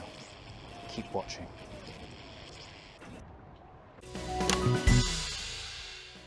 But first, 500 days after the loss of a fine leader and a great man, the start of tonight's programme is dedicated to remembering and celebrating the life of Peter Clement. Patrick Bannon is live from Parliament Park, where Julia Salisbury will be breaking ground on what will soon be a memorial garden in Peter's honour. Patrick. Listening to that old bitch lying through her teeth about missing that poor bastard. Patrick. I don't know what I'm going to do. We're live. Because I'm not being funny. Things were better with Peter, weren't they? Patrick. They were, and I don't mind saying it. They were, because he held her back. But now there's no stopping her. Hello, Patrick, we're Of live. course, can't say that, can I, Francis? No, not with public ownership. No, with public ownership, you can't say anything these days. She's lost it, mate. She's completely off the rocker. I heard from an aide that... Hello, Megan, you join me here live from the what? Hello, Megan, you join me here live from the what? Oh. Seems like we've lost some signal there for a moment. Well, we will be going live to that groundbreaking ceremony just as soon as we can get Patrick back. Meanwhile, let me just say, I think the memorial gardens are going to be gorgeous. I've had a sneak peek at the designs and Alana Marsh has done a fabulous job. Oh, okay, all right, it seems like we have got the signal back. We can now go live to Patrick Bannon in Parliament Park. Patrick. Thank you, Megan. I'm Patrick Bannon, and we are indeed live here. Apologies for the technical difficulties there, but any moment now, Julia Salisbury will step out on stage behind me. Alex, Bozeman here. The boys in editing have just informed me that the eulogy footage isn't fully cut together yet. You're going to have to do it on the fly. For goodness sake, make sure you make it look good. Slowly gathering since this afternoon. This is Alan. You can undermine them here and help us win hearts and minds. Make them look bad, Alex. Really bad. And it seems like the ceremony is getting underway. Here is Prime Minister Julia Salisbury, the picture of elegance, to begin her address. Good evening, fellow teammates and friends. 500 days ago, all of our lives changed irrevocably. Still reeling from the triumphs and tribulations of Liberation Night, another great loss befell the people of these newly united territories. The loss of a leader, a statesman, a dear friend, and a hero. Peter Gordon Clement. Peter's death at the age of just 62, of course, announced by the team on the 24th of December, just 6 weeks after Liberation Night. Born to a working-class family on a housing estate in Rotherham, Peter first trained as a carpenter before getting his start on television, first moving and building scenery, and then developing into the personality that we all knew and loved so much. Just the Job first hit our screens over 25 years ago, running for 11 series, winning multiple awards, and charming audiences up and down the country. Peter taught us, all of us, not to be content with the way things are, not to accept inequities, no matter how small. But he also taught us what it took to fight them. Courage, integrity, empathy, and hard, bloody graft. Across a career spanning 3 decades, Peter Clement was known for shows including Wake Up, It's Saturday, and much later, late-night chat show PT, which at its peak drew millions of viewers. Peter was by no means a saint. Trust me, he once told me he had more regrets than he'd had stolen dinners. He always did have a knack for a turn of phrase. But it speaks to the strength of his character that he chose to share with us his mistakes alongside his achievements, his faults as well as his talents. Peter had the heart to give it all he had for the people of these united territories. Famous for his potty mouth, it's estimated conservatively that Peter Clement uttered over 1.5 million swear words during his career, though some sources put this figure well in excess of 2 million F-bombs alone. Gripped by illness as he was in the weeks and months leading up to Liberation Night, he wasn't the man we loved. But his eyes still twinkled with that familiar joy for life, that spark of wit and wisdom of a life lived for others. Prime Minister Clement, of course, died from apparent liver failure after suffering from the long-term effects of alcohol abuse. I first met Peter nearly 20 years ago, moments before I was supposed to give a speech. Not unlike this one, actually. Only I'd spilt coffee all down myself. And I was young, nervous, desperate to be liked. And from behind me, I heard, "Christ, Pet, you've either pissed your kecks or sprung a leak, but either way, you got a problem." And before I could even say a word, he'd stripped off his dry trousers and insisted I took them. That was the sort of man that Peter Clement was. Kind, compassionate, sensitive, a brilliant thinker, a natural leader, but mostly a good man.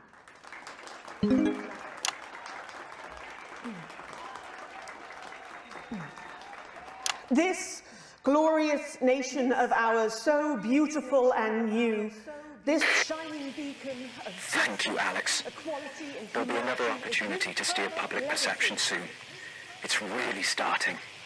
You'll know when. Despite his accomplishments, the future he forged, the boundaries he pushed,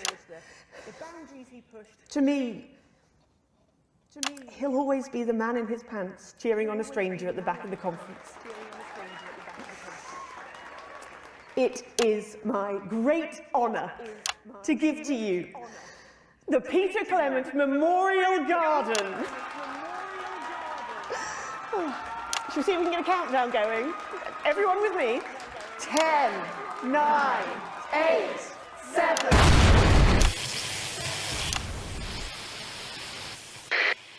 Now, Alex, control the message.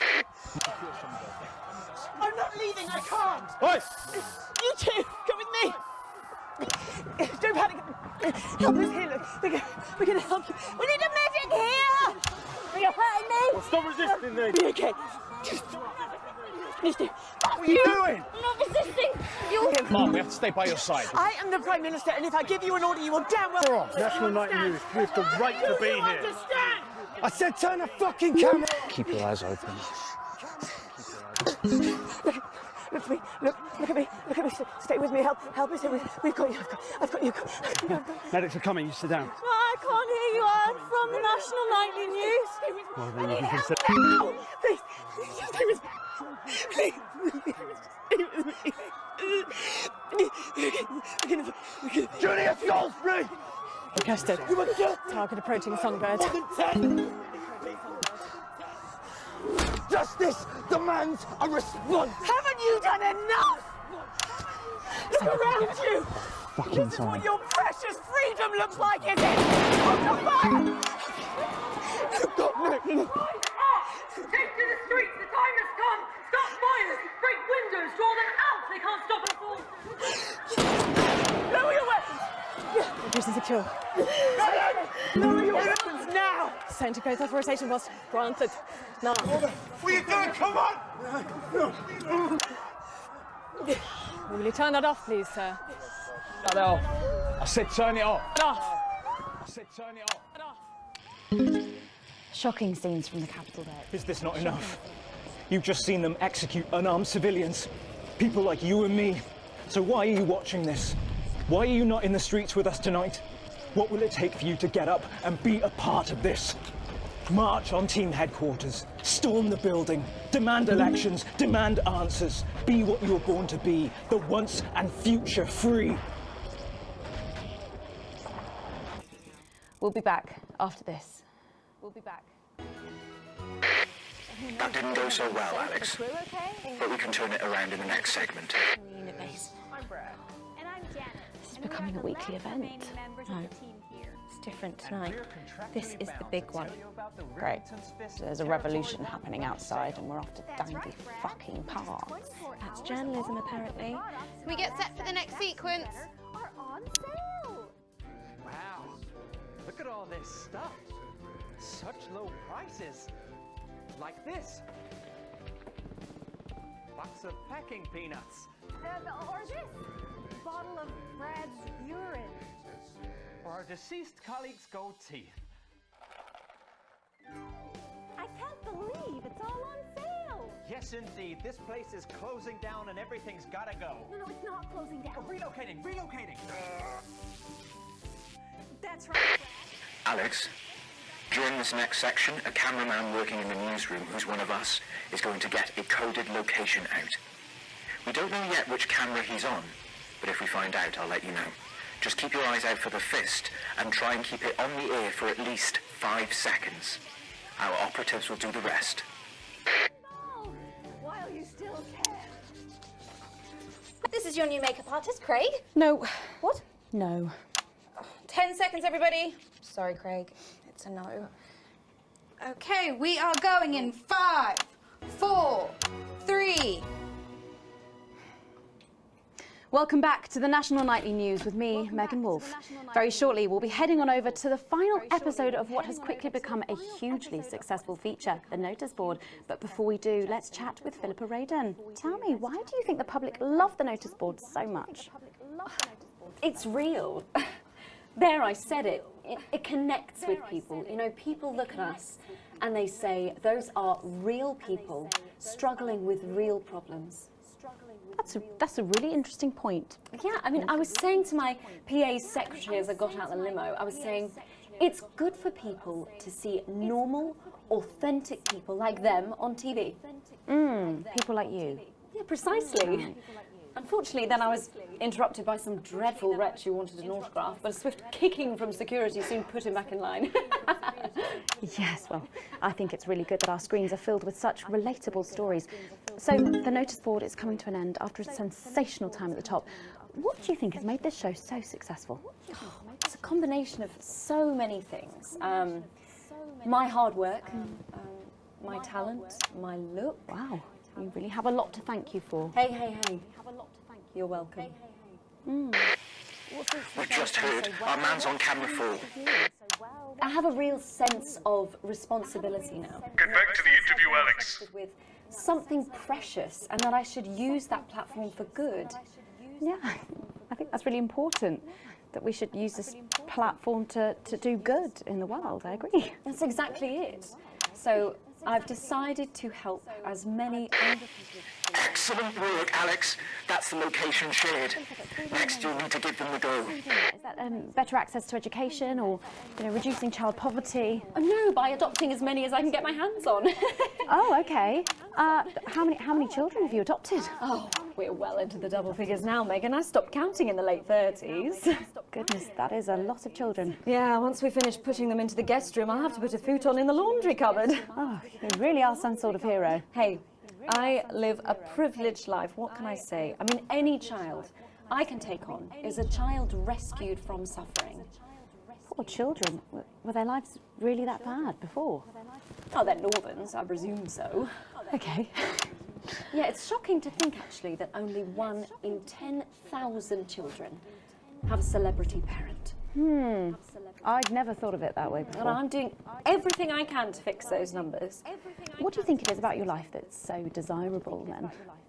Well, it's mainly shame and panic interspersed with expensive bottled water, so actually, if anyone wants to, I'd happily trade.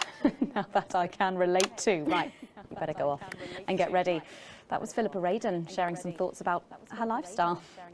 I think it's really important to stay grounded and keep everything in perspective. Clearly, not everyone else agrees, but that's enough for me. Let's go now over to Dangly Parts for the final ever episode of the notice board.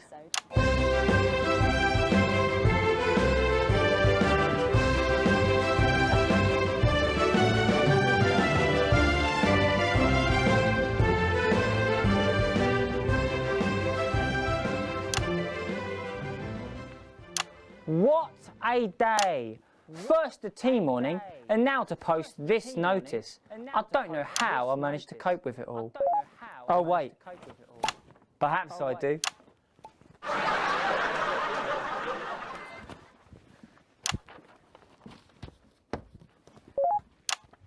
Oh!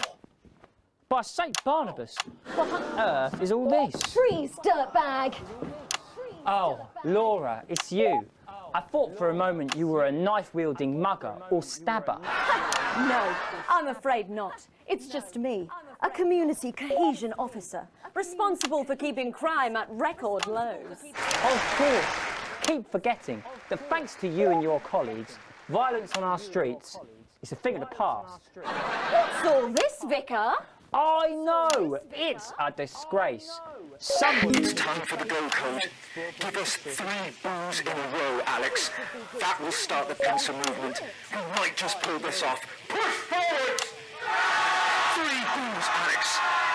Careful, Vicar. It looks heavy. Ha! They don't call me the Right Reverend. Ripped for no reason. Yes! It's no good. It looks like all those crucifix classes were a waste of time. Perhaps you, a young CCO, would be able to move it. 2 for 2. Fantastic.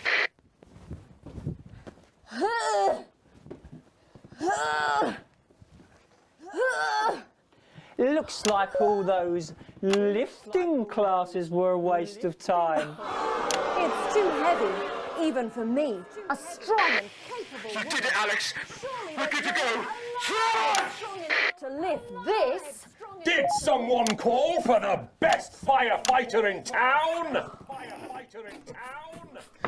Hi! Well done, Captain Evans. You're so much stronger than us. Especially me, the weak old man. It's the least I could do for my community.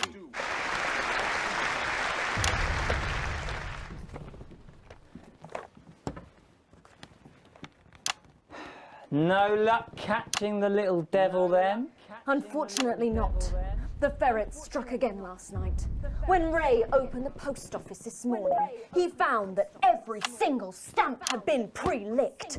My God! Some people have no decency. Sadly, if we don't catch him before tomorrow, we may have to cancel the village fete. Don't worry, we won't let that happen. Will we, Vicar? No. Laura, tell me, why do they call him the ferret? Some say it's because of his sneaky nature. But really it's because whenever he strikes, he always leaves behind the foul stench of urine. Never fear, officer.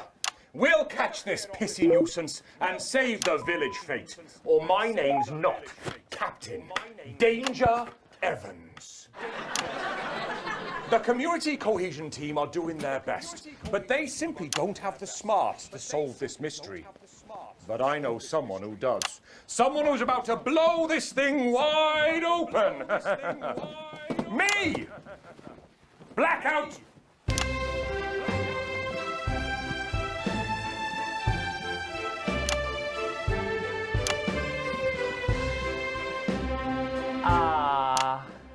It's the morning of the village fete, thanks to theatrical convention. I sure hope everything goes to plan. Oh, look! There's Mrs. Craven setting up her cake stall. And look, there's the motorcycle display team, setting up for a show that will be far too expensive for live television. I'm going to set up the coconut shy. What are you doing, Vicar? First, I'm running the tombola. Then, I'll be selling forgiveness for money. Aren't you judging the jams? I couldn't possibly. Well, that sounded like Mrs. Craven. Looks like someone sucked all the jam out of her donuts. That damn ferret has struck again. Whatever are we to do? Although I'm very competent, I have no idea how to solve this case. I guess we'll just have to cancel the fete. Hold it right there, ferret. Me? Have you been drinking from the fire extinguishers again? Not you, the vicar. I don't know what you're talking about. Admit it. You wanted the village fete cancelled so you could have the day off, didn't you? I already have to work Sundays. I shouldn't have to work 2 days a week. But how did you know? Well, my first clue was the smell. Yes, I do smell of urine. Next, I noticed that the vicar's tongue was particularly dry, almost as if he'd been licking thousands and thousands of stamps. Or perhaps eating Mrs. Craven's baking. Which brings me on to my third clue. The vicar said that he had no more room for jam.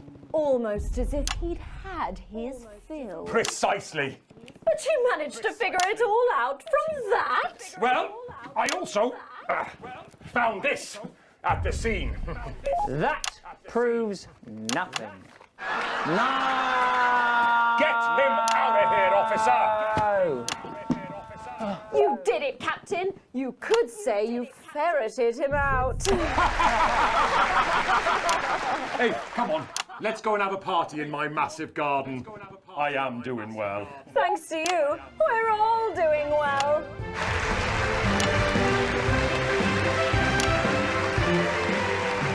Well, that was it, the final ever episode of the Notice Board, and what a way to end it. Thank you as always to Jeff, Philippa and Tommy. After the break, we'll be both dancing and learning, so don't change that channel. We'll be right back. That's the ads. Well done, everybody. Wow! What a brilliant run, eh? After party at my place, eh? What advert is this, Alex? I don't remember passing it for broadcast. I think you made a mistake there. I'm an economist and commentator. You've probably seen me on the news talking about Advance and how progressive their policies are. Well, I was wrong. And I'm here tonight to say I'm sorry. One last push, Alex. We're closing in. One of the guests in the last section is working with us. You'll be asked to censor on our behalf. If you do it right, the final orders will be given. Press the censor button until our symbol is lit up. Get this right, and we're going to win this thing. It's happening, Alex. Tonight we take it back. My friends who had so much more. Over the years, my jealousy grew. So when Advance came to power, I didn't think about the damage they would do. I acted selfishly. I was glad to see the rich punished. I didn't see how backwards Advance were. I didn't understand that rather than tearing down the wealth creators, we should have been helping everyone else to take a seat at their table. Under Advance, the country is poorer. It is poorer in ambition. It is poorer in aspiration. We are infantilized by Advance's naive policies. Policies born from anything. Mom, I'm really not absurd, Are we safe? redistributive fantasies. Johnny just said to ask if you need any touch-up. I have whored myself out to the media to defend the indefensible. That's my shade, is it? I have betrayed my parents. My shade. I see that now. Mum, Dad, I'm sorry. Back to Jenny now. Our only hope, Sorry about that, Sarah. the only Nothing hope, against Tommy. At all, at all. now I said no lies one's died, that's all I can say. with Disrupt. 10 seconds. What's wrong with you? She is in tears. Going in 5, 4, 3. Welcome back to the National Nightly News. Later in this segment, we're hoping to be able to go back to Patrick Bannon at the scene of tonight's shocking Disrupt attack. But first, I'm delighted to be joined by the cast of the smash hit musical everyone is talking about. I'll be speaking with the cast in a moment, but first, let's take a look at them in action. Please give a warm National Nightly welcome to the Novaries.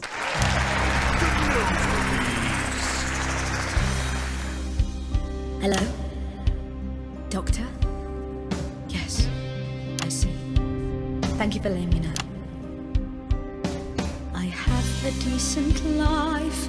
I'm a happy, loving wife. And my job is well paid and fulfilling. I have a husband, John. He's due home soon, won't be long. And I have to tell him something that is absolutely chilling. We share coffee in the morning, and we make love every day. We take time alone together to talk and laugh and play. We prioritize our needs. We do charitable deeds. But the flowers of a happy life are now beset by weeds. I'm home. Oh, darling John. Oh, dearest John. There's something very wrong. I've just had a conversation with our doctor, David Wong, so please be seated. This news will make you feel defeated. The scans revealed a lump. You poor unlucky chum. Is it cancer? Worse, oh, John. We're having a baby. How can this be? Oh, woe is me. Why has this happened to me?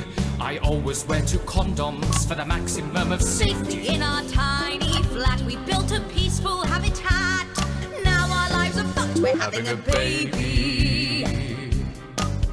Now you can't have any wine at book club. And there won't be any time for foot rubs. Now Now your hair will stink of weed. And you'll start to disagree. And forget about that holiday in Territory 3. No more waking up at 10:30. In fact, you're never going to get a good night's sleep again. No more snap decisions to go on to a club. You'll be lucky if you even make it out to the pub. Why can't we be more like our gay and lesbian chums? The only glue they have to deal with comes from personal bums. Now when I take a sick day at home, The parasite won't leave you alone. how he's wrong! We're our top priority. I look after you, and you look after me. Ain't no trouble and strife, we got a childless life. No one wails and no one bawls. No one draws things on the walls. A happy husband, A wonderful wife, we got a childless life. We're having a baby. We're having a baby. Changing nappies daily. We're having a baby. No more weekends by the coast. Now your kid is uppermost. It's more than a passing craze to have childless days. We're having a baby. Food and drink thrown everywhere. Death trap toys at the top of the stairs. Every parent prays to have childless days. We're having a baby. No more spas and no more We're having a baby. 18 years on bills at least. save Time me. for a whole new phase. These We're having a childless baby. One more thing before the show begins. Have you considered that you might be having twins?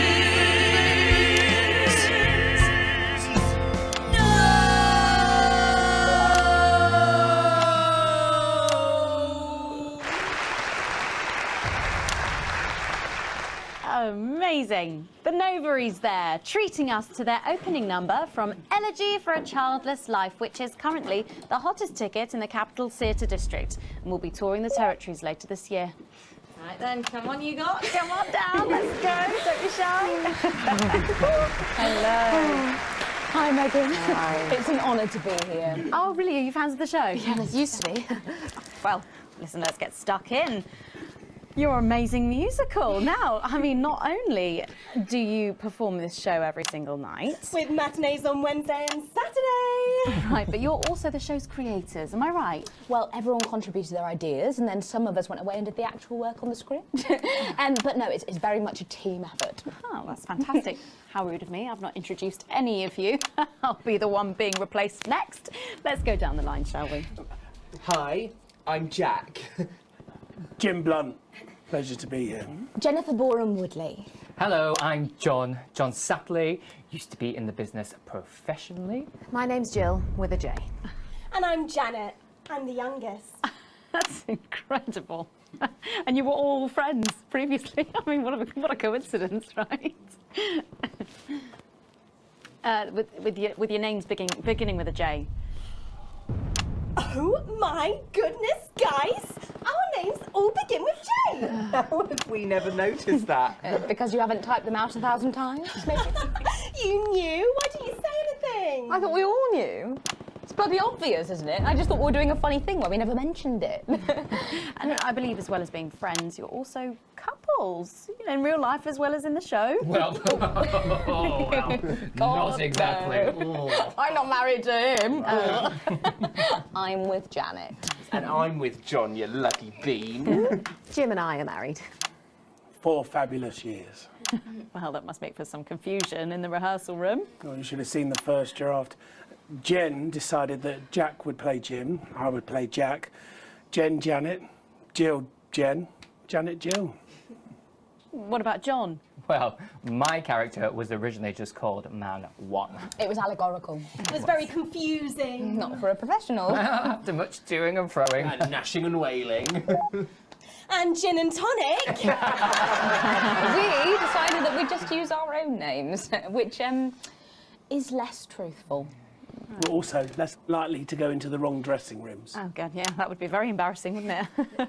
Of course, when I first wrote it, we were only meant to run for a few nights at the Mimbley Village Hall, but when I registered it with the Department for Culture, it caught the eye of someone high up, and before you could say overnight sensation, we were transferring to the capital! It's all been a bit of a roller coaster, really. Yeah. I'm only 19. I'm the youngest. You really don't have to repeat that. I had to give up my job as a mortuary technician. Well, yes, we all had to move to the capital. I love that job. It's been a very turbulent time. So peaceful. No singing. This piece isn't political. Stand by, Alex. Make sure our symbol is lit. And why you shouldn't have them.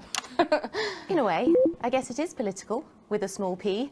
After all, we are a solid unit, and eagle-eyed audience members will see we nod our heads to advance on stage throughout, and we target the messaging at women aged 22, well, about 35, as they're the most likely to be afflicted by this terrible problem. Terrible problem. Having children. Well, you understand, Megan. You clearly agree. Wow, this isn't about me. Of course, we see that there are advantages to a family unit, but eagle-eyed couples watch as the little parasites advance on their lives, and there's no time to play the guitar, get through a book, or watch a movie. They're exhausted, passed out on the couch by 20 to 9, for God's sake. You're very chatty tonight, dear. Usually I'm the chatty one, because... You're the youngest, we know. It's not a badge of honour, Janet. Janet, please, Jennifer. Oh, well said, John. Thanks, Janet. Got you back. So could you just tell us what is the play about? What happens in Yes. it? Well, Go ahead. it's a tragedy, obviously. Jennifer, myself, and John have their child, and then the story charts the downfall of their hopes and dreams. And there's lots of singing. And dancing. A lot. My character works at a menu centre for a distribution unit. Eagle-eyed, she sees her friend's rapid advance to a pit of despair. Becoming a target for children's TV advertising at the age of 22, she decides to take drastic action. I can't really say more, though. I probably said too much already. Yes. Let's not spoil the second act for anyone who might come to see it. Which should be all of you. For too long, we've been told that a life without children is somehow incomplete, that children are a blessing. Well, I've done the research, and they're not. Besides, there's already loads of bastards running around all over the place, so... We just want people to have the option of a happy, child-free life without stigma. You know, when I was 14, before I had come out, I had an experience with a girl called Julia Jacobs. She was an experiment, I guess, you know, a chance to dip my toes into the... Fascinating. Well, thank you all so much for coming in tonight. I really hope you keep them dancing in the aisles for many performances to come. The Noble Fair. And I am pleased to say we can now go back to Patrick Bannon to get the latest from the scene of tonight's horrific events. Patrick, are you okay? Thank you, Megan. This is Patrick Bannon reporting from the scene of tonight's devastating and symbolic attack tonight this evening. An attack which I myself have found myself caught up in. I'm still a little dazed and a little deaf, Megan, so I hope you'll forgive me if I seem that it's time to speak with the Prime Minister. Mrs. Salisbury, that's you. You're still here. The Prime Minister. I couldn't leave, not when there were people that needed help. Any team player would have done the same.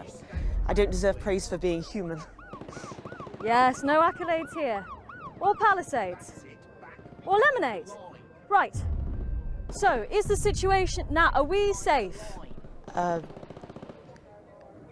Yes, the security services performed their duties without hesitation, and I would like to assure the public that although there have been some injuries, there were no civilian deaths here this evening. Oh, that's good news about the Sorry, did you say no deaths? That's right. No civilian deaths. Just the 4 disrupt terrorists curtailed by law enforcement, who were, as always, so cohesive. If I may, I have a message for your viewers. Of course, the camera, there's the speak there, on the camera there. Stay at home tonight. Do not become another casualty of war. Disrupt have had their moment, but as the dear departed Peter Clements once famously said, it ends today. Thank you, Prime Minister, for those strong words of strength. Back to the studio. Megan, now in the studio with Megan Wolf now. Patrick Bannon there, bravely reporting from the front line of tonight's horrifying bombing. Maybe you need to get checked out, Patrick. Well, that brings us to the end of tonight's National Nightly News, but before we go, one final thought. Throughout the programme tonight, we've been receiving reports of disrupt activities throughout the territories. Just gonna rest in getting those words to you, to the many hundreds and thousands gathering to invade team headquarters. As I speak, we are turning the tide, and it is time for change. Tonight we topple their regime, and we also silence their mouthpiece, Channel 1. Time to wake up. The military have been actioned, and well, it's pretty scary out there tonight, so stay at home and stay with Channel 1, because the team has assured this programme that the turbulence will soon be over and we can once again focus our minds on building the new future with equality, fairness and resources for all. My name is Megan Wolf. Let's make tomorrow better. Damn it, Alex. Tonight is the beginning of the fall of advance. Watch Jet, 11 o'clock. Charges reached, sir. Permission to detonate. Permission granted, old friend. We are going to detonate. Look out of your window, Alex. See what you helped make happen. She's coming down.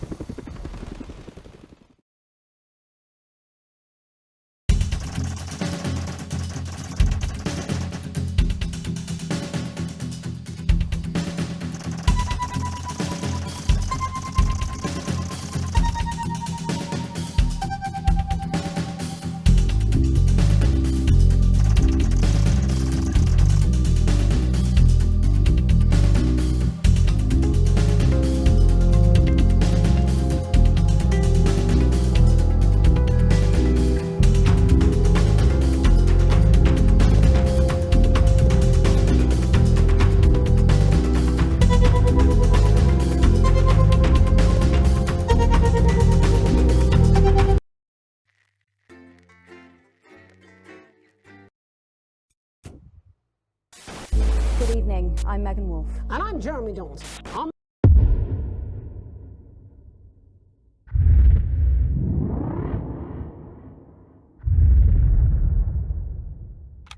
Alex. Here we are again.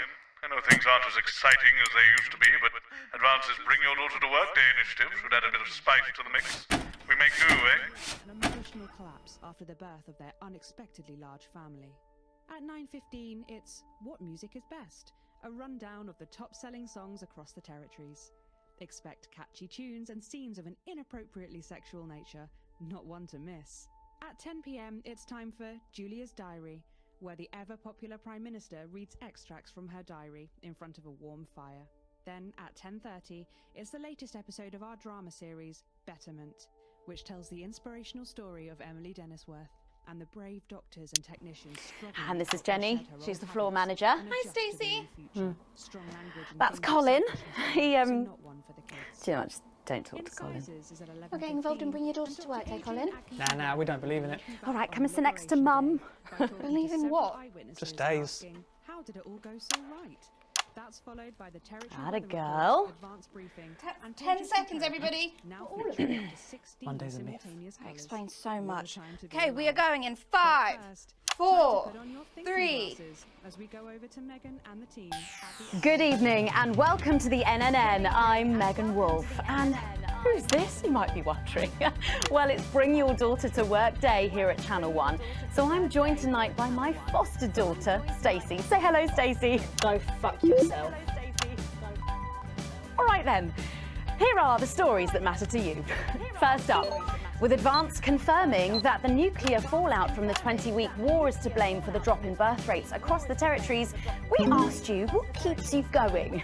I know that I, for one, was quite deflated when I heard about this, but reading all your submissions has really put the smile back on my face. This is from Sonia in Larkfordshire.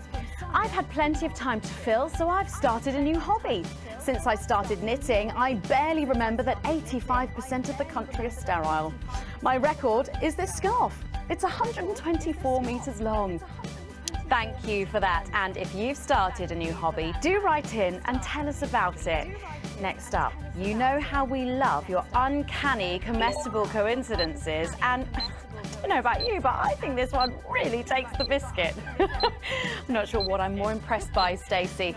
The things our viewers spot, or the unbelievable way our menu centres are now able to feed every team member every single day. Greg from Proddington has sent us this lovely photo of their breakfast, saying, I couldn't bring myself to eat my toast this morning because I could swear it bore the spitting image of the great Julia Salisbury's relatable face. So I had to make do with a plate of butter and 2 spoonfuls of jam. Do keep those coming in. Come on, can you have a go? We've just got time for one more of your stories, and this one is an inspiring story of rehabilitation. That's it, just tell us who it's from, yeah, and then read it out, okay? Apparently, this is from Sherry in Pendant. Here I am, just 6 months out of betterment. I'm healthy, sober and working thanks to the facilities I had access to on the inside. I'll never have to go back to my old life of stealing cars and burning down charity shops. I just wanted to share.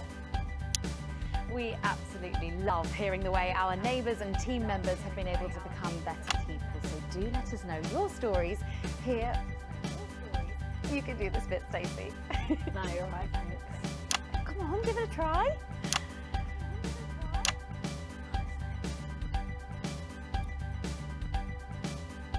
Let us know your stories here at the NNN.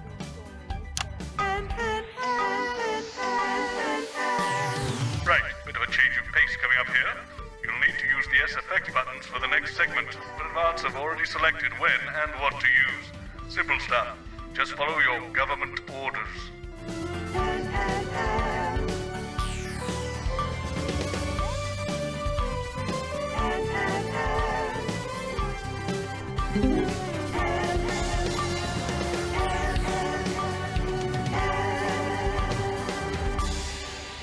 First up tonight on the NNN, it's time to celebrate this week's team lottery winners live from the Shakespeare Theatre right here in the capital. We're going to hand over to Julia Salisbury. I suppose you don't think much of her either, eh, Stacey? She's got a lot more going for her than you wankers. Okay. Surprising vote of approval there from Stacey. Let's go live to that right now. Good evening, everybody, and welcome to this week's Team Awards. Of all the many duties I have as team leader, this is by far the most pleasant. As I so often say to you, the uneven past is now, following the demise of Disrupt, firmly behind us.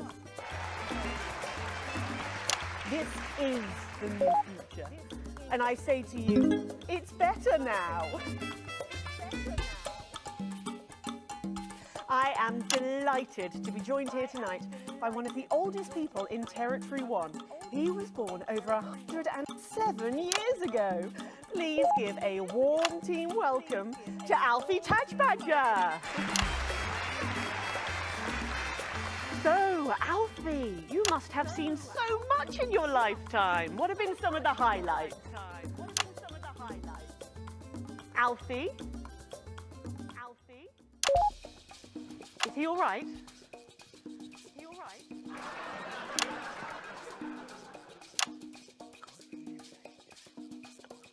His hearing aid isn't turned on. Oh, could you turn it on?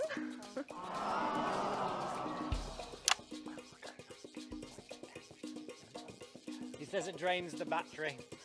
Well, will you tell him that we'll buy him a brand new battery after the presentation?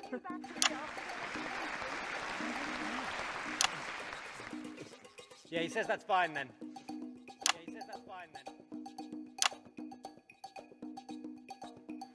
And I will help him with that, yeah. If you would. Sorry, can't get the staff. Yeah. We got it. So, Alfie. What? You're 107 years old. Oh, don't bloody remind me. Would you like to tell the audience what that's like? Well, where is everybody? Out there, in the dark. Oh, bless him, it's not just the ears. Who are you? 2 sugars, please. I'm Julia Salisbury, the Prime Minister. I love this story. Who are you really? No, I really am the Prime Minister. Oh, you're a you know... A woman? Yeah, a woman. One of Women can do anything men can do these days, Alfie. Oh, can you piss standing up? I can't say I've ever tried. No, I didn't think so. 2 sugars, please, and not too much milk. Shall we get to the awards, Alfie? Are you going to ask me about my life? Well, I'm not sure we have enough time left now for that. So... When I was 9, I wanted a pet, so I asked me mum and pap. There was no television then, back then, you know. We made our own entertainment out of coal and roadkill. Well, that's fascinating. So they got me a pet, see? But it weren't a dog. They told me it were a dog, but it were a stone. A stone? Yeah. So I called it Patch, which was a popular name for a dog back then on account of the king having a patchy face. And I decided to introduce him to pretty little Gertie Thimble, who lived up the road. Oh, how romantic. She threw my dog in the river. That was the day I decided I'd never marry. And that's the secret to your long life? Oh no, I've been married 7 times, divorced 8. There was a mix-up with number 3, see? Yes, I'm just lucky. Are we going back to the home soon? Soon, Alfie. First, let's turn to the reason we're all here, the weekly Territory 1 Team Awards. First up tonight is a lady who really knows how to put in the extra hours. She works at a transition centre in Hamble-Bamblebury, and she has single-handedly allowed more families to unburden each other than any other nurse in Territory 1. In the uneven path, she'd have been locked up. Tonight, she is being honoured as a team player. Please welcome Daphne Snister.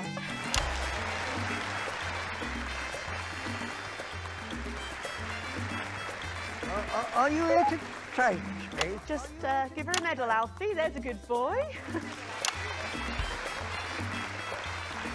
Doctor, I mean, 2 sugars, please.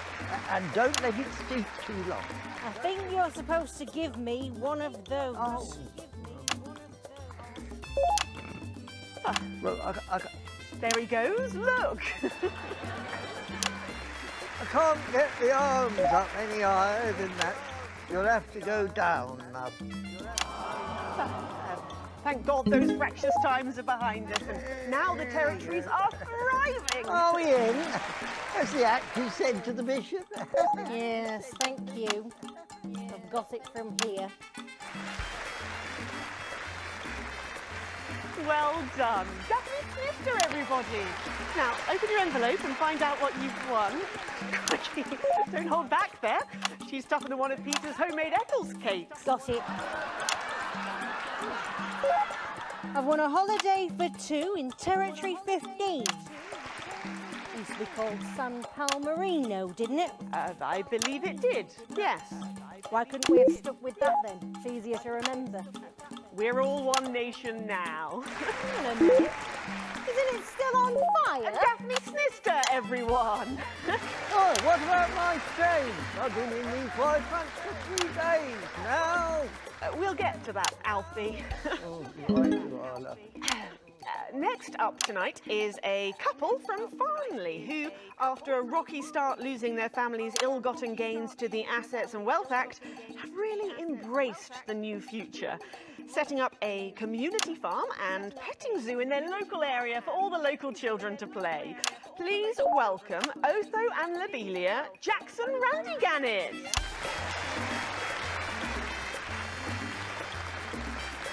Medal, Alfie. You know, when I was in the trenches, I had a pal called Scotty Wilson.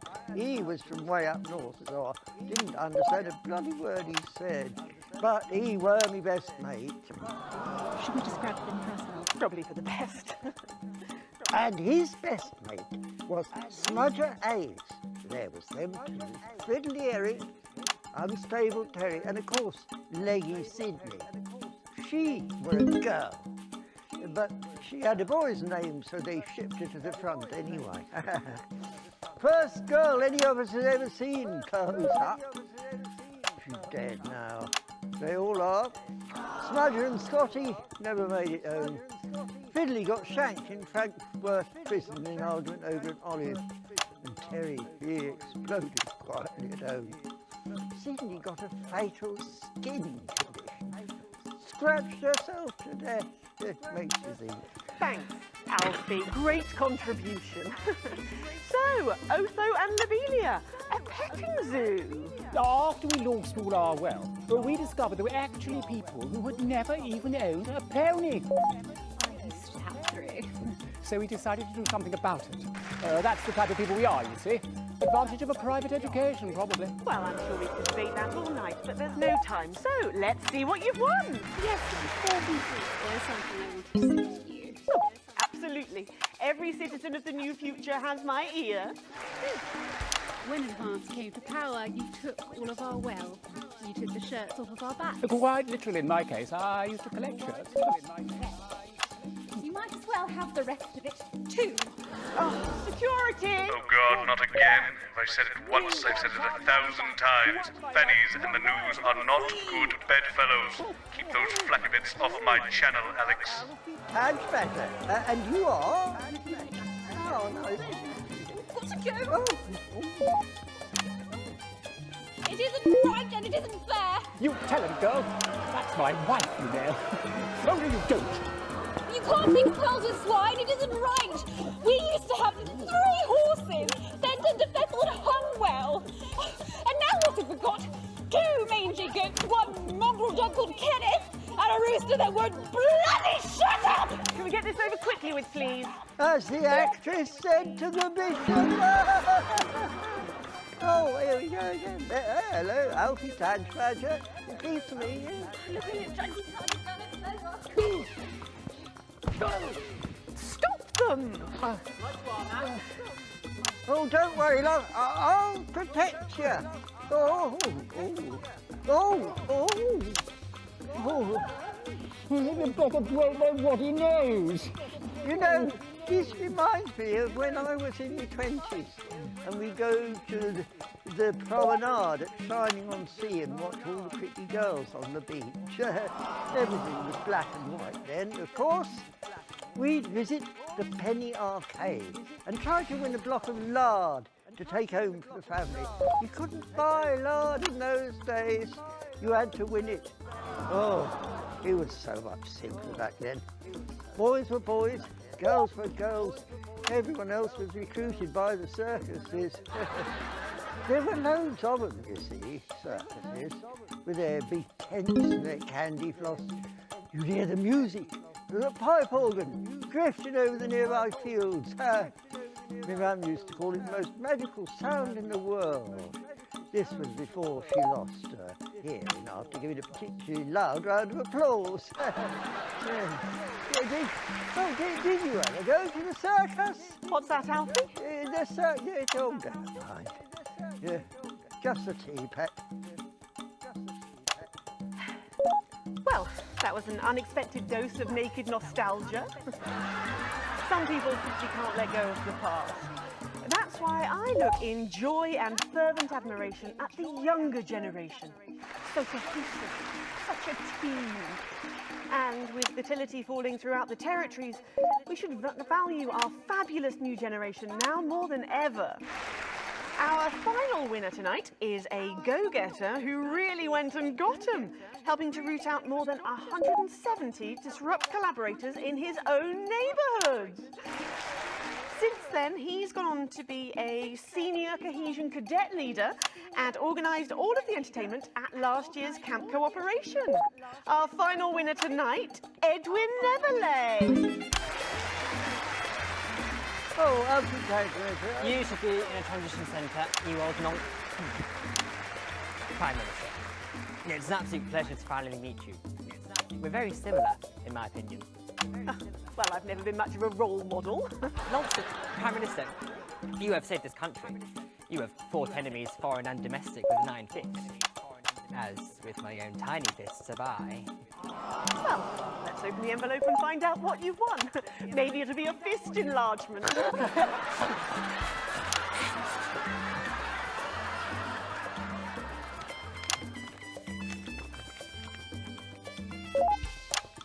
A year's internship as a behaviour coach at Betterment.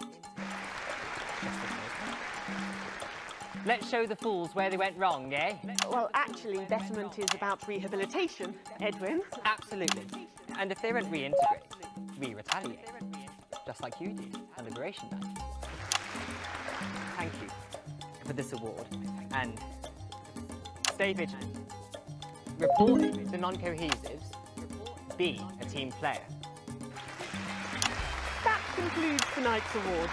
Join me next week when, hopefully, things will be a lot more normal. Back to you, Megan. Prime Minister Salisbury there at a highly eventful team awards ceremony. Any thoughts on this week's winners, Stacey? The nurse was fucking scary, the pretties were saggy, and that little prick will never lose his virginity.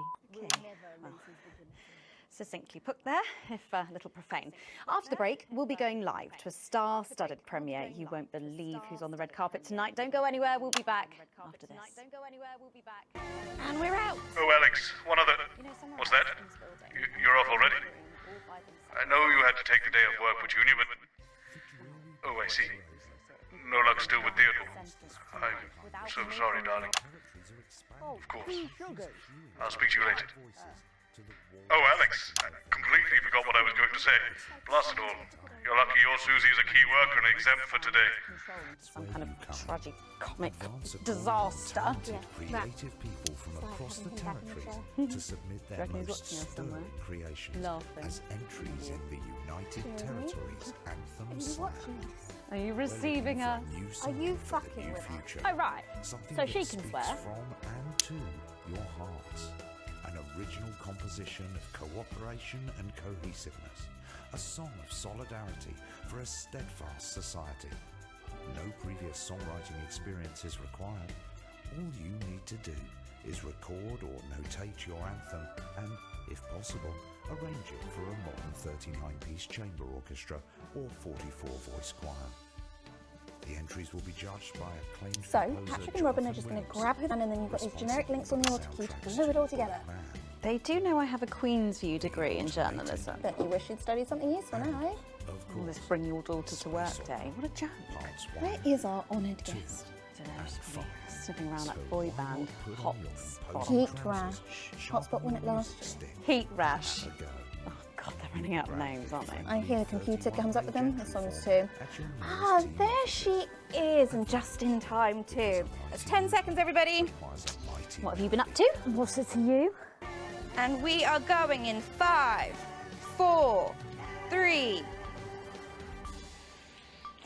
Welcome back. Stacey's still here. Wishing she wasn't. Thanks, Stacey. And in this segment, we're delighted to have sent Robin and Patrick to the movies. Yes, tonight is the world premiere of The Automated, starring Lawrence Blunderclatch and the late, great Helena Canterbury Boatshoe. And all the stars are out tonight. We first covered this film almost 5 years ago, back when it was called The Medicated. Then, for mysterious reasons, the film was suddenly pulled the night before its release. Well, since then, executive producer George Focus has spent 5 long years polishing the film and turning it into a special edition premiering tonight. With extensive state-of-the-art visual effects and a top-quality voice team, George says it's the movie he always wanted to make. Now, let's take a look at it.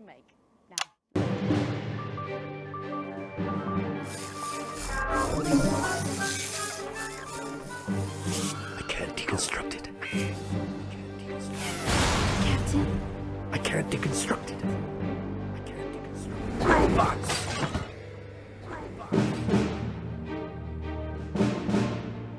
Is this a wig? You think I don't grow that? No, Dick, I'll kill you. Think of Sat, I'll kill you. There's something on your face, Chief Harrison! I wish you were real, baby. Flesh and blood. Captain Quasar. But you're just ones and zeros, baby. If only I'd noticed. Captain Quasar. You rusted, but I didn't notice. Captain. I'm buffering, Dick, you said. Got one on you. God damn it, blast it all! Here's a map. What's a map? Okay, so head north on Interstellar Avenue, left at the asteroid belt, and a tricky 3-point turn at Uranus. What are these symbols? This corner, this is the key. We could shut it down. Yes, we could shut it down. Yes, we could shut it down. But we have to ask ourselves, who are we?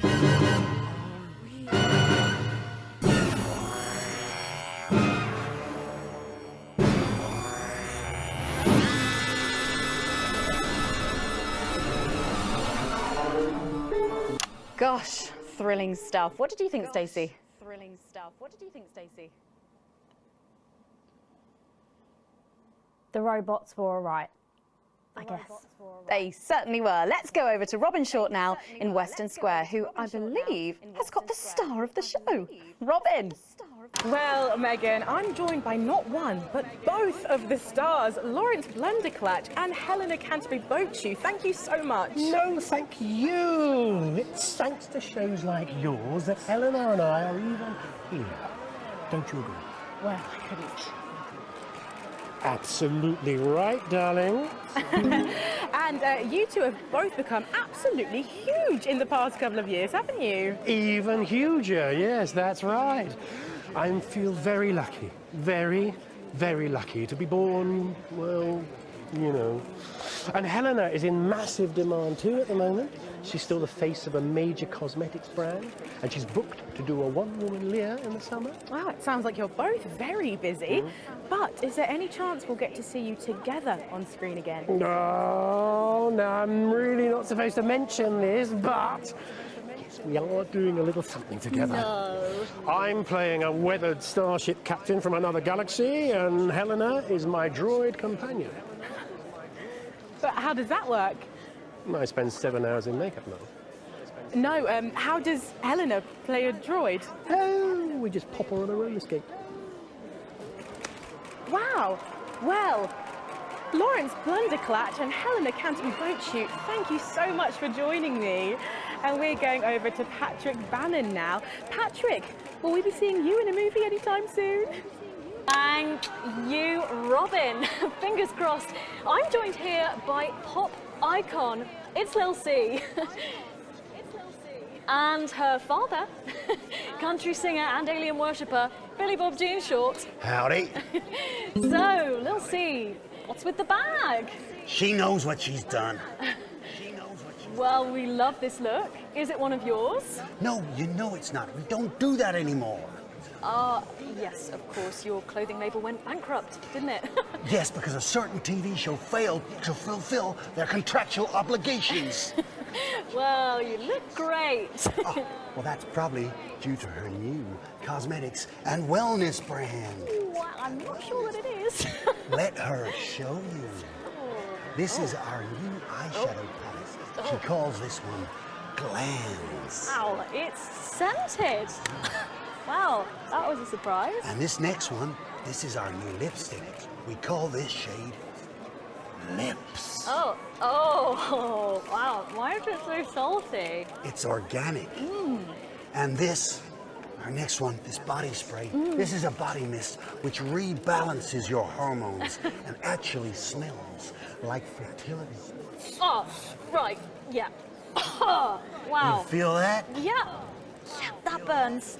Oh. All this is part of Lil C's new range, straight from my veins. Oh, good lord. Breeze Craiglor! So, you're retiring from the music industry. That must be hard. Well, she's way past her prime, Patrick. It was very hard for her to accept at first, but the industry's very, very sure about these things. Well, you sure we can't convince you to release just one last album? We do actually have another album ready, but that's for the label to release in case she dies over the next 10 years or so.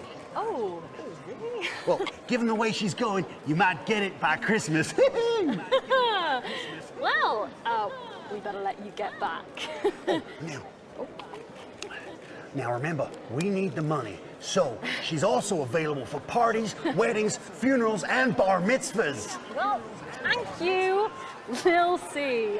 That's Lil C there. Oh, and it looks like Robin has got hold of Jesus. Is it obvious I'm sweating, Robin? It absolutely is, Patrick. Jesus, I almost can't believe you're here. How have you been? You know, I like to walk amongst the peoples every now and then. It makes them feel close to me. Right, yes. And to be close is to be human. And to be human is to be apart. Oh, that was good, write that down. Hey, Rachel, write that one down. It's good to see you've done so well for yourself. Thank you, my child. You know, I have you to thank for that. If it was never for your show supporting me and my music, I never would have transcended. Now, there are rumours going around that you might be running for office. Is there any truth to that? Yeah, that's absolutely true, yeah. But you're aware that elections have been suspended in the territories? No, I'm not running to be no Prime Minister. Oh, you're not? No. I'm going to be King of the Moon. King of the Moon? Yes. No, sorry. You're running for King of the Moon? No, not running. It's my birthright. And does this have anything to do with promoting your upcoming hip opera, Jason Space? Hush now. Cynicism is so unmoon. Okay. And how long will this last? Will it go the way of last year's Living as a Mouse fiasco? Or maybe your foray into ventriloquist beats? I don't make the moon rules. I merely live by them. So, are you looking forward to seeing The Automated? You know, I don't believe in film. Thou shalt keep thine image still and holy. That's track 4, Jesus Christ Megastar. Okay, thank you for your time, and good luck with your new life in space. And with you, my child.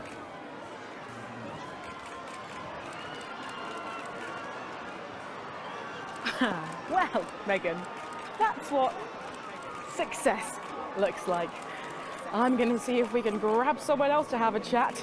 Back to you.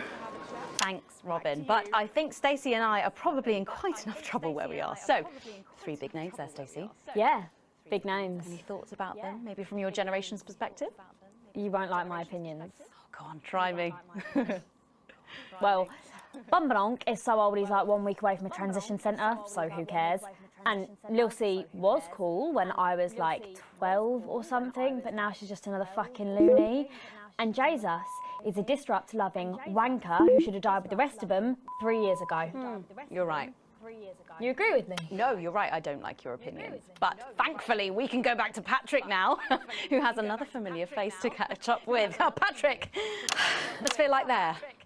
It's absolutely buzzing here, Megan. The anticipation is killing us. But a little birdie's told us that any moment now, we should get a glimpse of someone incredibly popular with our viewers. A favourite destination for many of the fans. Yes, the the Mayor of Bumley will be arriving literally any second now. No sign of him yet, but as you can tell, the atmosphere here really is something else. Patrick Bannon, NNN, what's it been like since Bumley got so popular? Well, it's been wonderful.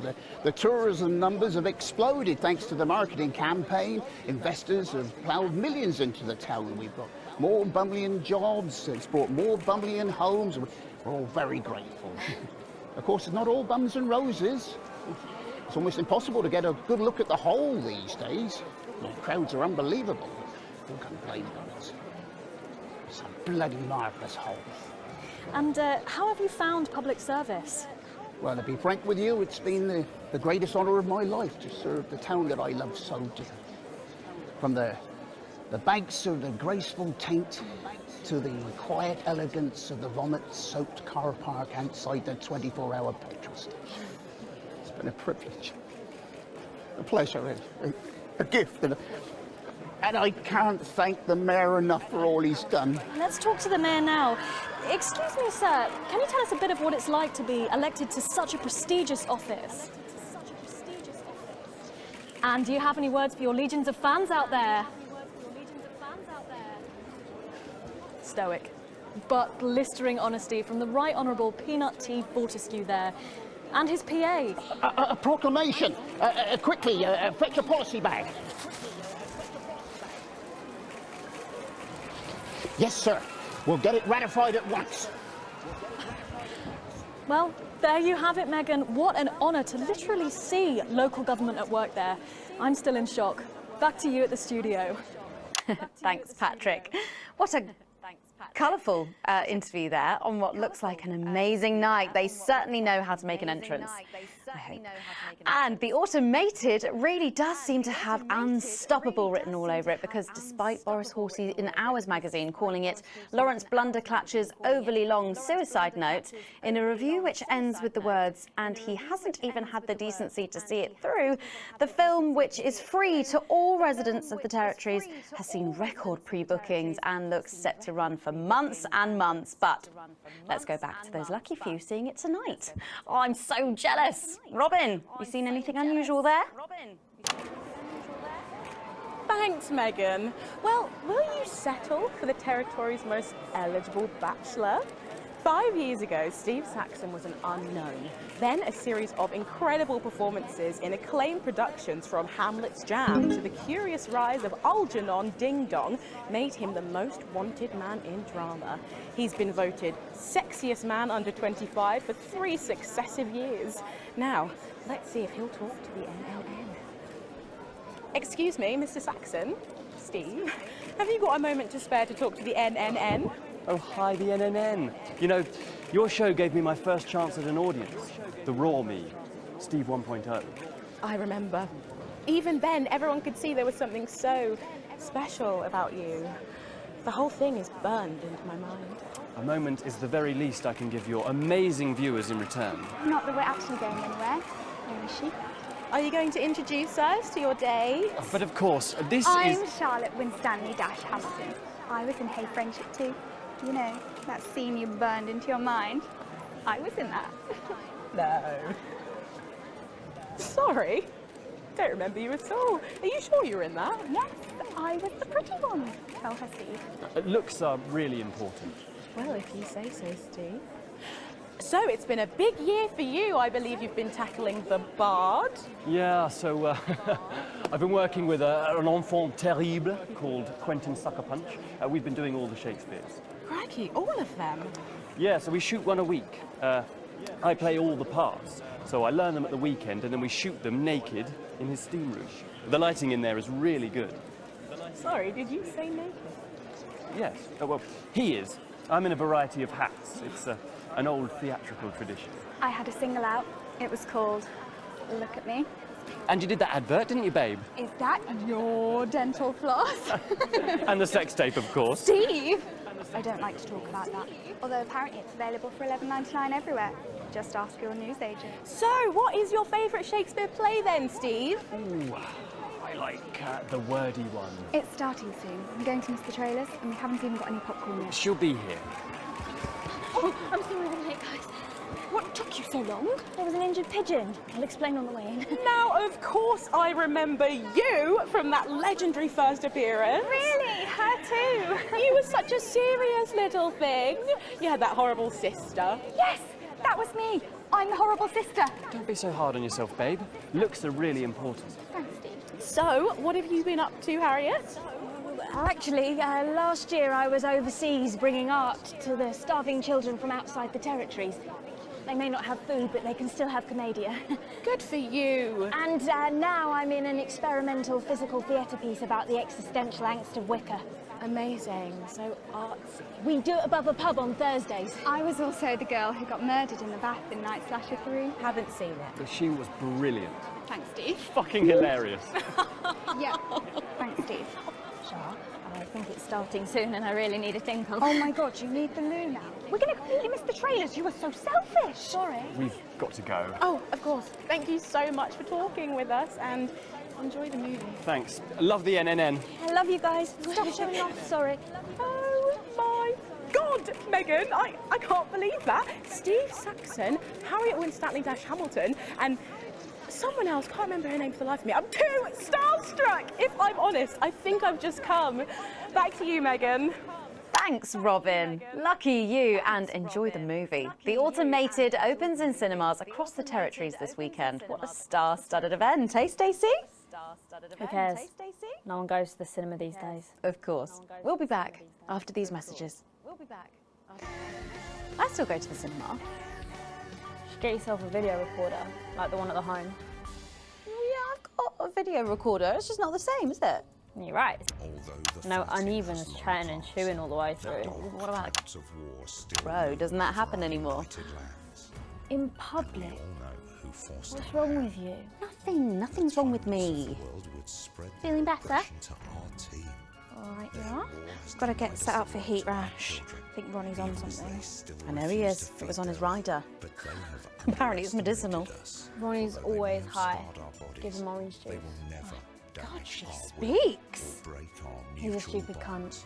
And just like that, you wish she wouldn't. May be challenging, but happiness is everywhere. Satisfaction radiates. We seem to be a bit bunched up at the moment. Oh, don't worry. It's so cool. It's what now? Than ever before. Oh, here's Megan. She's going to be interviewing you. Hello. Hi. This is her. This is Stacey. Well, hello there, Stacey. Fuck off, Ronnie. Right.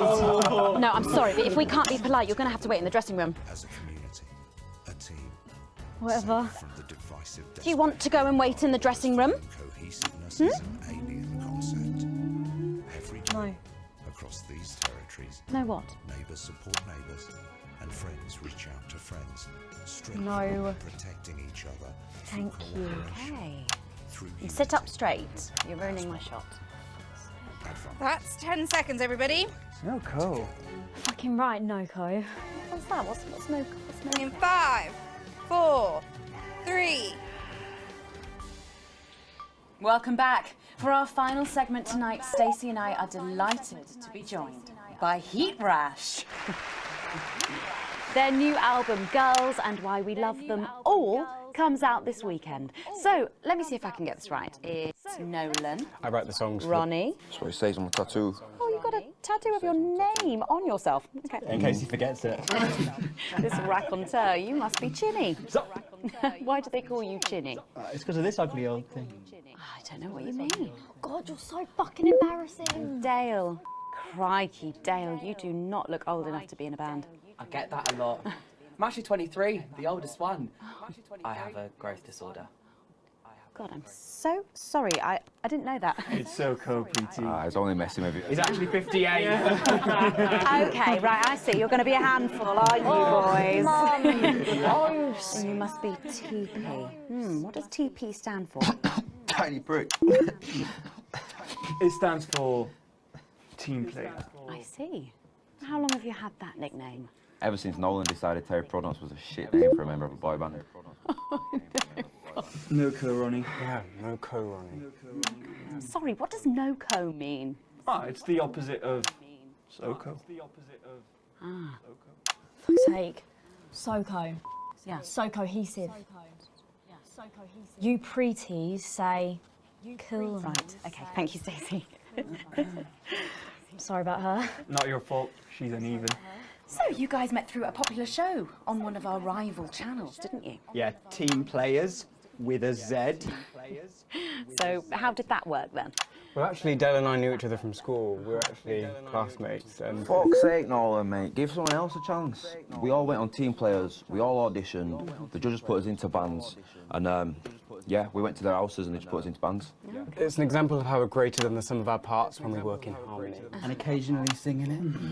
So every week on the show, they get these bands and they give them a song that the producer just found from under the bin somewhere. Actually, I write the song. And the public would phone in and decide which song they like best. Right, and then the losers would be eliminated. Yeah? Mum. What? Noko. Pretty. So Noko. The band who get the most approval get to play their song again. Sure. So what happens to the losers then? Mum. What do I keep doing wrong? We don't use the L word anymore. You mean losers? Would you please stop saying that? That word is a pejorative. It's a word designed to diminish. At Go-Getters, I learned very early that we only win when everybody wins. But, sorry, that's not real life, is it? That's just sports board, no? I thought you were Soko.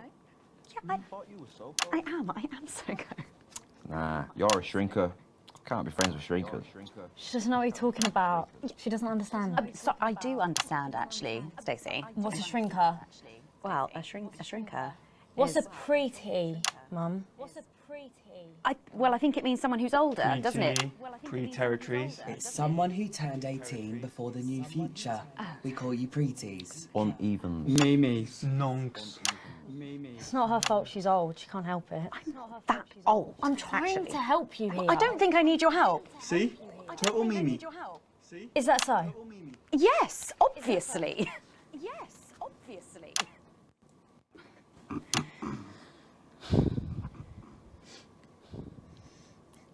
You know what the real problem with you lot is? You just can't get over the fact that your beloved Disrupt are gone and you just don't fit in anymore. But the truth is, Disrupt were violent, no-co pricks being led by a fucking psycho. I'm glad they lost, and you should be too. Listen, not everyone over 30 supported Disrupt, Stacey. Not everyone, no, but one fuck-off lot of you did.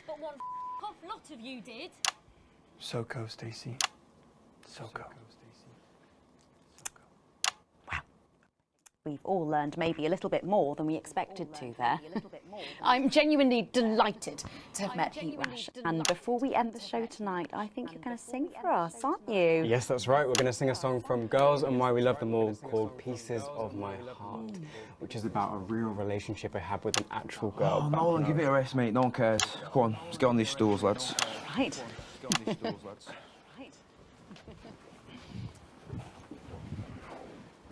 So, Stacey, can I get your contact? Oh, she's 15.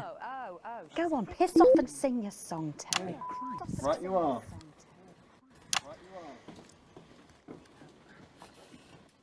So, here they are with their latest single, Pieces of My Heart. Are you excited, Stacey? Not for me, no. I only listen to blip music and a bit of jizzcore. Pop music is... Ah, yes, I know I meant to mention this earlier.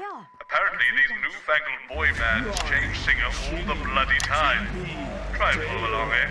Keep the shot on whoever is currently singing the lead vocal.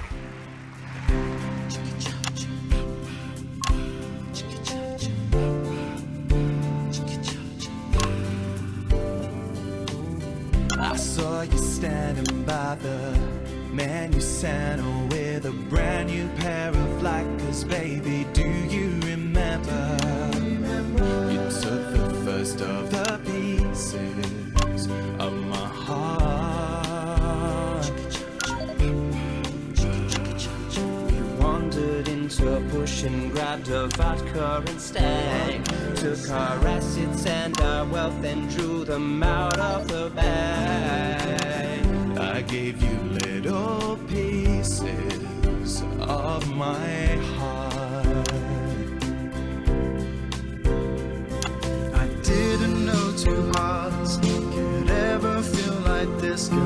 It's like you were custom made for me by Remington's fist. I take all of the loves that didn't last and leave them in the uneven past. Share the new future as my bride. You snatch me inside. There's no need to hide all the times that you cried. As my old man used to say, you blow me away. I just want you to stay. I don't want you to pay. You make me crazier than Neil today. On Liberation Night, girl, I was sitting beside you. We sat there shaking all the way through incisors. We held each other as things fell apart.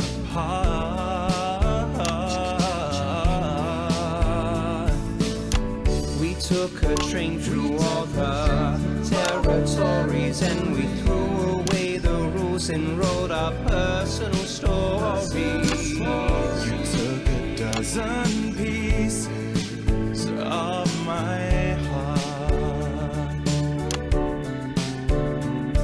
I didn't know that life could ever feel like this, girl. It's like you were custom made for me by Remington's fist. I take all of the loves that didn't last. I leave them there, the uneven past. Share the new future as my bride. Snatch me inside. There's no need to hide all the times you have cried. As my old man used to say, blow me away. I just want you to stay. I just want you to play. You make me crazier than Neil. Make me crazier than Neil today.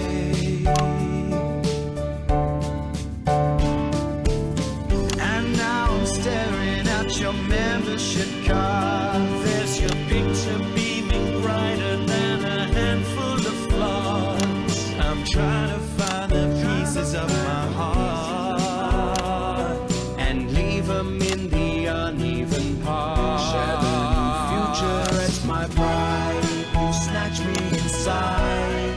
There's no need to hide all the times that you cried. As my old man used to say, blow me away. I just want you to stay. I just want you to play. You make me crazier than Neil. Crazier than Neil. Crazier than Neil today.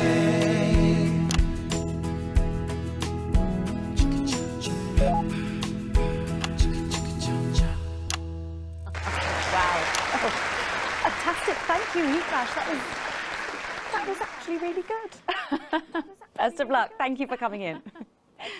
Now it's almost time for final thoughts tonight, and I've actually asked Stacey to write a few, and they're just being programmed onto the auto cue now. Now I have no idea what she's going to say, so fingers on that bleep button in the broadcast room just in case. Take it away, Stacey. Take it away, Stacey. My name is Stacey.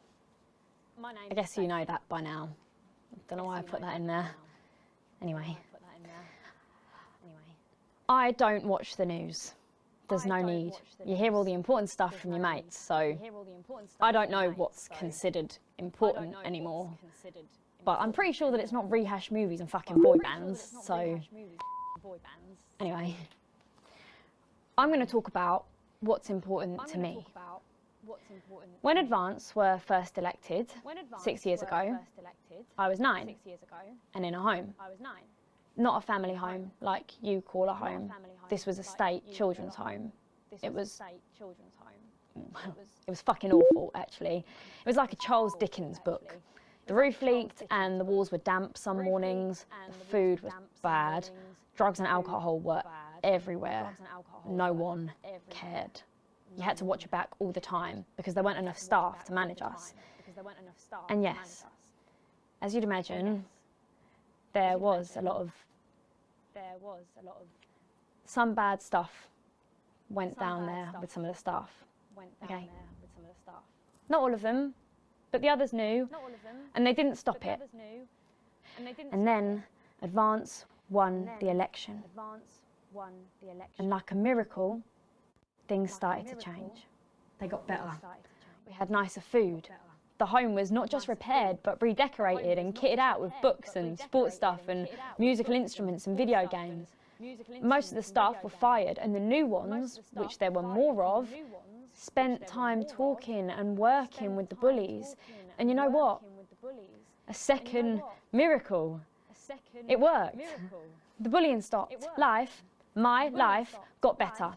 Because finally, there was enough money to do the good things, and Advance had the guts to do it. I joined Go-Getters, and on Liberation Night, that gave me a group of friends that I could talk with when the bombs went off and the power went out. Another miracle.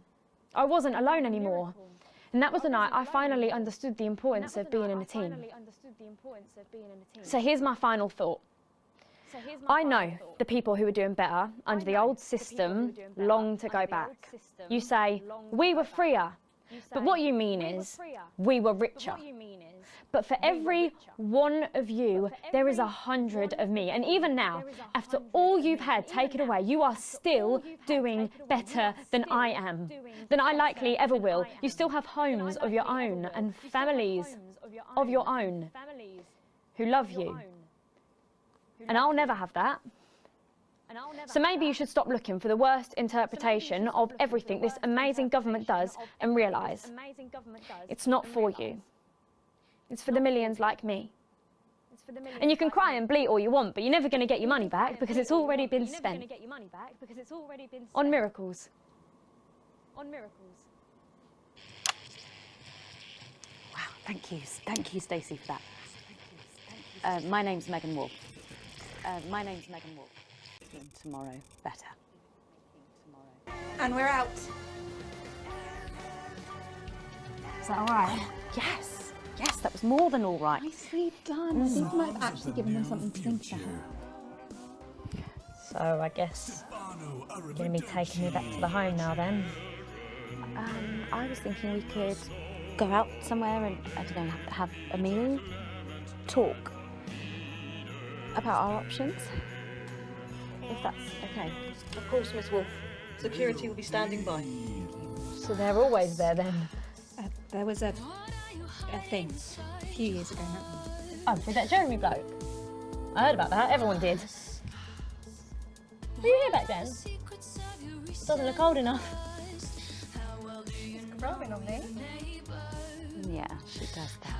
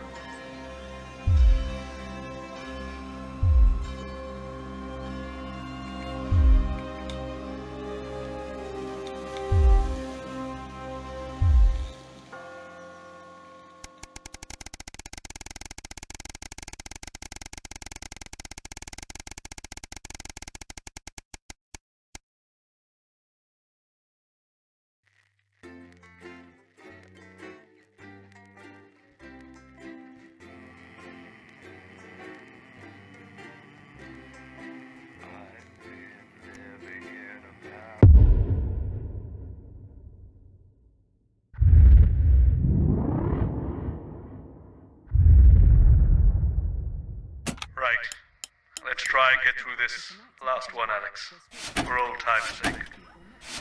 I know Advance have allowed your equipment to fall into disrepair. It's all gone wrong since they took over. Not that the alternative was any better. Those dangerous bloody psychopaths to disrupt. Still, the show must go on. One more time at least. Quick point before you start. We're still having a few problems with the machinery.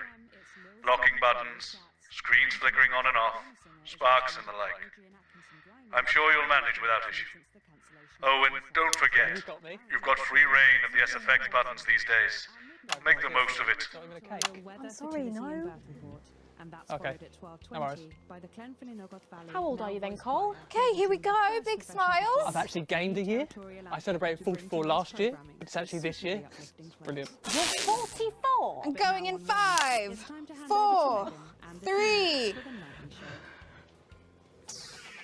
Good evening and welcome Spice it up with some audience responses, Alex. I'm Megan, and I'm joined, as always, by the inimitable Robin and Patrick. How are we? Well, we have got so much going on tonight. I'm excited. I'd say I'm about a 12, Megan. On the excitement scale? Yeah, exactly. We have got so much SoCo stuff coming up. We sure do. We have celebrity chef Jordan Rankley, who will be cooking up a storm. We'll be announcing the winners of our big competition, Visions of the Future. And we'll be joined by a very special guest for a game of Wheel of Truth. And I'll even be showing you how to make your own Leaders' Day gifts. We've got all of that and so much more tonight on The Nightly Show. With SFX, less is more, Alex. We have grieved our loss, and we have hardened our hearts. We have lived with death, and we no longer fear it. There is no price too great for liberty. I can be silenced, but your thoughts cannot. And each day, just like before, we gain hearts and minds. Because the truth is like that. Irresistible. We're back, and we're only getting started.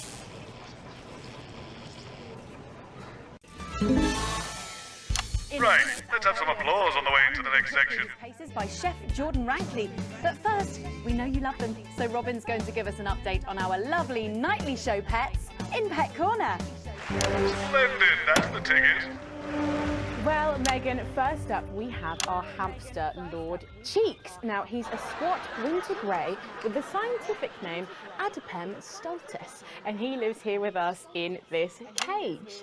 Hamsters love hoarding, and they actually have special pouches in their cheeks for storing food. He loves carrots, apples, and chewing tobacco.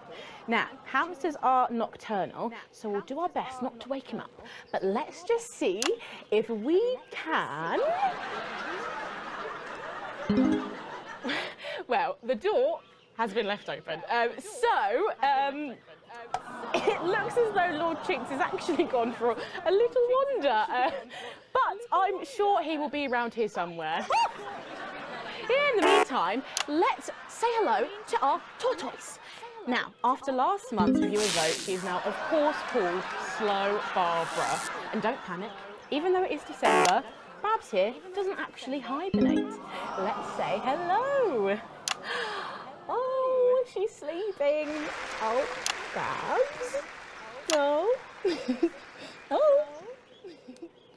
Oh. Those are our Nightly Show pets, Megan, both alive and well. Back to you. Are you taking the piss now? We'll check in on them, or some very similar animals at the same time tomorrow. Now then, I hope you're hungry, because if not, you're about to be. Patrick Bannon is with Chef Jordan Rankley, and they're going to be showing us how to knock up a delicious apple pie. It's time to go into the kitchen. That's right, and I'm joined here by Chef Jordan Rankley. Welcome to the Nightly Show kitchen. How does it compare to the kitchens you're used to? I love the colours. It's vibrant. It's fresh. It's fun about all the arseholes. Yes? Sorry? What? So, you own 6 restaurants, you've been awarded 9 Ballon Massifs across your career, and you've worked alongside the best chefs in the world. Tonight you've got me. Oh, are you worried? Am I fucking worried? Are you worried? Are you fucking worried? Yes. So, what are we making today, Chef? So, we've got a family over for Leaders' Day. They're hungry. We're going to make them a delicious apple pie. Ooh, lovely. It's got sweetness, it's got the acidity of the fruit, and then you get the richness of that pastry. Incredible. Wow, okay, so where do we start? So we're going to start by making our filling. So we've got about 1 kilogram of fresh cooking apples here. Fucking beautiful. And we're going to slice these up perfectly. And then straight into the pan. So, your new show, Demon Kitchen Heart Eater, starts on Friday here on Channel 1. So, tell us about that. So, teams of young chefs come into my kitchen, and one by one I destroy them emotionally. And if there's time, I teach them some basic knife skills. Fuck me, Patrick. What are you doing? What? Shit. Is that how you cut? Fuck, you'll lose a fucking finger. Don't worry, I've got spares. Right, so once we've done that, we set these aside whilst we make the pastry. Yeah.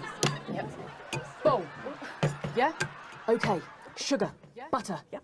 We mix that together, and then a whole egg. Okay. What are you doing, you fucking donkey? Are your brains the size of that fucking egg? Oh, no, chef. No. Shit. Right. Mix that with a wooden spoon and work in that flour, okay? Work that into a nice ball of dough, just like that. So, what does the notoriously fierce Jordan Rankley do to unwind? Shit in bed. Yeah. What's that? What is that? It's a bit lumpy. Lumpy? It could fucking pass for a sack of spuds. Touch that. Touch it. Yeah? Pathetic. That goes into chill. Now, we're mixing our filling. Okay. Apples, sugar, cinnamon.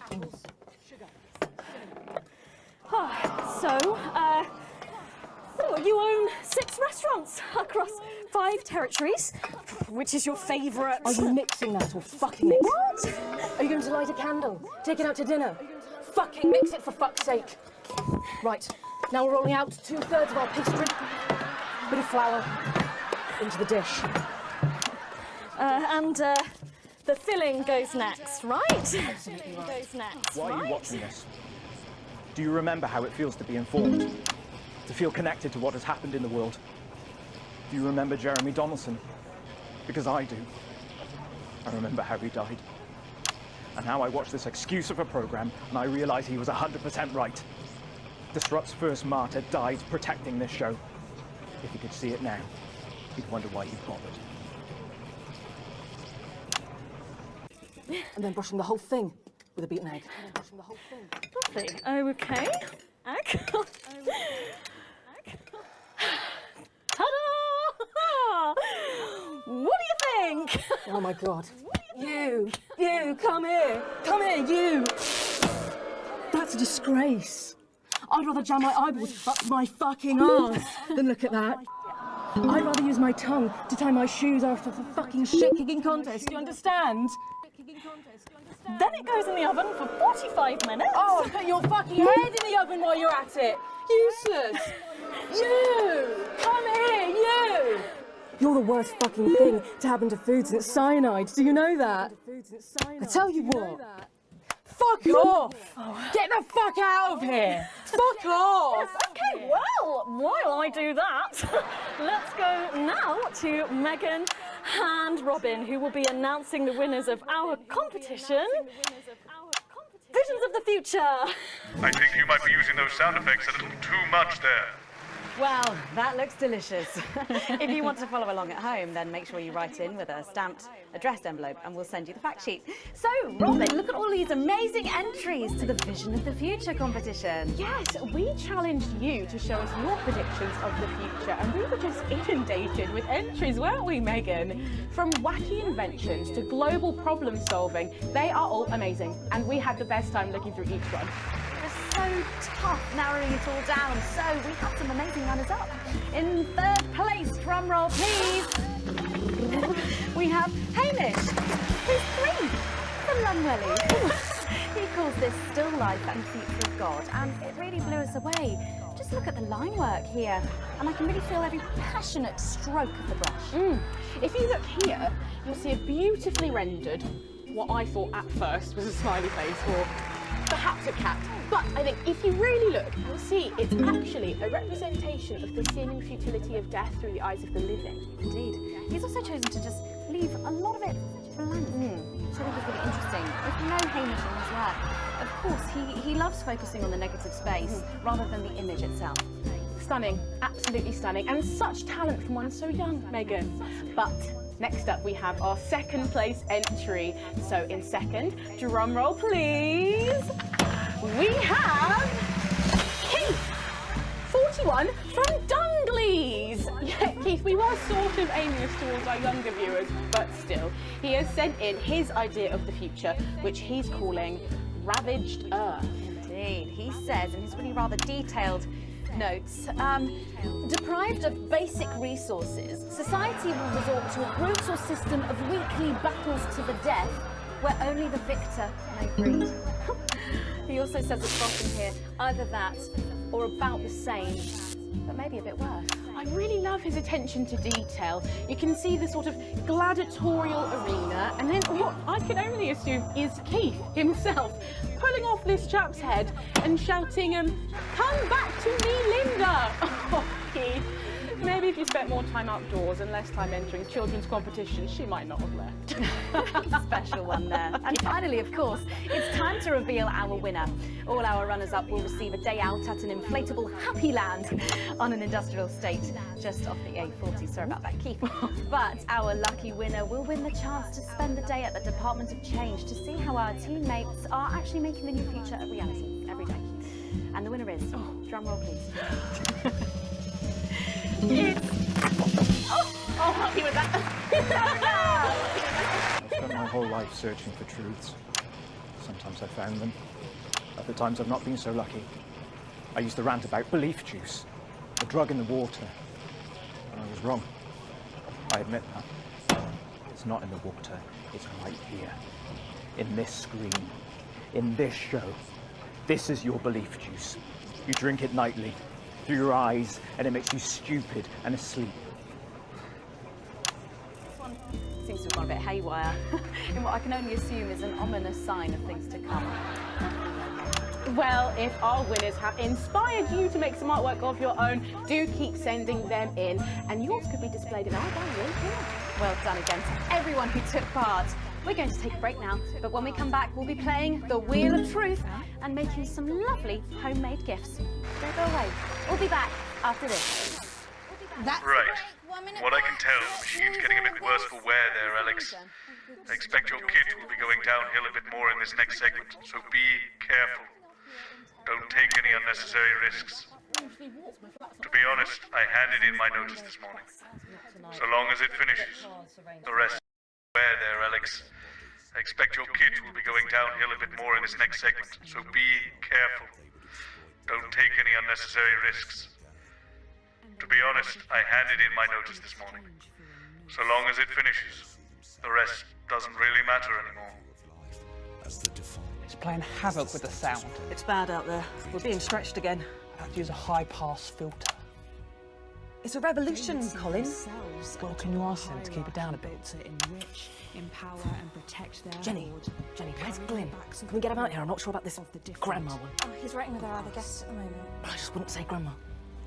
Grandmother? Yes, grandmother's arsehole. That's much better. Oh, okay, everyone, if I could have your attention, please. Sarah just needs a word. Apparently there's been some sort of disturbance near the studio. Now, I'm sure it's nothing to worry about, but I wanted to let you know that I've asked for extra security, and they're already on their way. Okay, 10 seconds to position and pose. Okay, this time you've said it. Laughing, and we're going in 5, 4, 3. I know. Spice it up with some audience responses, Alex. I'm sorry, we were just saying we can't wait to taste Patrick's pie. I don't know, I think I could wait. Well, here it is, fresh out the oven. Oh, wow, it does look amazing. Jordan, how did our Patrick do? Well, let's just say that pie's got more crust than my grandmother's arsehole. Oh.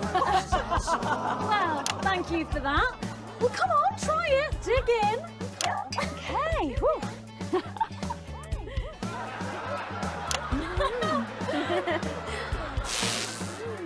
Oh my God. Oh Lord. Oh, that's really something, Patrick. That's delicious. But now you better go and get ready for that next feature. Every night we play a game of Wheel of Truth with our celebrity guests. But I know what you're thinking. Megan, we've only got one celeb guest. Well observed, viewers, well observed. Well then, I better bring her round. Should I? The surprise guest? What do you think? Here she is, best-selling author, lawyer and thinker. I mean, she's only the bloomin' team leader. It's Julia Thornbury. Right. With SFX, less is more, Alex. Oh, welcome, Julia. Darling, it's so good to see you. Oh, Megan, you look incredible. Stop it, I was just about to say the same thing. Now, don't get too comfortable. It's time to head over to Robin and Patrick as we play Wheel of Truth. Are you taking the piss now?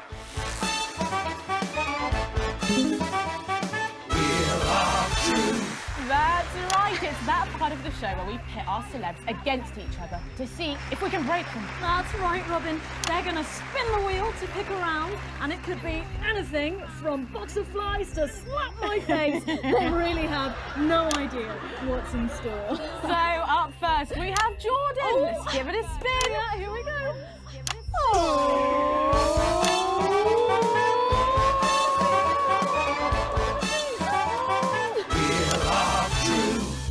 Okay, let's see what you've landed on. Okay, it's fact or fib.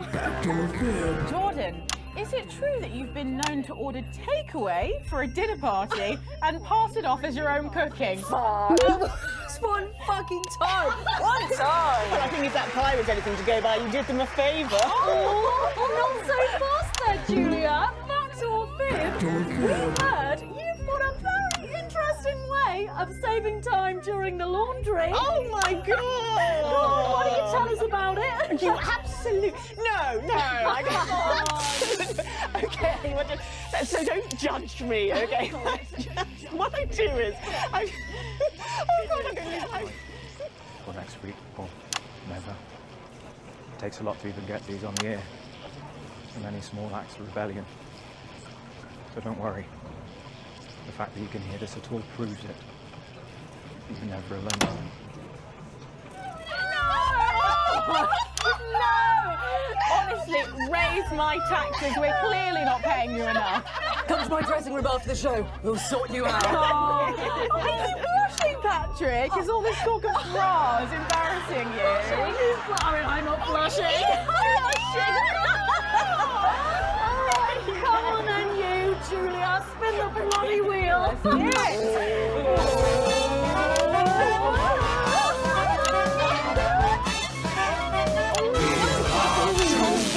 Okay, here we go. It's Guess That Face. I'm going to show you a picture and you simply have to guess that face. Okay, you ready? Here we go. Julia. Oh, who's that? Oh my God! Is that you? Yes! Look, it was a very difficult time fashion-wise. That hairdo is fucking hilarious. No, don't. I think it's sweet.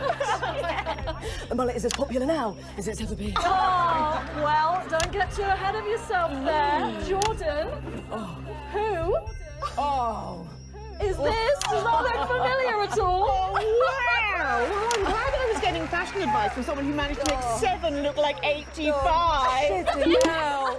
Where did you find that monstrosity? I look like I'm haunting the fucking place. Right, we've got to move on. Jordan, let's have another spin.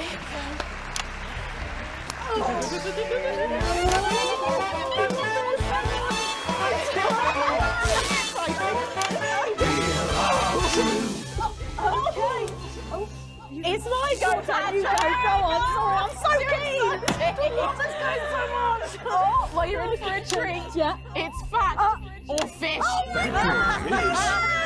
Okay, if you look under your podiums, you will find a lovely fish smoothie. Now, I'm going to ask you both a question, and all you have to do is answer it honestly, or else you'll have to drink the smoothie. Okay? Are you ready for the question? Yes. Here we go. Yeah. Which of your esteemed hosts is the more talented one? Oh, what a cop-out. How is it? Fucking Oh, we made it extra fishy. I need my fucking mouth. Do you know how much these taste buds are worth?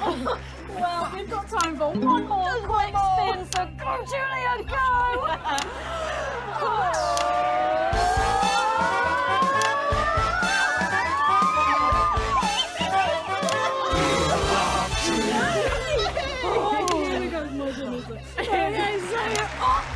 Julia, take a look in that box under your desk there.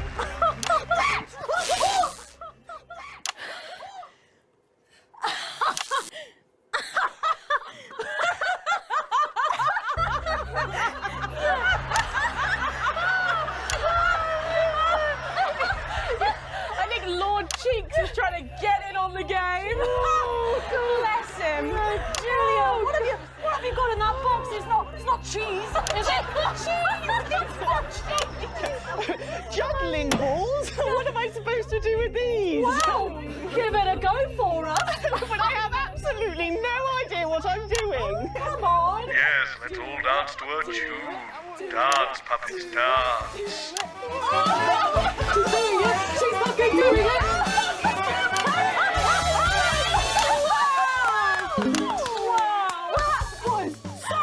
I have to say, unexpected. Well, gosh, that was our game of Wheel of Truth, and my God, wasn't that fun? Okay, it really was, wasn't it? But now it's time to head over to Megan in Crafty Corner.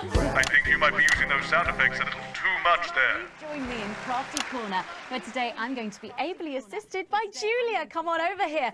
Goodness me, I don't know how you're keeping your dinner down. I can still smell that fish. Well, to be honest, I've had worse. I used to eat at Peter Clement's house. Oh, well, I hope you've got your artsy hat on, because today we're going to be making something very close to my heart. It's our little studio. Look at that. Isn't it adorable? All of us there on the sofa. Wow. Oh, it's gorgeous. Oh, is that all you in there? Yeah, it is. If we can just get a little zoom in, there we are. Oh, I don't know about you, Julia, but I always leave my holiday shopping to the last minute. Oh, every year. I do it every year. Well, luckily these make amazing gifts. Shall we get cracking? Yes, please. We're going to start with a shoe box here. And Julia, that's it. Grab those scissors. I just want you to get rid of this front panel here. Perfect. Will do. Are you big celebrators in your house, Julia? Oh, yes. No, in my house we show our love through food, like big dinners, loads of drinks. Absolutely right. That's the best bit about any holiday. It's all that food. This bit as well. Absolutely right. Cutting along the line there. Do be careful with the scissors at home. Make sure you're being supervised It's a bit if you tough. are a child. There we go. Fabulous. There we Okay, so it's going to look a little something like this, and I've got one here I made earlier.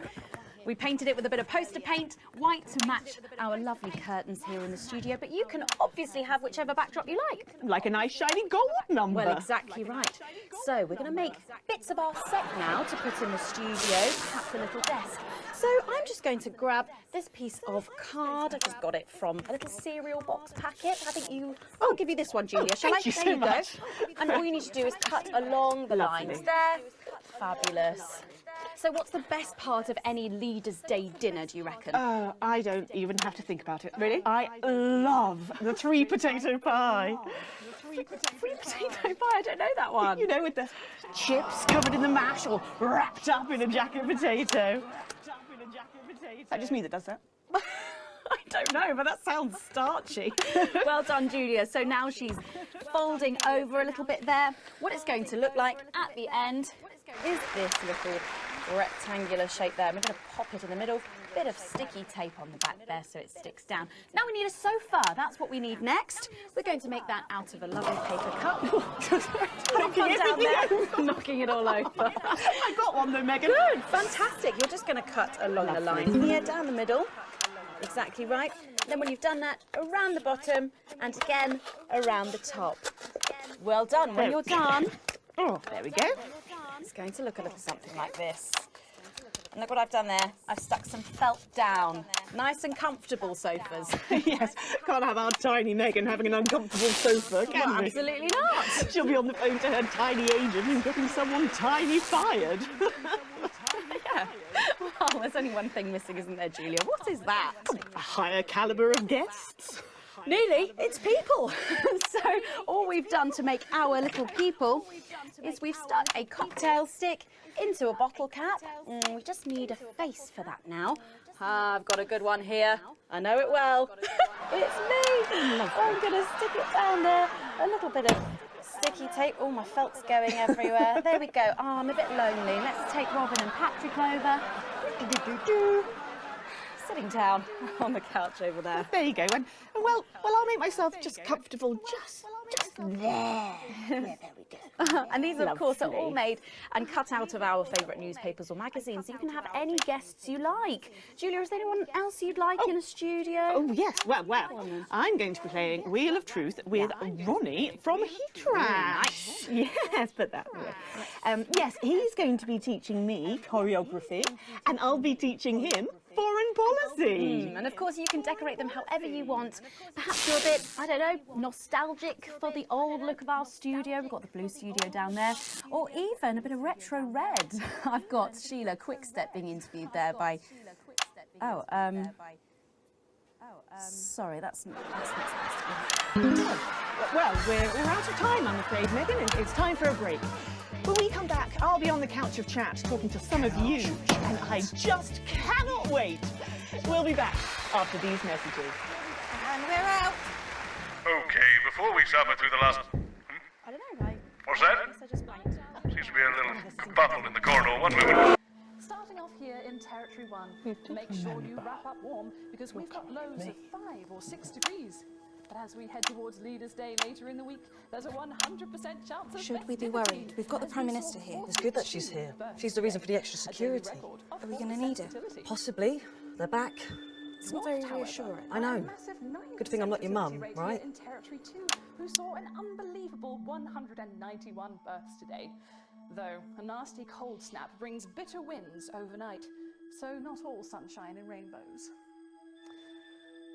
No rainbows in sight over Territories 3 and 4, as a Category 2 storm warning means we advise our residents to spend their Leaders' Weekend indoors. Though we're sure the happy parents of the 12 new children in Territory 3 will be thanking their lucky stars for an excuse to stay home. Though, of course, nothing to do with stars, more of a hot air, cold air thing. Next, this front of warm smiles heads across Territory 5, who are still under a blanket of snow. It's bad, Mum. Not like before, so much more than we were expecting. And they're better organised this time. Like someone experienced is running things. Well, we stopped them before, we can do it again. Thank you, Sarah. One more thing, Mum. Apparently there's chatter about you. I've requested backup, but well, we're stretched pretty thin, Mum. I receive death threats like other people receive post. I've learned to take it all with a pinch of salt. Of course, Mum. Thank you, Sarah.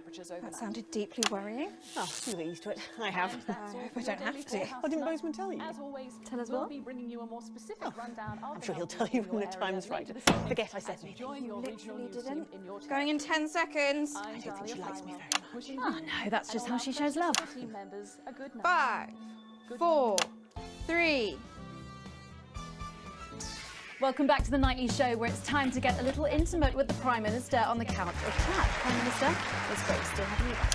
Thanks, Megan. Although maybe now's the right time to tell you that you're going to be seeing an awful lot more of me. Oh, why's that? Well, I am delighted to announce that starting next week, I will be the... Miss Salisbury, could you get ready to accompany me, please? Please remain in place, Mum. It won't take a moment. Sit rep. We do apologise to our viewers at home for this unexpected interruption. I'm sure it's nothing to worry about. Right, understood.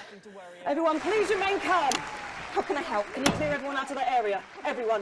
Okay, everyone, if we could just clear away from these studio doors. Yeah, that's right, just behind the cameras, please. Do those doors lock? Is that Colin with headphones on? Hey, mate, can you lock the doors? Can you not hear me? Colin! Colin! You can't hear us. I'll do it. No, miss, too late. I'll do it. I'm law enforcement! Lower your weapons on! You two stay at the door, lock it tight and don't let anyone in. Yes, sir. Now listen, there's no need for anyone Sit back down! Of course, whatever you say. Are we still live? Yes, we're live. Good. It's time for some real news. You, mic me up. You. Is it working? I just need to check. Is it working? It's working. Good. Over there, on your knees. Now. Over there, on your knees. Next to him. Move! You, next to him. You okay, Colin? Shitty birthday. Not the worst one I've had, though. Let them go, Mr. James. It's me you want. Don't flatter yourself. You're not the target here. You're just a bonus. Oh my God, is it me? We're not here to take out a person.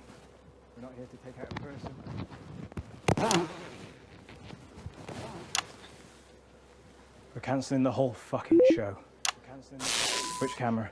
Which camera? I know you're watching this. In your vans. Planning your counter-attack. Please. Try and control yourselves. Oh. Well, I'm sure you know the rest. Alan, we can talk about this. Oh, we will. I have a lot of questions. There's no need for anyone to get hurt. Where was that attitude during the uprising? You know, the night your thugs killed my friends. There are innocent people here. Says the woman who killed 14 million of them. No, I don't feel any great need to answer to you. In fact, get over here. I don't take orders. Come here! You move when I tell you to!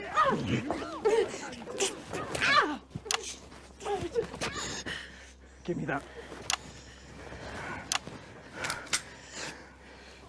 Alan, don't do it. You're not an executioner. What am I then, eh?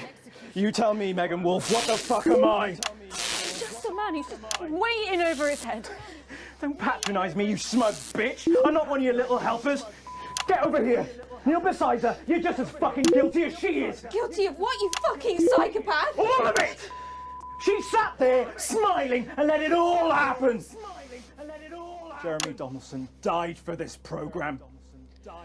And she let it become this. Bread and circuses. Bread and fucking circuses! Don't you say his name. Circuses. I beg your pardon? I said, don't you say his name. You don't get to do that! You don't get to do that! You're angry at the wrong person, love. She's the one that killed him. The first victim of her benevolent slaughter. Not the last, though. All I am hearing is crazy. Then maybe you should hear it from the source. Confess. Confess. Fine. Have it your own way. Stop! For God's sake, stop! Stop! For God's sake, stop! Answer my questions. Or she dies next. Yep. Then her. Tell him what he wants to hear. Ask your questions. Better. Ask your questions. First question. How did you actually think this was all going to end? In a better world. Bullshit. It's the truth! When we came into power, everything was broken.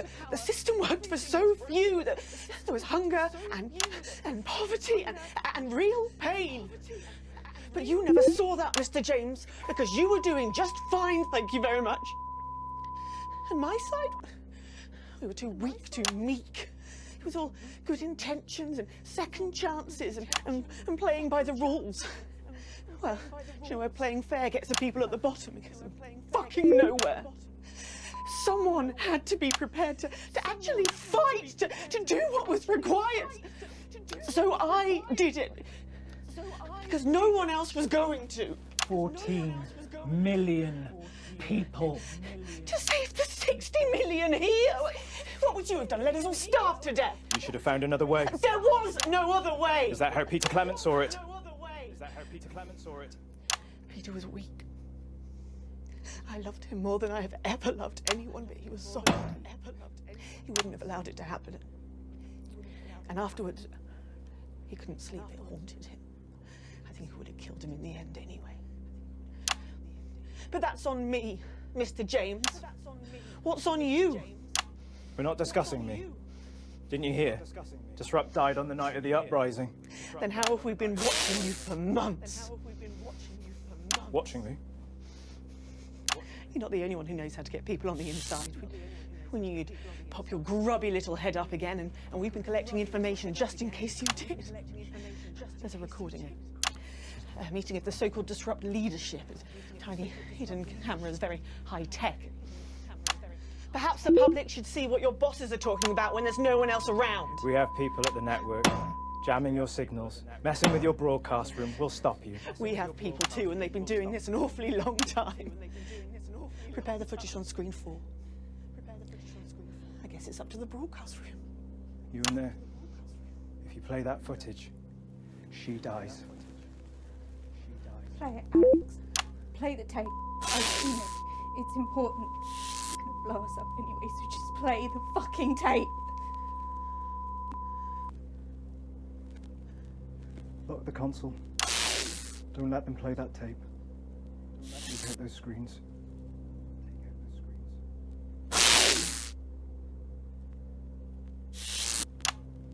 What's happening? Eh? What's happening? Well, how the fuck should I know? Someone tell me, what do they choose? They didn't play it. They didn't play it. Well done, Alex. Good choice. You get to live. Whoop-de-doo. You not so much. You not so much. Why did you do that? Why? Because that's the only way it ends with people like her. She was never going to stop. Just her and her version of what's best forever. She was a narcissist. They're gonna kill you, Alan. Yes, I know. But the movement will stand a chance. We'll all stand a chance thanks to people like Alex. Oh, Alex is no hero. But that's what heroism is. For people like us. There are so few times in a person's life where they face a decision that could actually make a difference. We're so disempowered. But in those moments, the choices we make combined with the billions made by everyone else, that defines us. We remake the world one small choice at a time. Advance isn't just one person. They're going to have a new leader by morning. Yes, but this one might be prepared to listen. We need elections. We need a choice. How disrupt is that choice? Well, I don't see any of you stepping up. You step up every night. Do you, though? It seems to me you stopped doing that a while back. And even when you did, you just took snide pot shots and undermined everything. You constantly only tell us what's wrong, and it makes us scared and hopeless. Says the man with a bomb strapped to his chest. Go, go! Nobody move! You know how this works?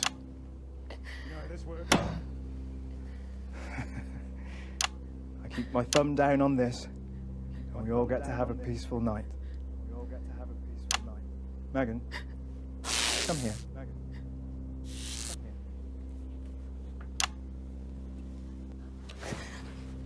Pathetic! Shut the fuck up. Don't you even want to know who's pulling your strings, what they say about you behind your back? I said, nobody move!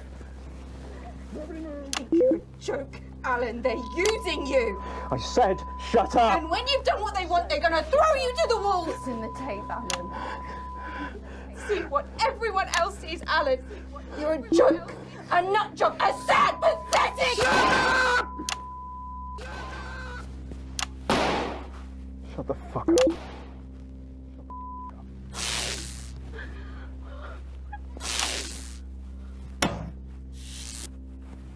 Don't blame me. I didn't make the choices.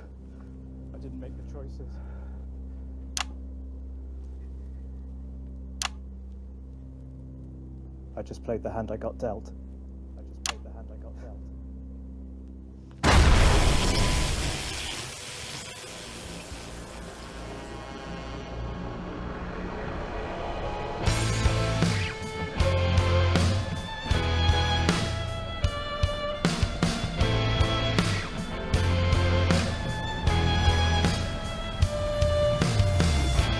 I wake up tired.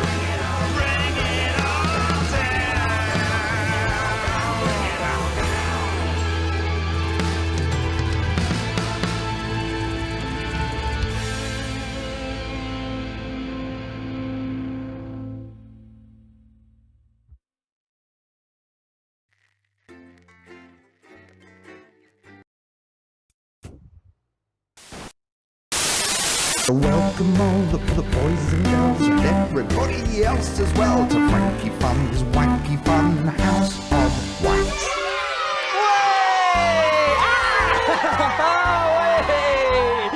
Hey again! I'm Frankie Fun, and this is the Wacky Fun House of Wax! But where's Doofnut? Let's call for him. Doofnut! Hey, there he is. Are we ready for wacky, zany goofs galore? I can't hear you, Doofnut. Yes, I'm ready. That's better. Now then. Whoa! It's the bonk alarm!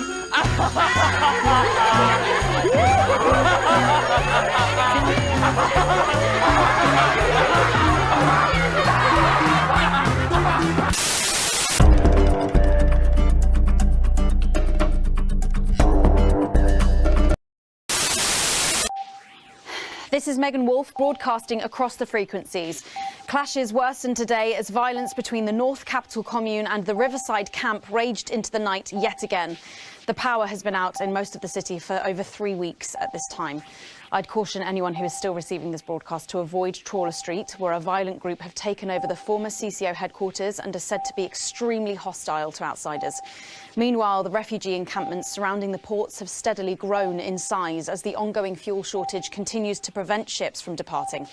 We've also received word that the Borden clan of former East Grinchley are particularly active at night, raiding smaller settlements, so try to avoid that area if you can. Good evening, I'm Megan Wolfe. And I'm Jeremy Dawes. Our main headlines tonight.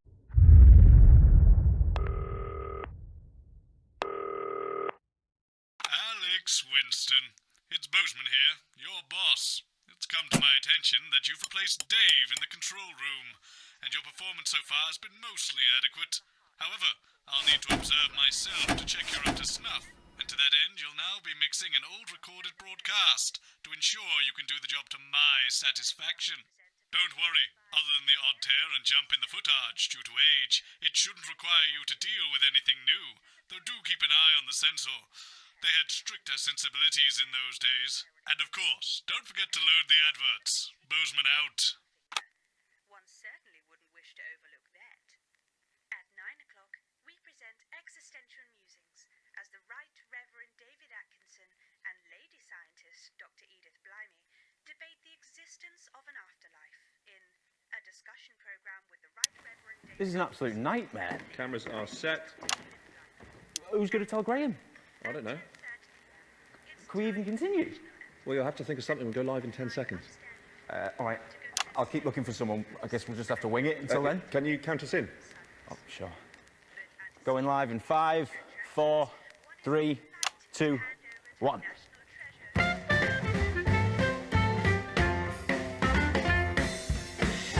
Live from the capital, it's the St Fanny's Hospital's TV fundraiser for dying children. And please welcome your host. It's the Dreamboat, Graham Bannon. Hello, it only is. Hello, it's Mr. Bannon. Got one of them. Got one of them. Good night. If you won't be my lady, then at least have my babies. No, don't give me a maybe, no. I know what women are like. Do you know what? I'm sorry, I know I'm supposed to be... Sorry, stop the music. I mean, I know I'm supposed to be starting the show, but I can't help but notice... I mean, where's the audience? I mean, who are you? I mean, this is an absolute nightmare. Isn't it really? I mean, we are live. Hello, ladies and gentlemen, and welcome to the first annual St Fanny's Hospital's TV fundraiser for dying children. I'm your host, Graham Bannon, and it is an absolute pleasure to be here. We are here tonight, as we may be aware, for one very important cause, and that is, of course, little Sally Button. Little Sally Button has a life-threatening condition, and she will die tonight. Unless we can raise enough funds to cure her of her studio hyper, studio, I should learn that. Studio hypo, I don't know how to say that word, but what I do know is it's a long word and a bad disease. Ladies and gentlemen, we need to raise 20 grand tonight, and we can't do it without your help. And how can I help? You're screaming at home. Well, don't scream, and I'll tell you. We're taking donations starting right now. But let's beat feet and head over to the blowers. The phones, not the girls.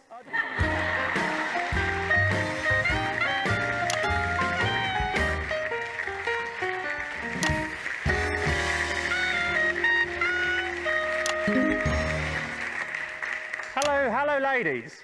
Good evening, Graham. Tell you something, ladies. Those are some classy chassis, if you don't mind me saying so. All right.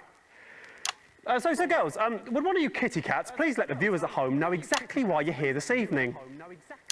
Yes, us kitty cats will be taking calls from across the country to raise money for this little girl. If you would like to donate, no matter how large or small, please ring now. I'll tell you, I'll be giving you a ring later. An engagement ring if you play your cards right. Now, that was a zinger. If I do a zinger, play the sound. Yeah, that's it. I'll check in with you later. It's time to have a look at how much money we're starting off with tonight. Using state-of-the-art technology that we can track up to the second exactly how much money's been raised from your donations. Without further ado, ladies and gentlemen, let's have a look at how much we're starting off with tonight.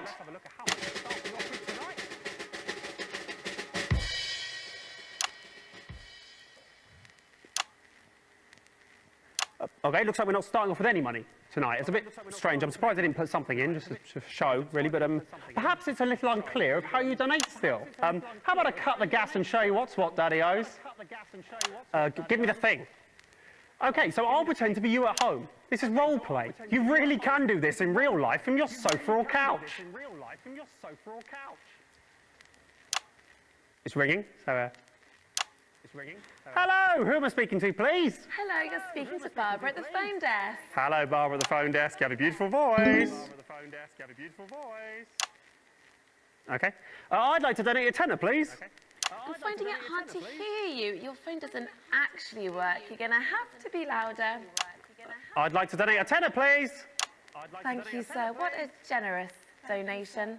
May I ask who's calling? You don't have to do that, do you? You know who's calling, don't you? It's Graham Bannon.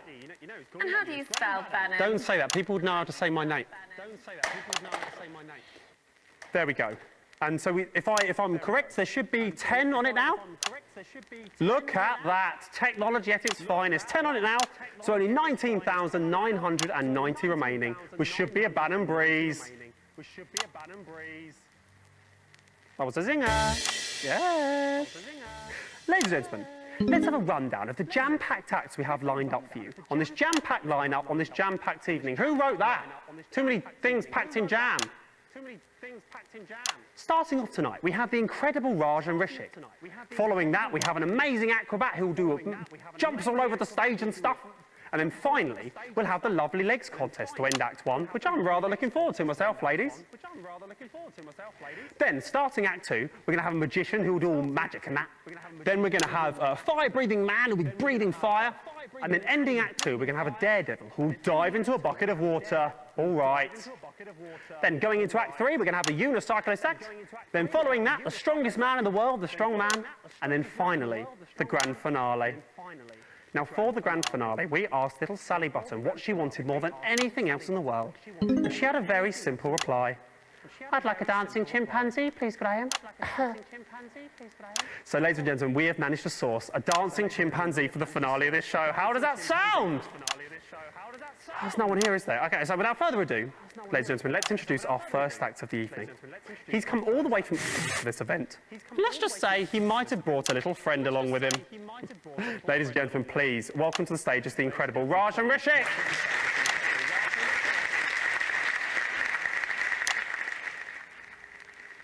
As I said, it is Raj and Rishik. To the stage.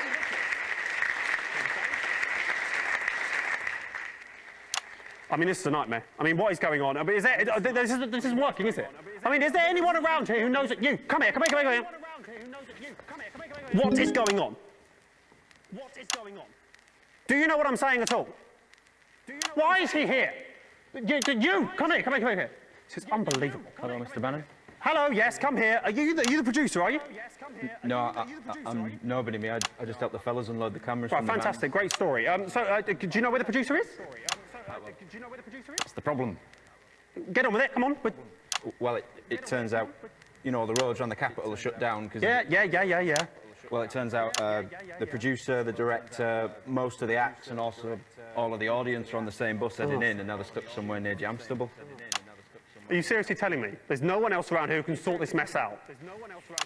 He's pretty good at organising. No, obviously not.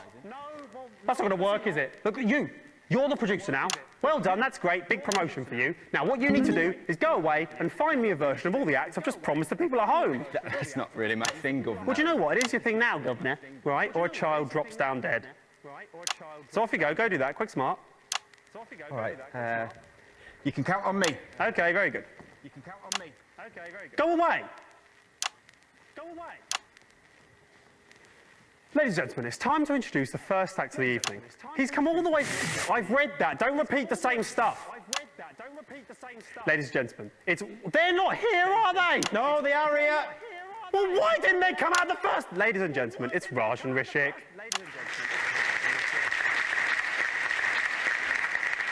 Where's the breaking?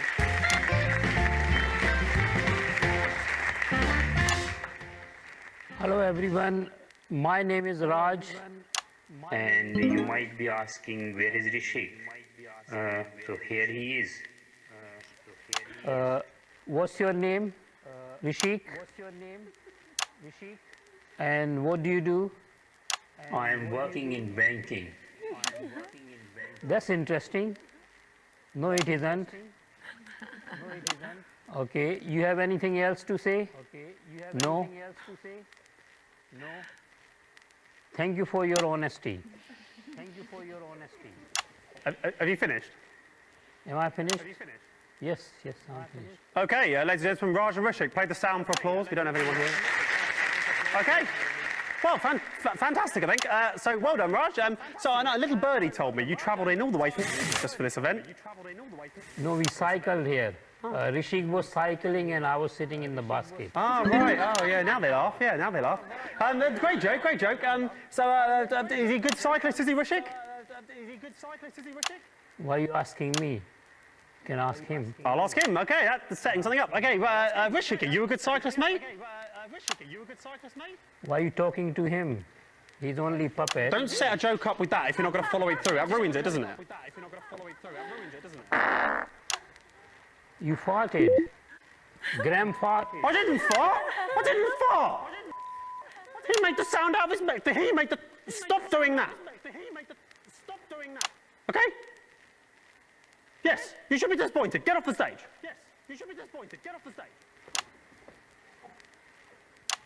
What a load of crap. We've had two. I didn't fart. Acrobat's not here. Great. But I've got an alternative.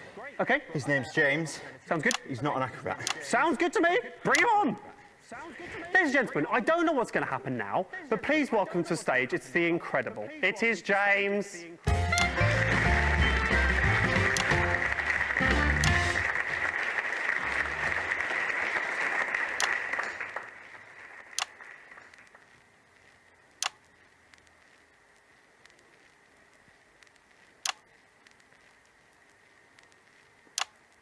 Hello. Hello. Oh. I was just walking past the theatre when that guy came up to me and said, hello, we've got the perfect job for you. All you have to do is stand on stage, we'll pay you. It's something like that. Tell you what, I'll level with you here, James. We were expecting an acrobatic act now. Great. Damn. Yes, damn indeed. Tell me, James, can you do acrobatics by any chance? No, I can't. No, I haven't since school. That'll be fine. You remember a lot from school. Ladies and gentlemen, for your viewing pleasure, this acrobat James will now perform for you a series of double backflips. There's no way I can do that. Oh, we'll do some cartwheels.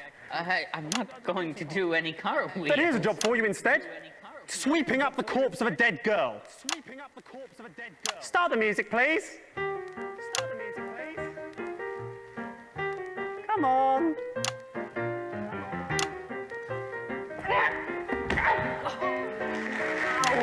And that's the act. Absolutely marvellous. Sort this out. Where is it? Sort that out. Absolutely marvellous. Well done there. I'm sure we'll be seeing a lot more of James in the future. Good job there. Well done. That really worked out well. Worked out a treat. Yes, get off the stage. Yes, get off the stage. We've had two absolutely marvellous acts this evening, so I think it's time to have a look at what impact that's made on the old fundraiser. So, drum roll, please.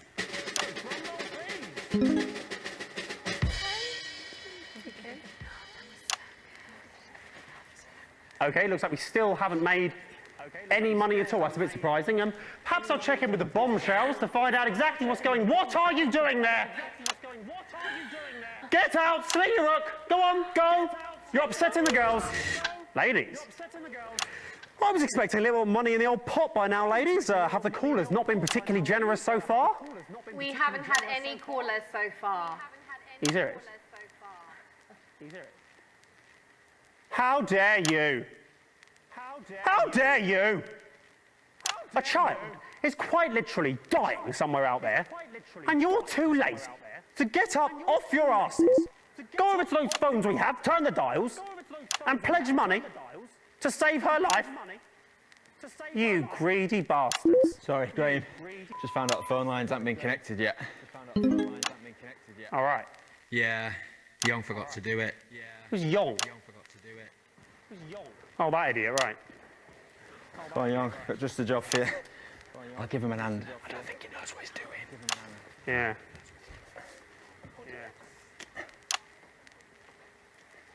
Ladies and gentlemen, I can offer only my greatest apologies.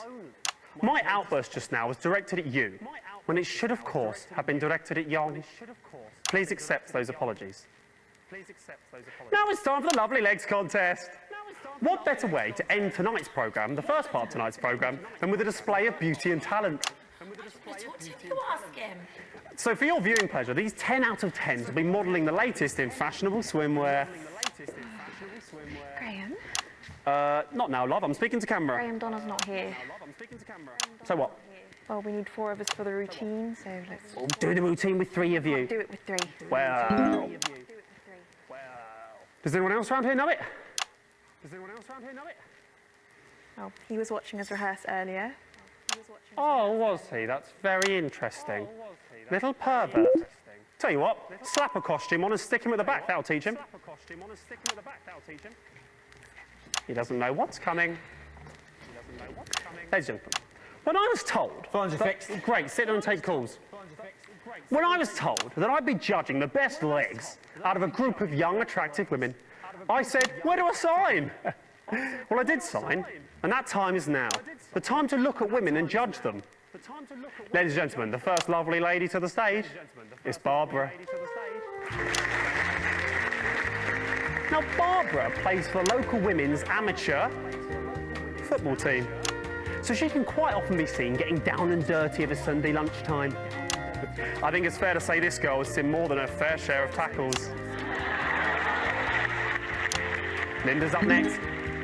Linda is an avid gardener, and she can quite often be seen on a balmy summer's evening, tending to her petunias and trimming a bush. Deborah's up next. Deborah's a socialite, and Deborah likes nothing more than a nice night in the pub with the girls, gluggity glug glug glug.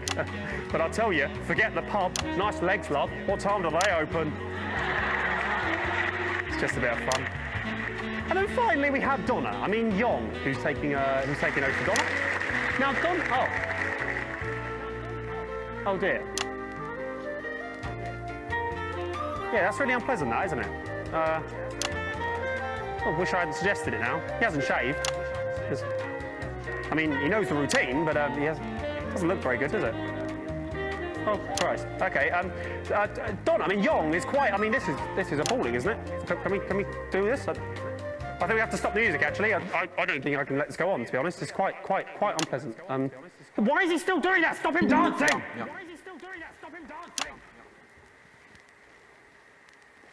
I'm angry now. He's made all of you look bad, hasn't he? Look at him. He's pleased with himself, it looks like to me. He makes all of you look bad when he's standing there looking like that, doesn't he? He's standing there looking like that, doesn't he? Absolutely pointless. I'll tell you what else. It's pointless anyway, because obviously Deborah's got the best legs. Knew that going in. Do you know what? Just take him off the stage. I'm angry. I'll tell you, if there was an audience, they'd be a-booing you, Yong. They'd be a-booing. And that seems to me like the perfect place to end Act 1 on a bit of a high. So I'll tell you what, why don't you grab a drink, sit back, enjoy the adverts, and we'll see you after this. What are you doing? I am setting up for the Act 2. I haven't finished talking. After the adverts, we'll see you back then. Okay, 1 minute back. Just do exactly what I do and wait for the big fat check to come in. I hear that. Beating sun, wonderful fresh air, and Graham Bannon.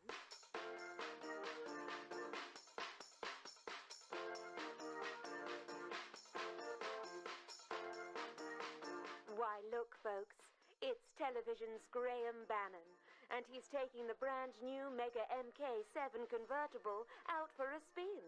How's the ride, Graham?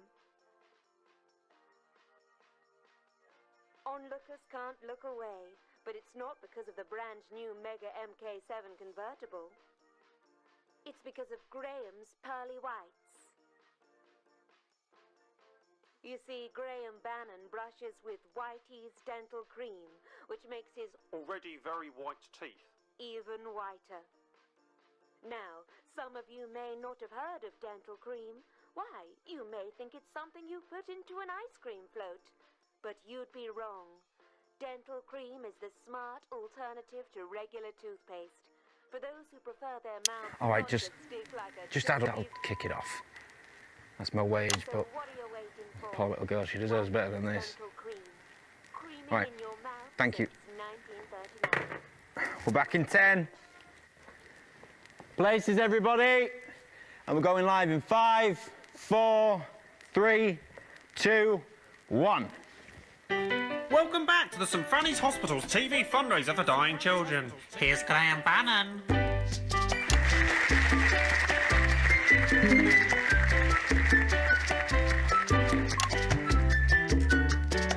not on the beat, you crazy cat.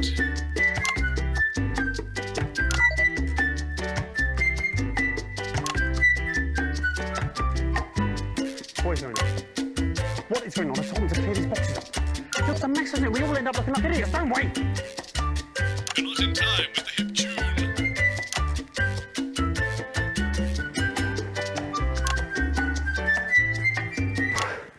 My talents are wasted here.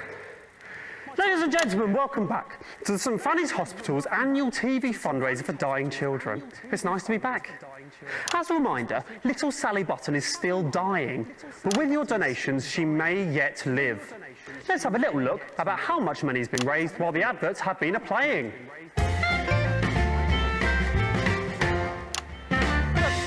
That's brilliant. We've made 100 girls. That's amazing. Yes, very good. And who do we have to thank for these donations? One very generous donor, actually. Fantastic. Well, tell me their names so I can thank them live on national television. I don't actually know his name. It's annoying. Thought we told you to take the names when you answer the phones. It wasn't over the phone. It was him, the guy, the new producer. He gave the money. Right. So we haven't had any calls. The phones still aren't working. No, the phones are working. And we have had a few calls, but none of them wanted to donate. It was mainly complaints against you.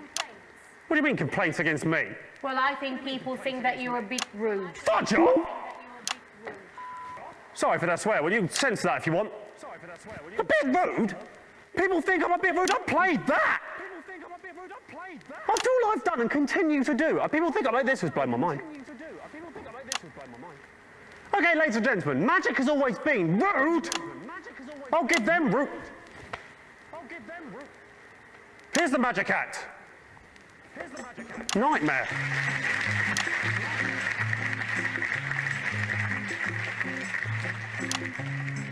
Hello everyone, I am the magician, the great bamboozle.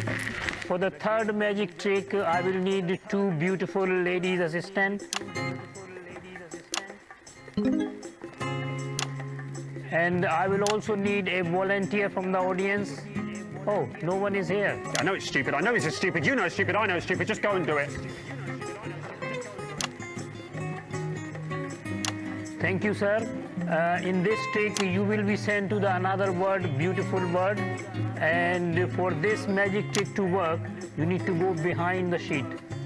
Do I have to do this? Please pull the sheet up. Now I'm going to say the magic word. Alakazam, Alakazum. And now you can drop the sheet for big reveal. He's not here yet.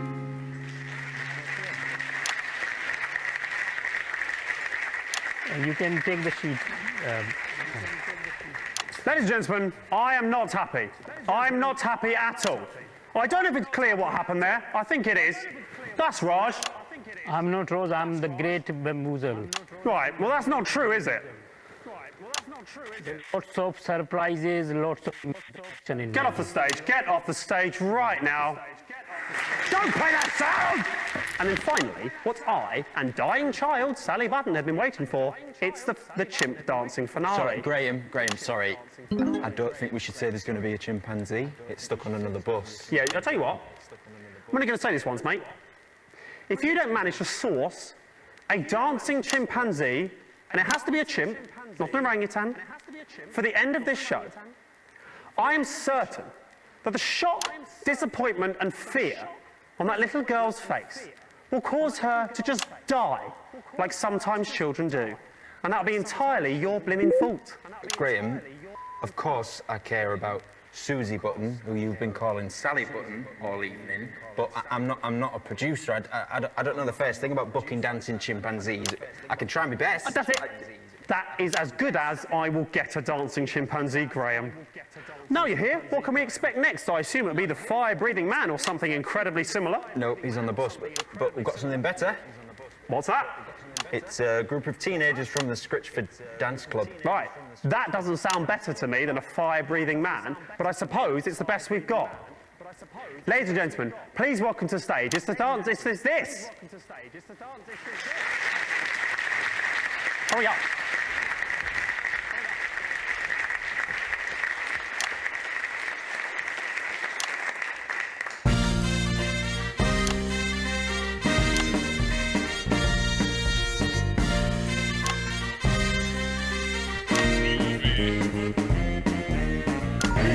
Hey, I've got something to say.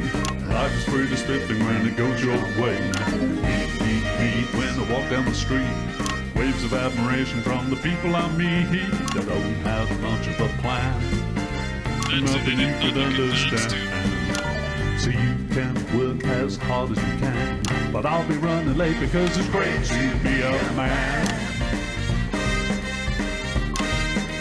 It's great to be a man.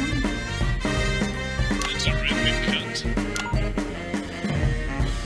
Look at that, I'm a fabulous chap with a fancy pair of breeches and a gentleman's hat. So fine, it's a fabulous time. You can even use the checkbook if I can't assign. Don't you know you're the angel I own. Bartered with your father, now I'm taking you home. Thanks once more for all your help in the war. Why is there a blemish on the kitchen floor? I don't have much of a plan. Really nothing that a pretty head could understand. So you can scream just as loud as you can. But I'll be doing well because it's swell to be a man. Swell to be a man. To the beat. Not bad at all. Fantastic, absolutely fantastic. Really, really rather good that. I tell you what though, you little ankle biters, it is a weekday. Shouldn't you not be in school? Oh, get Ben. I will not get Ben. I will not get Ben. Get out of here. I won't get Ben. I won't get Ben for anyone. Bastards. Drum roll, please. What? Wait, that carries on. Look at that. It's still going, but £5 grand. There's at least £5 grand. Girls, this is incredible. Actually, we haven't made that amount yet. That 5's supposed to be a 2. I think he's made a mistake. What do you mean he's made a mistake? Who's he's made a mistake? Who's moving that machine? Who's moving that machine? What? It's you! It's you! This is... I am so angry. I thought that it's still moving. I thought that this was a brilliant, state-of-the-art machine. But it isn't. It's just Young sitting behind this, moving those boxes. You should be ashamed of yourself, Young! You should be ashamed of yourself, Young! Good news though, we've now raised £2,000 for little Sally Button, so we're a tenth of the way to our target. Absolutely fantastic. So now we're heading towards the end of the second act. Stop talking. The end of the second act. I'm pretty sure James, the acrobat from earlier, will dive into that bucket of water now. No, I won't fudging dive into that bucket of water. A swear word there. Apologies for that. Hopefully they'll sort that out. No, fudge that. I just went to get my money, and he told me that you said I shouldn't get any money. Where's my money, Graham? Well, what's happened there is that he's lying. He's not lying. That guy is the only one who gives a crap what is going to happen to that girl. You, Graham, are a drip. How dare you? I'm trying to save a kid's life here. Ladies and gentlemen, I've just learned backstage that half of the 20 grand being raised here tonight is going directly to Graham Bannon as a performance fee. What do you think of that, people at home? It's a fudging disgrace. I think, ladies and gentlemen, right now, live on stage, Graham should agree to donate his entire fee to Susie Button's family. How about it, Graham? How much you actually care about Susie's life? Ah, that's a difficult one. Now, of course, I care about the life of the child, but I'm also pretty sure that the viewers at home want the talent to get paid fairly for their work. Actually, I have someone on the phone right now that says they don't want you to make any money from this. Yes, me too. I'm hearing Graham's a dog, Graham's selfish, Graham's cruising for a bruising. Yes, basically all my callers are saying Graham's a twat. So,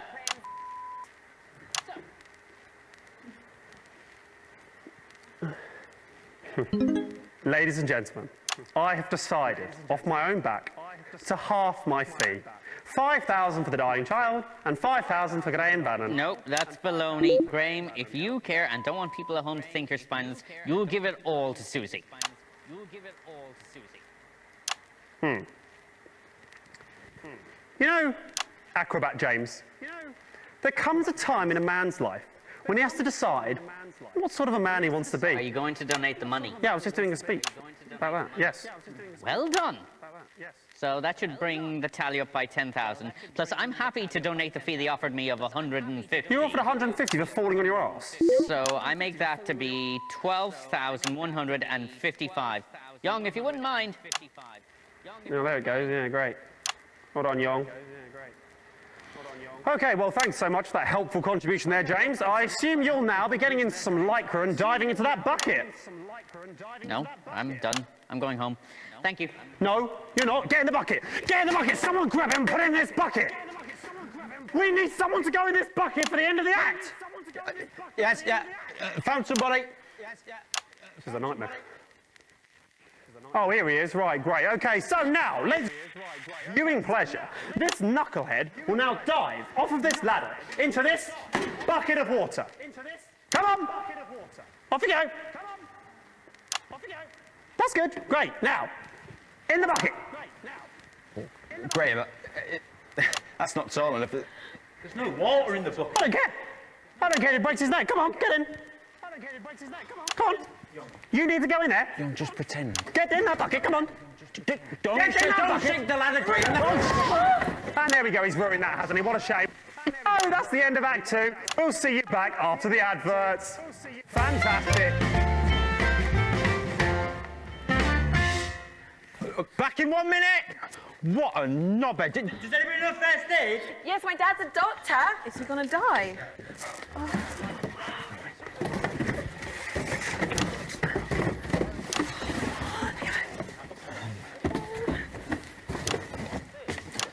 Susan, you silly moo. Why are you crying, you dozy tart? I've had enough. I've been trying to clean up this chicken grease all day with my usual brand of cleaning product, but it just won't come off. Oh dear, here comes your husband. I hope you've thought of something. Honey, I'm home. That chicken looks delicious. And this chicken looks even nicer. Oh yes, and I forgot to mention, her husband is me, Dick Johnson. Lucky lady. What's with all this grease? This surface is filthy. I'm sorry, darling. I've tried every cleaning product available, but I just can't solve these stubborn stains. Well, you haven't looked hard enough. Because there's new Jazz. Jazz is proven by scientists to clean all of a surface, up to 100% cleaned. Look at the way it cuts through this grease. Wowzers! It is also completely harmless to skin, due to it being 99% lead-based. Thank you, darling. I don't know what I would have done without you. Christ knows. But now the kitchen's clean, let's not talk anymore. Will he be all right? Yeah, but we need to keep that away from him. Okay, we're back on in 10. He's still unconscious. Let's take him off. Okay. And we're going live in 5, 4, 3, 2, 1. Welcome back to the St Fanny's Hospital's TV fundraiser for dying children. Graham Bannon is still here. Cut the music. If there's no audience, Graham Bannon doesn't dance. Hello and welcome to the third part of the St Fanny's Hospital's annual... well, it's not annual. They're not going to do another one, are they? TV fundraiser for dying children. And dying national television, it seems. And, you know, speaking of dying, is the child still dying? I'm pretty sure it is. And looking at that, no more money has been raised while the advert's been playing. So it looks like to me you continuing to do F all at home. There's 2 reasons for that. Hello. 1, we don't have anybody in the phones. They're all backstage looking after Young, who you pushed off the ladder. Pretty sure he fell. And secondly, we don't have the guy who changes the counter anymore. You pushed him off the ladder. Tell you what, do I have to do everything? You go back there, grab Young, bring him back in, put him over there, grab the girls, put them on the table. Then they can all do their stuff. Young can sit there twiddling his boxes. Great. He's only just woken up and his neck might be broken. Doesn't have to move his neck. Look, my neck stays perfectly still. Go and get him. I mean, that is unless you don't care about Sally Button. I mean, I assume you'll be donating your fee too. Yeah, I was the first to do it, Graham, about 20 minutes ago. Get off and get them. No more long speeches. Bloody Northerners. Oh. Ladies and gentlemen, as a reminder, this is still happening, and we are still live, taking your donations if you can be bothered. If you want a girl to live, up to you. Oh, look, the girls are back. What a sight for sore eyes. In fact, talking of sore eyes, went to my opticians the other day, and guess who I bumped into there? Absolutely everybody, because I couldn't see. They got a laugh, haven't you, girls? You're a pig. All right, so let's have another act. Any more acts? Anyone who's not stuck on a fudging bus or something? Oh, look, the strippers arrived. Oh, God. Keep him over there. OK, right, we need something else now, don't we? We need an act or something. Girls, any callers we can put through? Actually, I have someone on the phone right now you might like to speak to. Absolutely fantastic. Put them through. And on top of that, he's been rather horrible to that little boy. She sounds about 100. Hello there, and welcome. Welcome to the show. What's your name, please? Who's that? What's your name, please? It's Graham Bannon. You're horrible. Why has she been put through? Don't put one through to think I'm horrible, obviously. That might be a bit difficult. This is so crazy that everything I've done for all these people, I'm they still here. Why is she still there? Cut her off! Why is she still there? We're not putting any more through. We're having another act. Hello? Who is that? Stop putting people through! I'd like to donate a tenner, please. Aha. We have a serious gentleman on now. Hello, sir. Did you say you'd like to donate a tenner? Hey, that's right. I'd like to donate a tenner.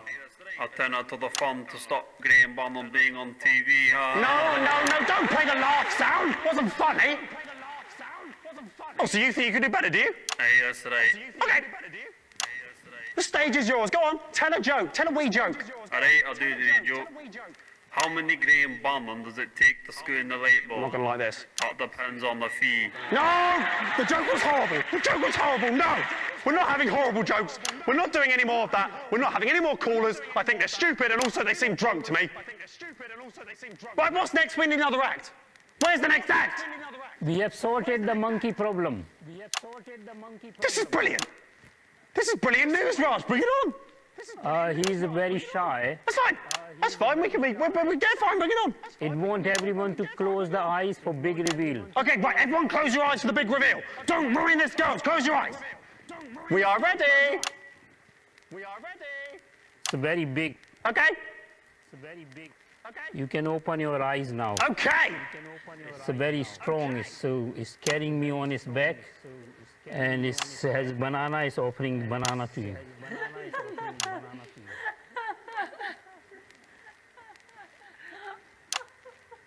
No. No. No. No. Fudge!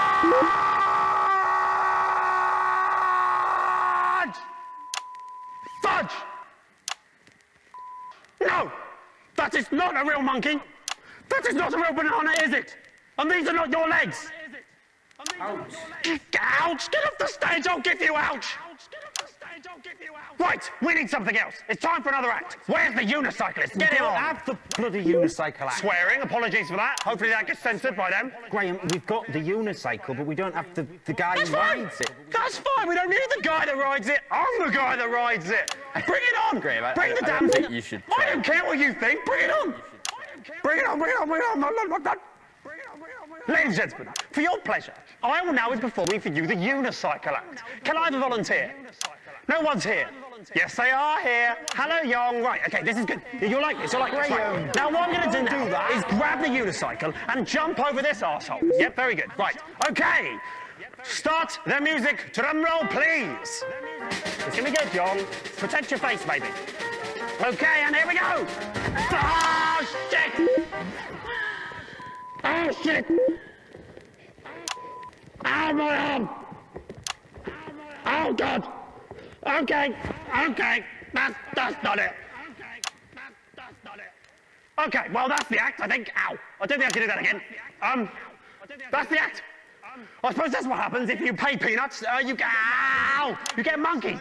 Well, don't you know, you don't always get monkeys, do you? Sometimes you just get someone wearing half a monkey costume where it looks like their legs are the monkey's legs, which apparently is just as good. So great, okay, so we need another act, don't we? We need somebody else on here doing something. Do you have the strong man? That's what it says on the auto cue, the strong man. Oh, look! Sorry, I don't want to be in the way of this. It's Raj, isn't it, again? And he's doing that.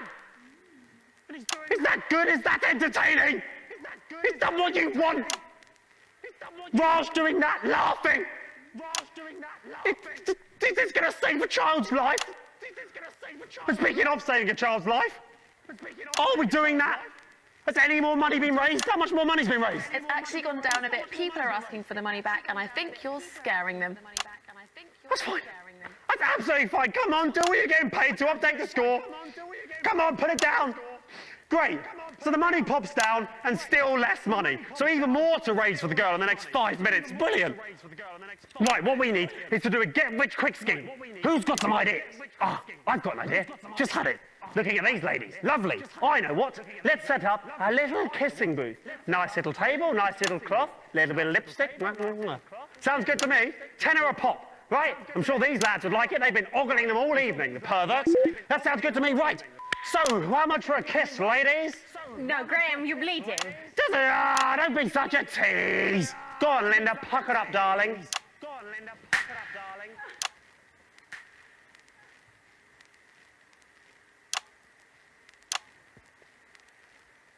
Thank you, Linda, I needed that.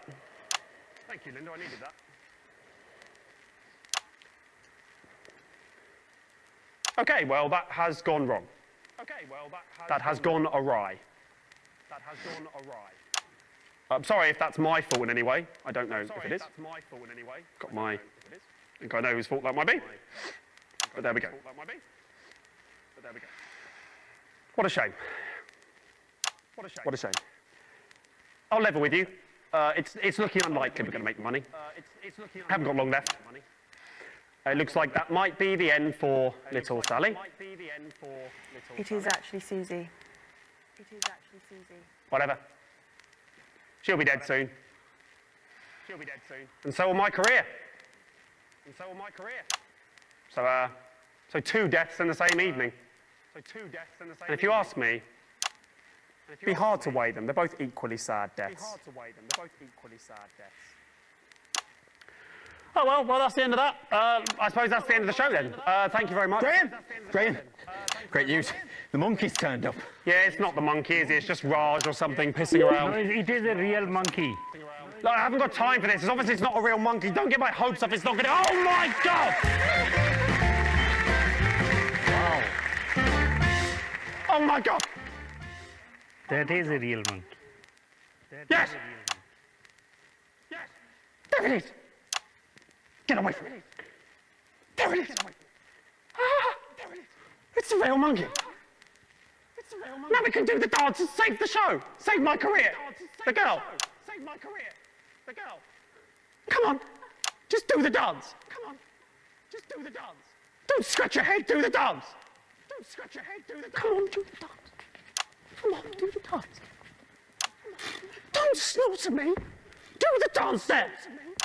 Do the dance there! Do I have to spell everything out so you put your arm in? Oh, crap! No! No, it's punching me! Somebody shoot it! Somebody shoot it! Ow! Kill it! Enough! I've had enough. I'm the producer. I'm in charge. I want everyone to stop and listen to me. We've forgotten what's important here. A little girl's life's on the line. We're all acting like children. Listen up. Do as you're told. Linda, Deborah, Barbara and Raj, get on the phones. We've still got enough time to get some donations, but we need all hands on deck. Young, I know you don't understand what I'm saying, but we will get you to a hospital as soon as the show is finished. Just hang in a little bit longer, okay? Yeah, that's fine. Yeah, that's fine. And you, Mr. Bannon, people used to look up to you as the face of national television. Look at you now, eh? You're full of crap. You better pull yourself together, son, because chimps don't dance for bastards. We're all here working together as a team to try and save somebody's life. Apologise to him and ask him nicely to finish the show. Chimpanzee, please, will you do your little dance to save the life of young Susie. There we go. That wasn't so hard, was it? Now, the little girl's life is on the line, and I've got just the job for you. Please donate to this worthwhile cause. We really can do some good here. It's like my old man used to say, you can keep your money in your pocket, but people will call you a stingy cunt. Ladies and gentlemen, I'm Peter Clement, television producer, here to tell you that if we work together as a team, anything's possible. And that is a Peter Clement promise. Thank you and good night. Take it away!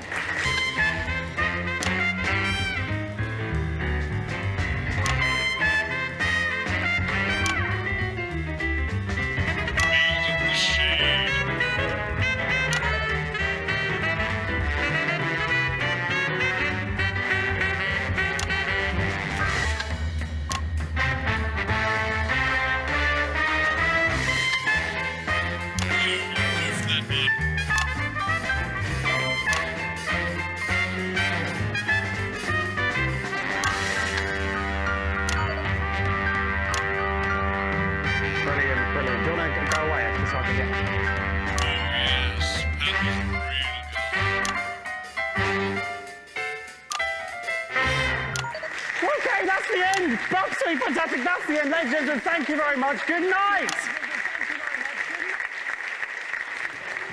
Right, down the pub, pints on Peter, eh? How about that? We did it. We did it. Turns out, if you work as a team, you can do anything. Oh dear, Johnny. How did that make you feel? I feel like a Oh well. I ain't never There's always next year. like that. Say, what are you smoking there, Johnny? What, this? It's just my regular brand of cigarette. Ain't nothing special. You're telling me you don't smoke a lot.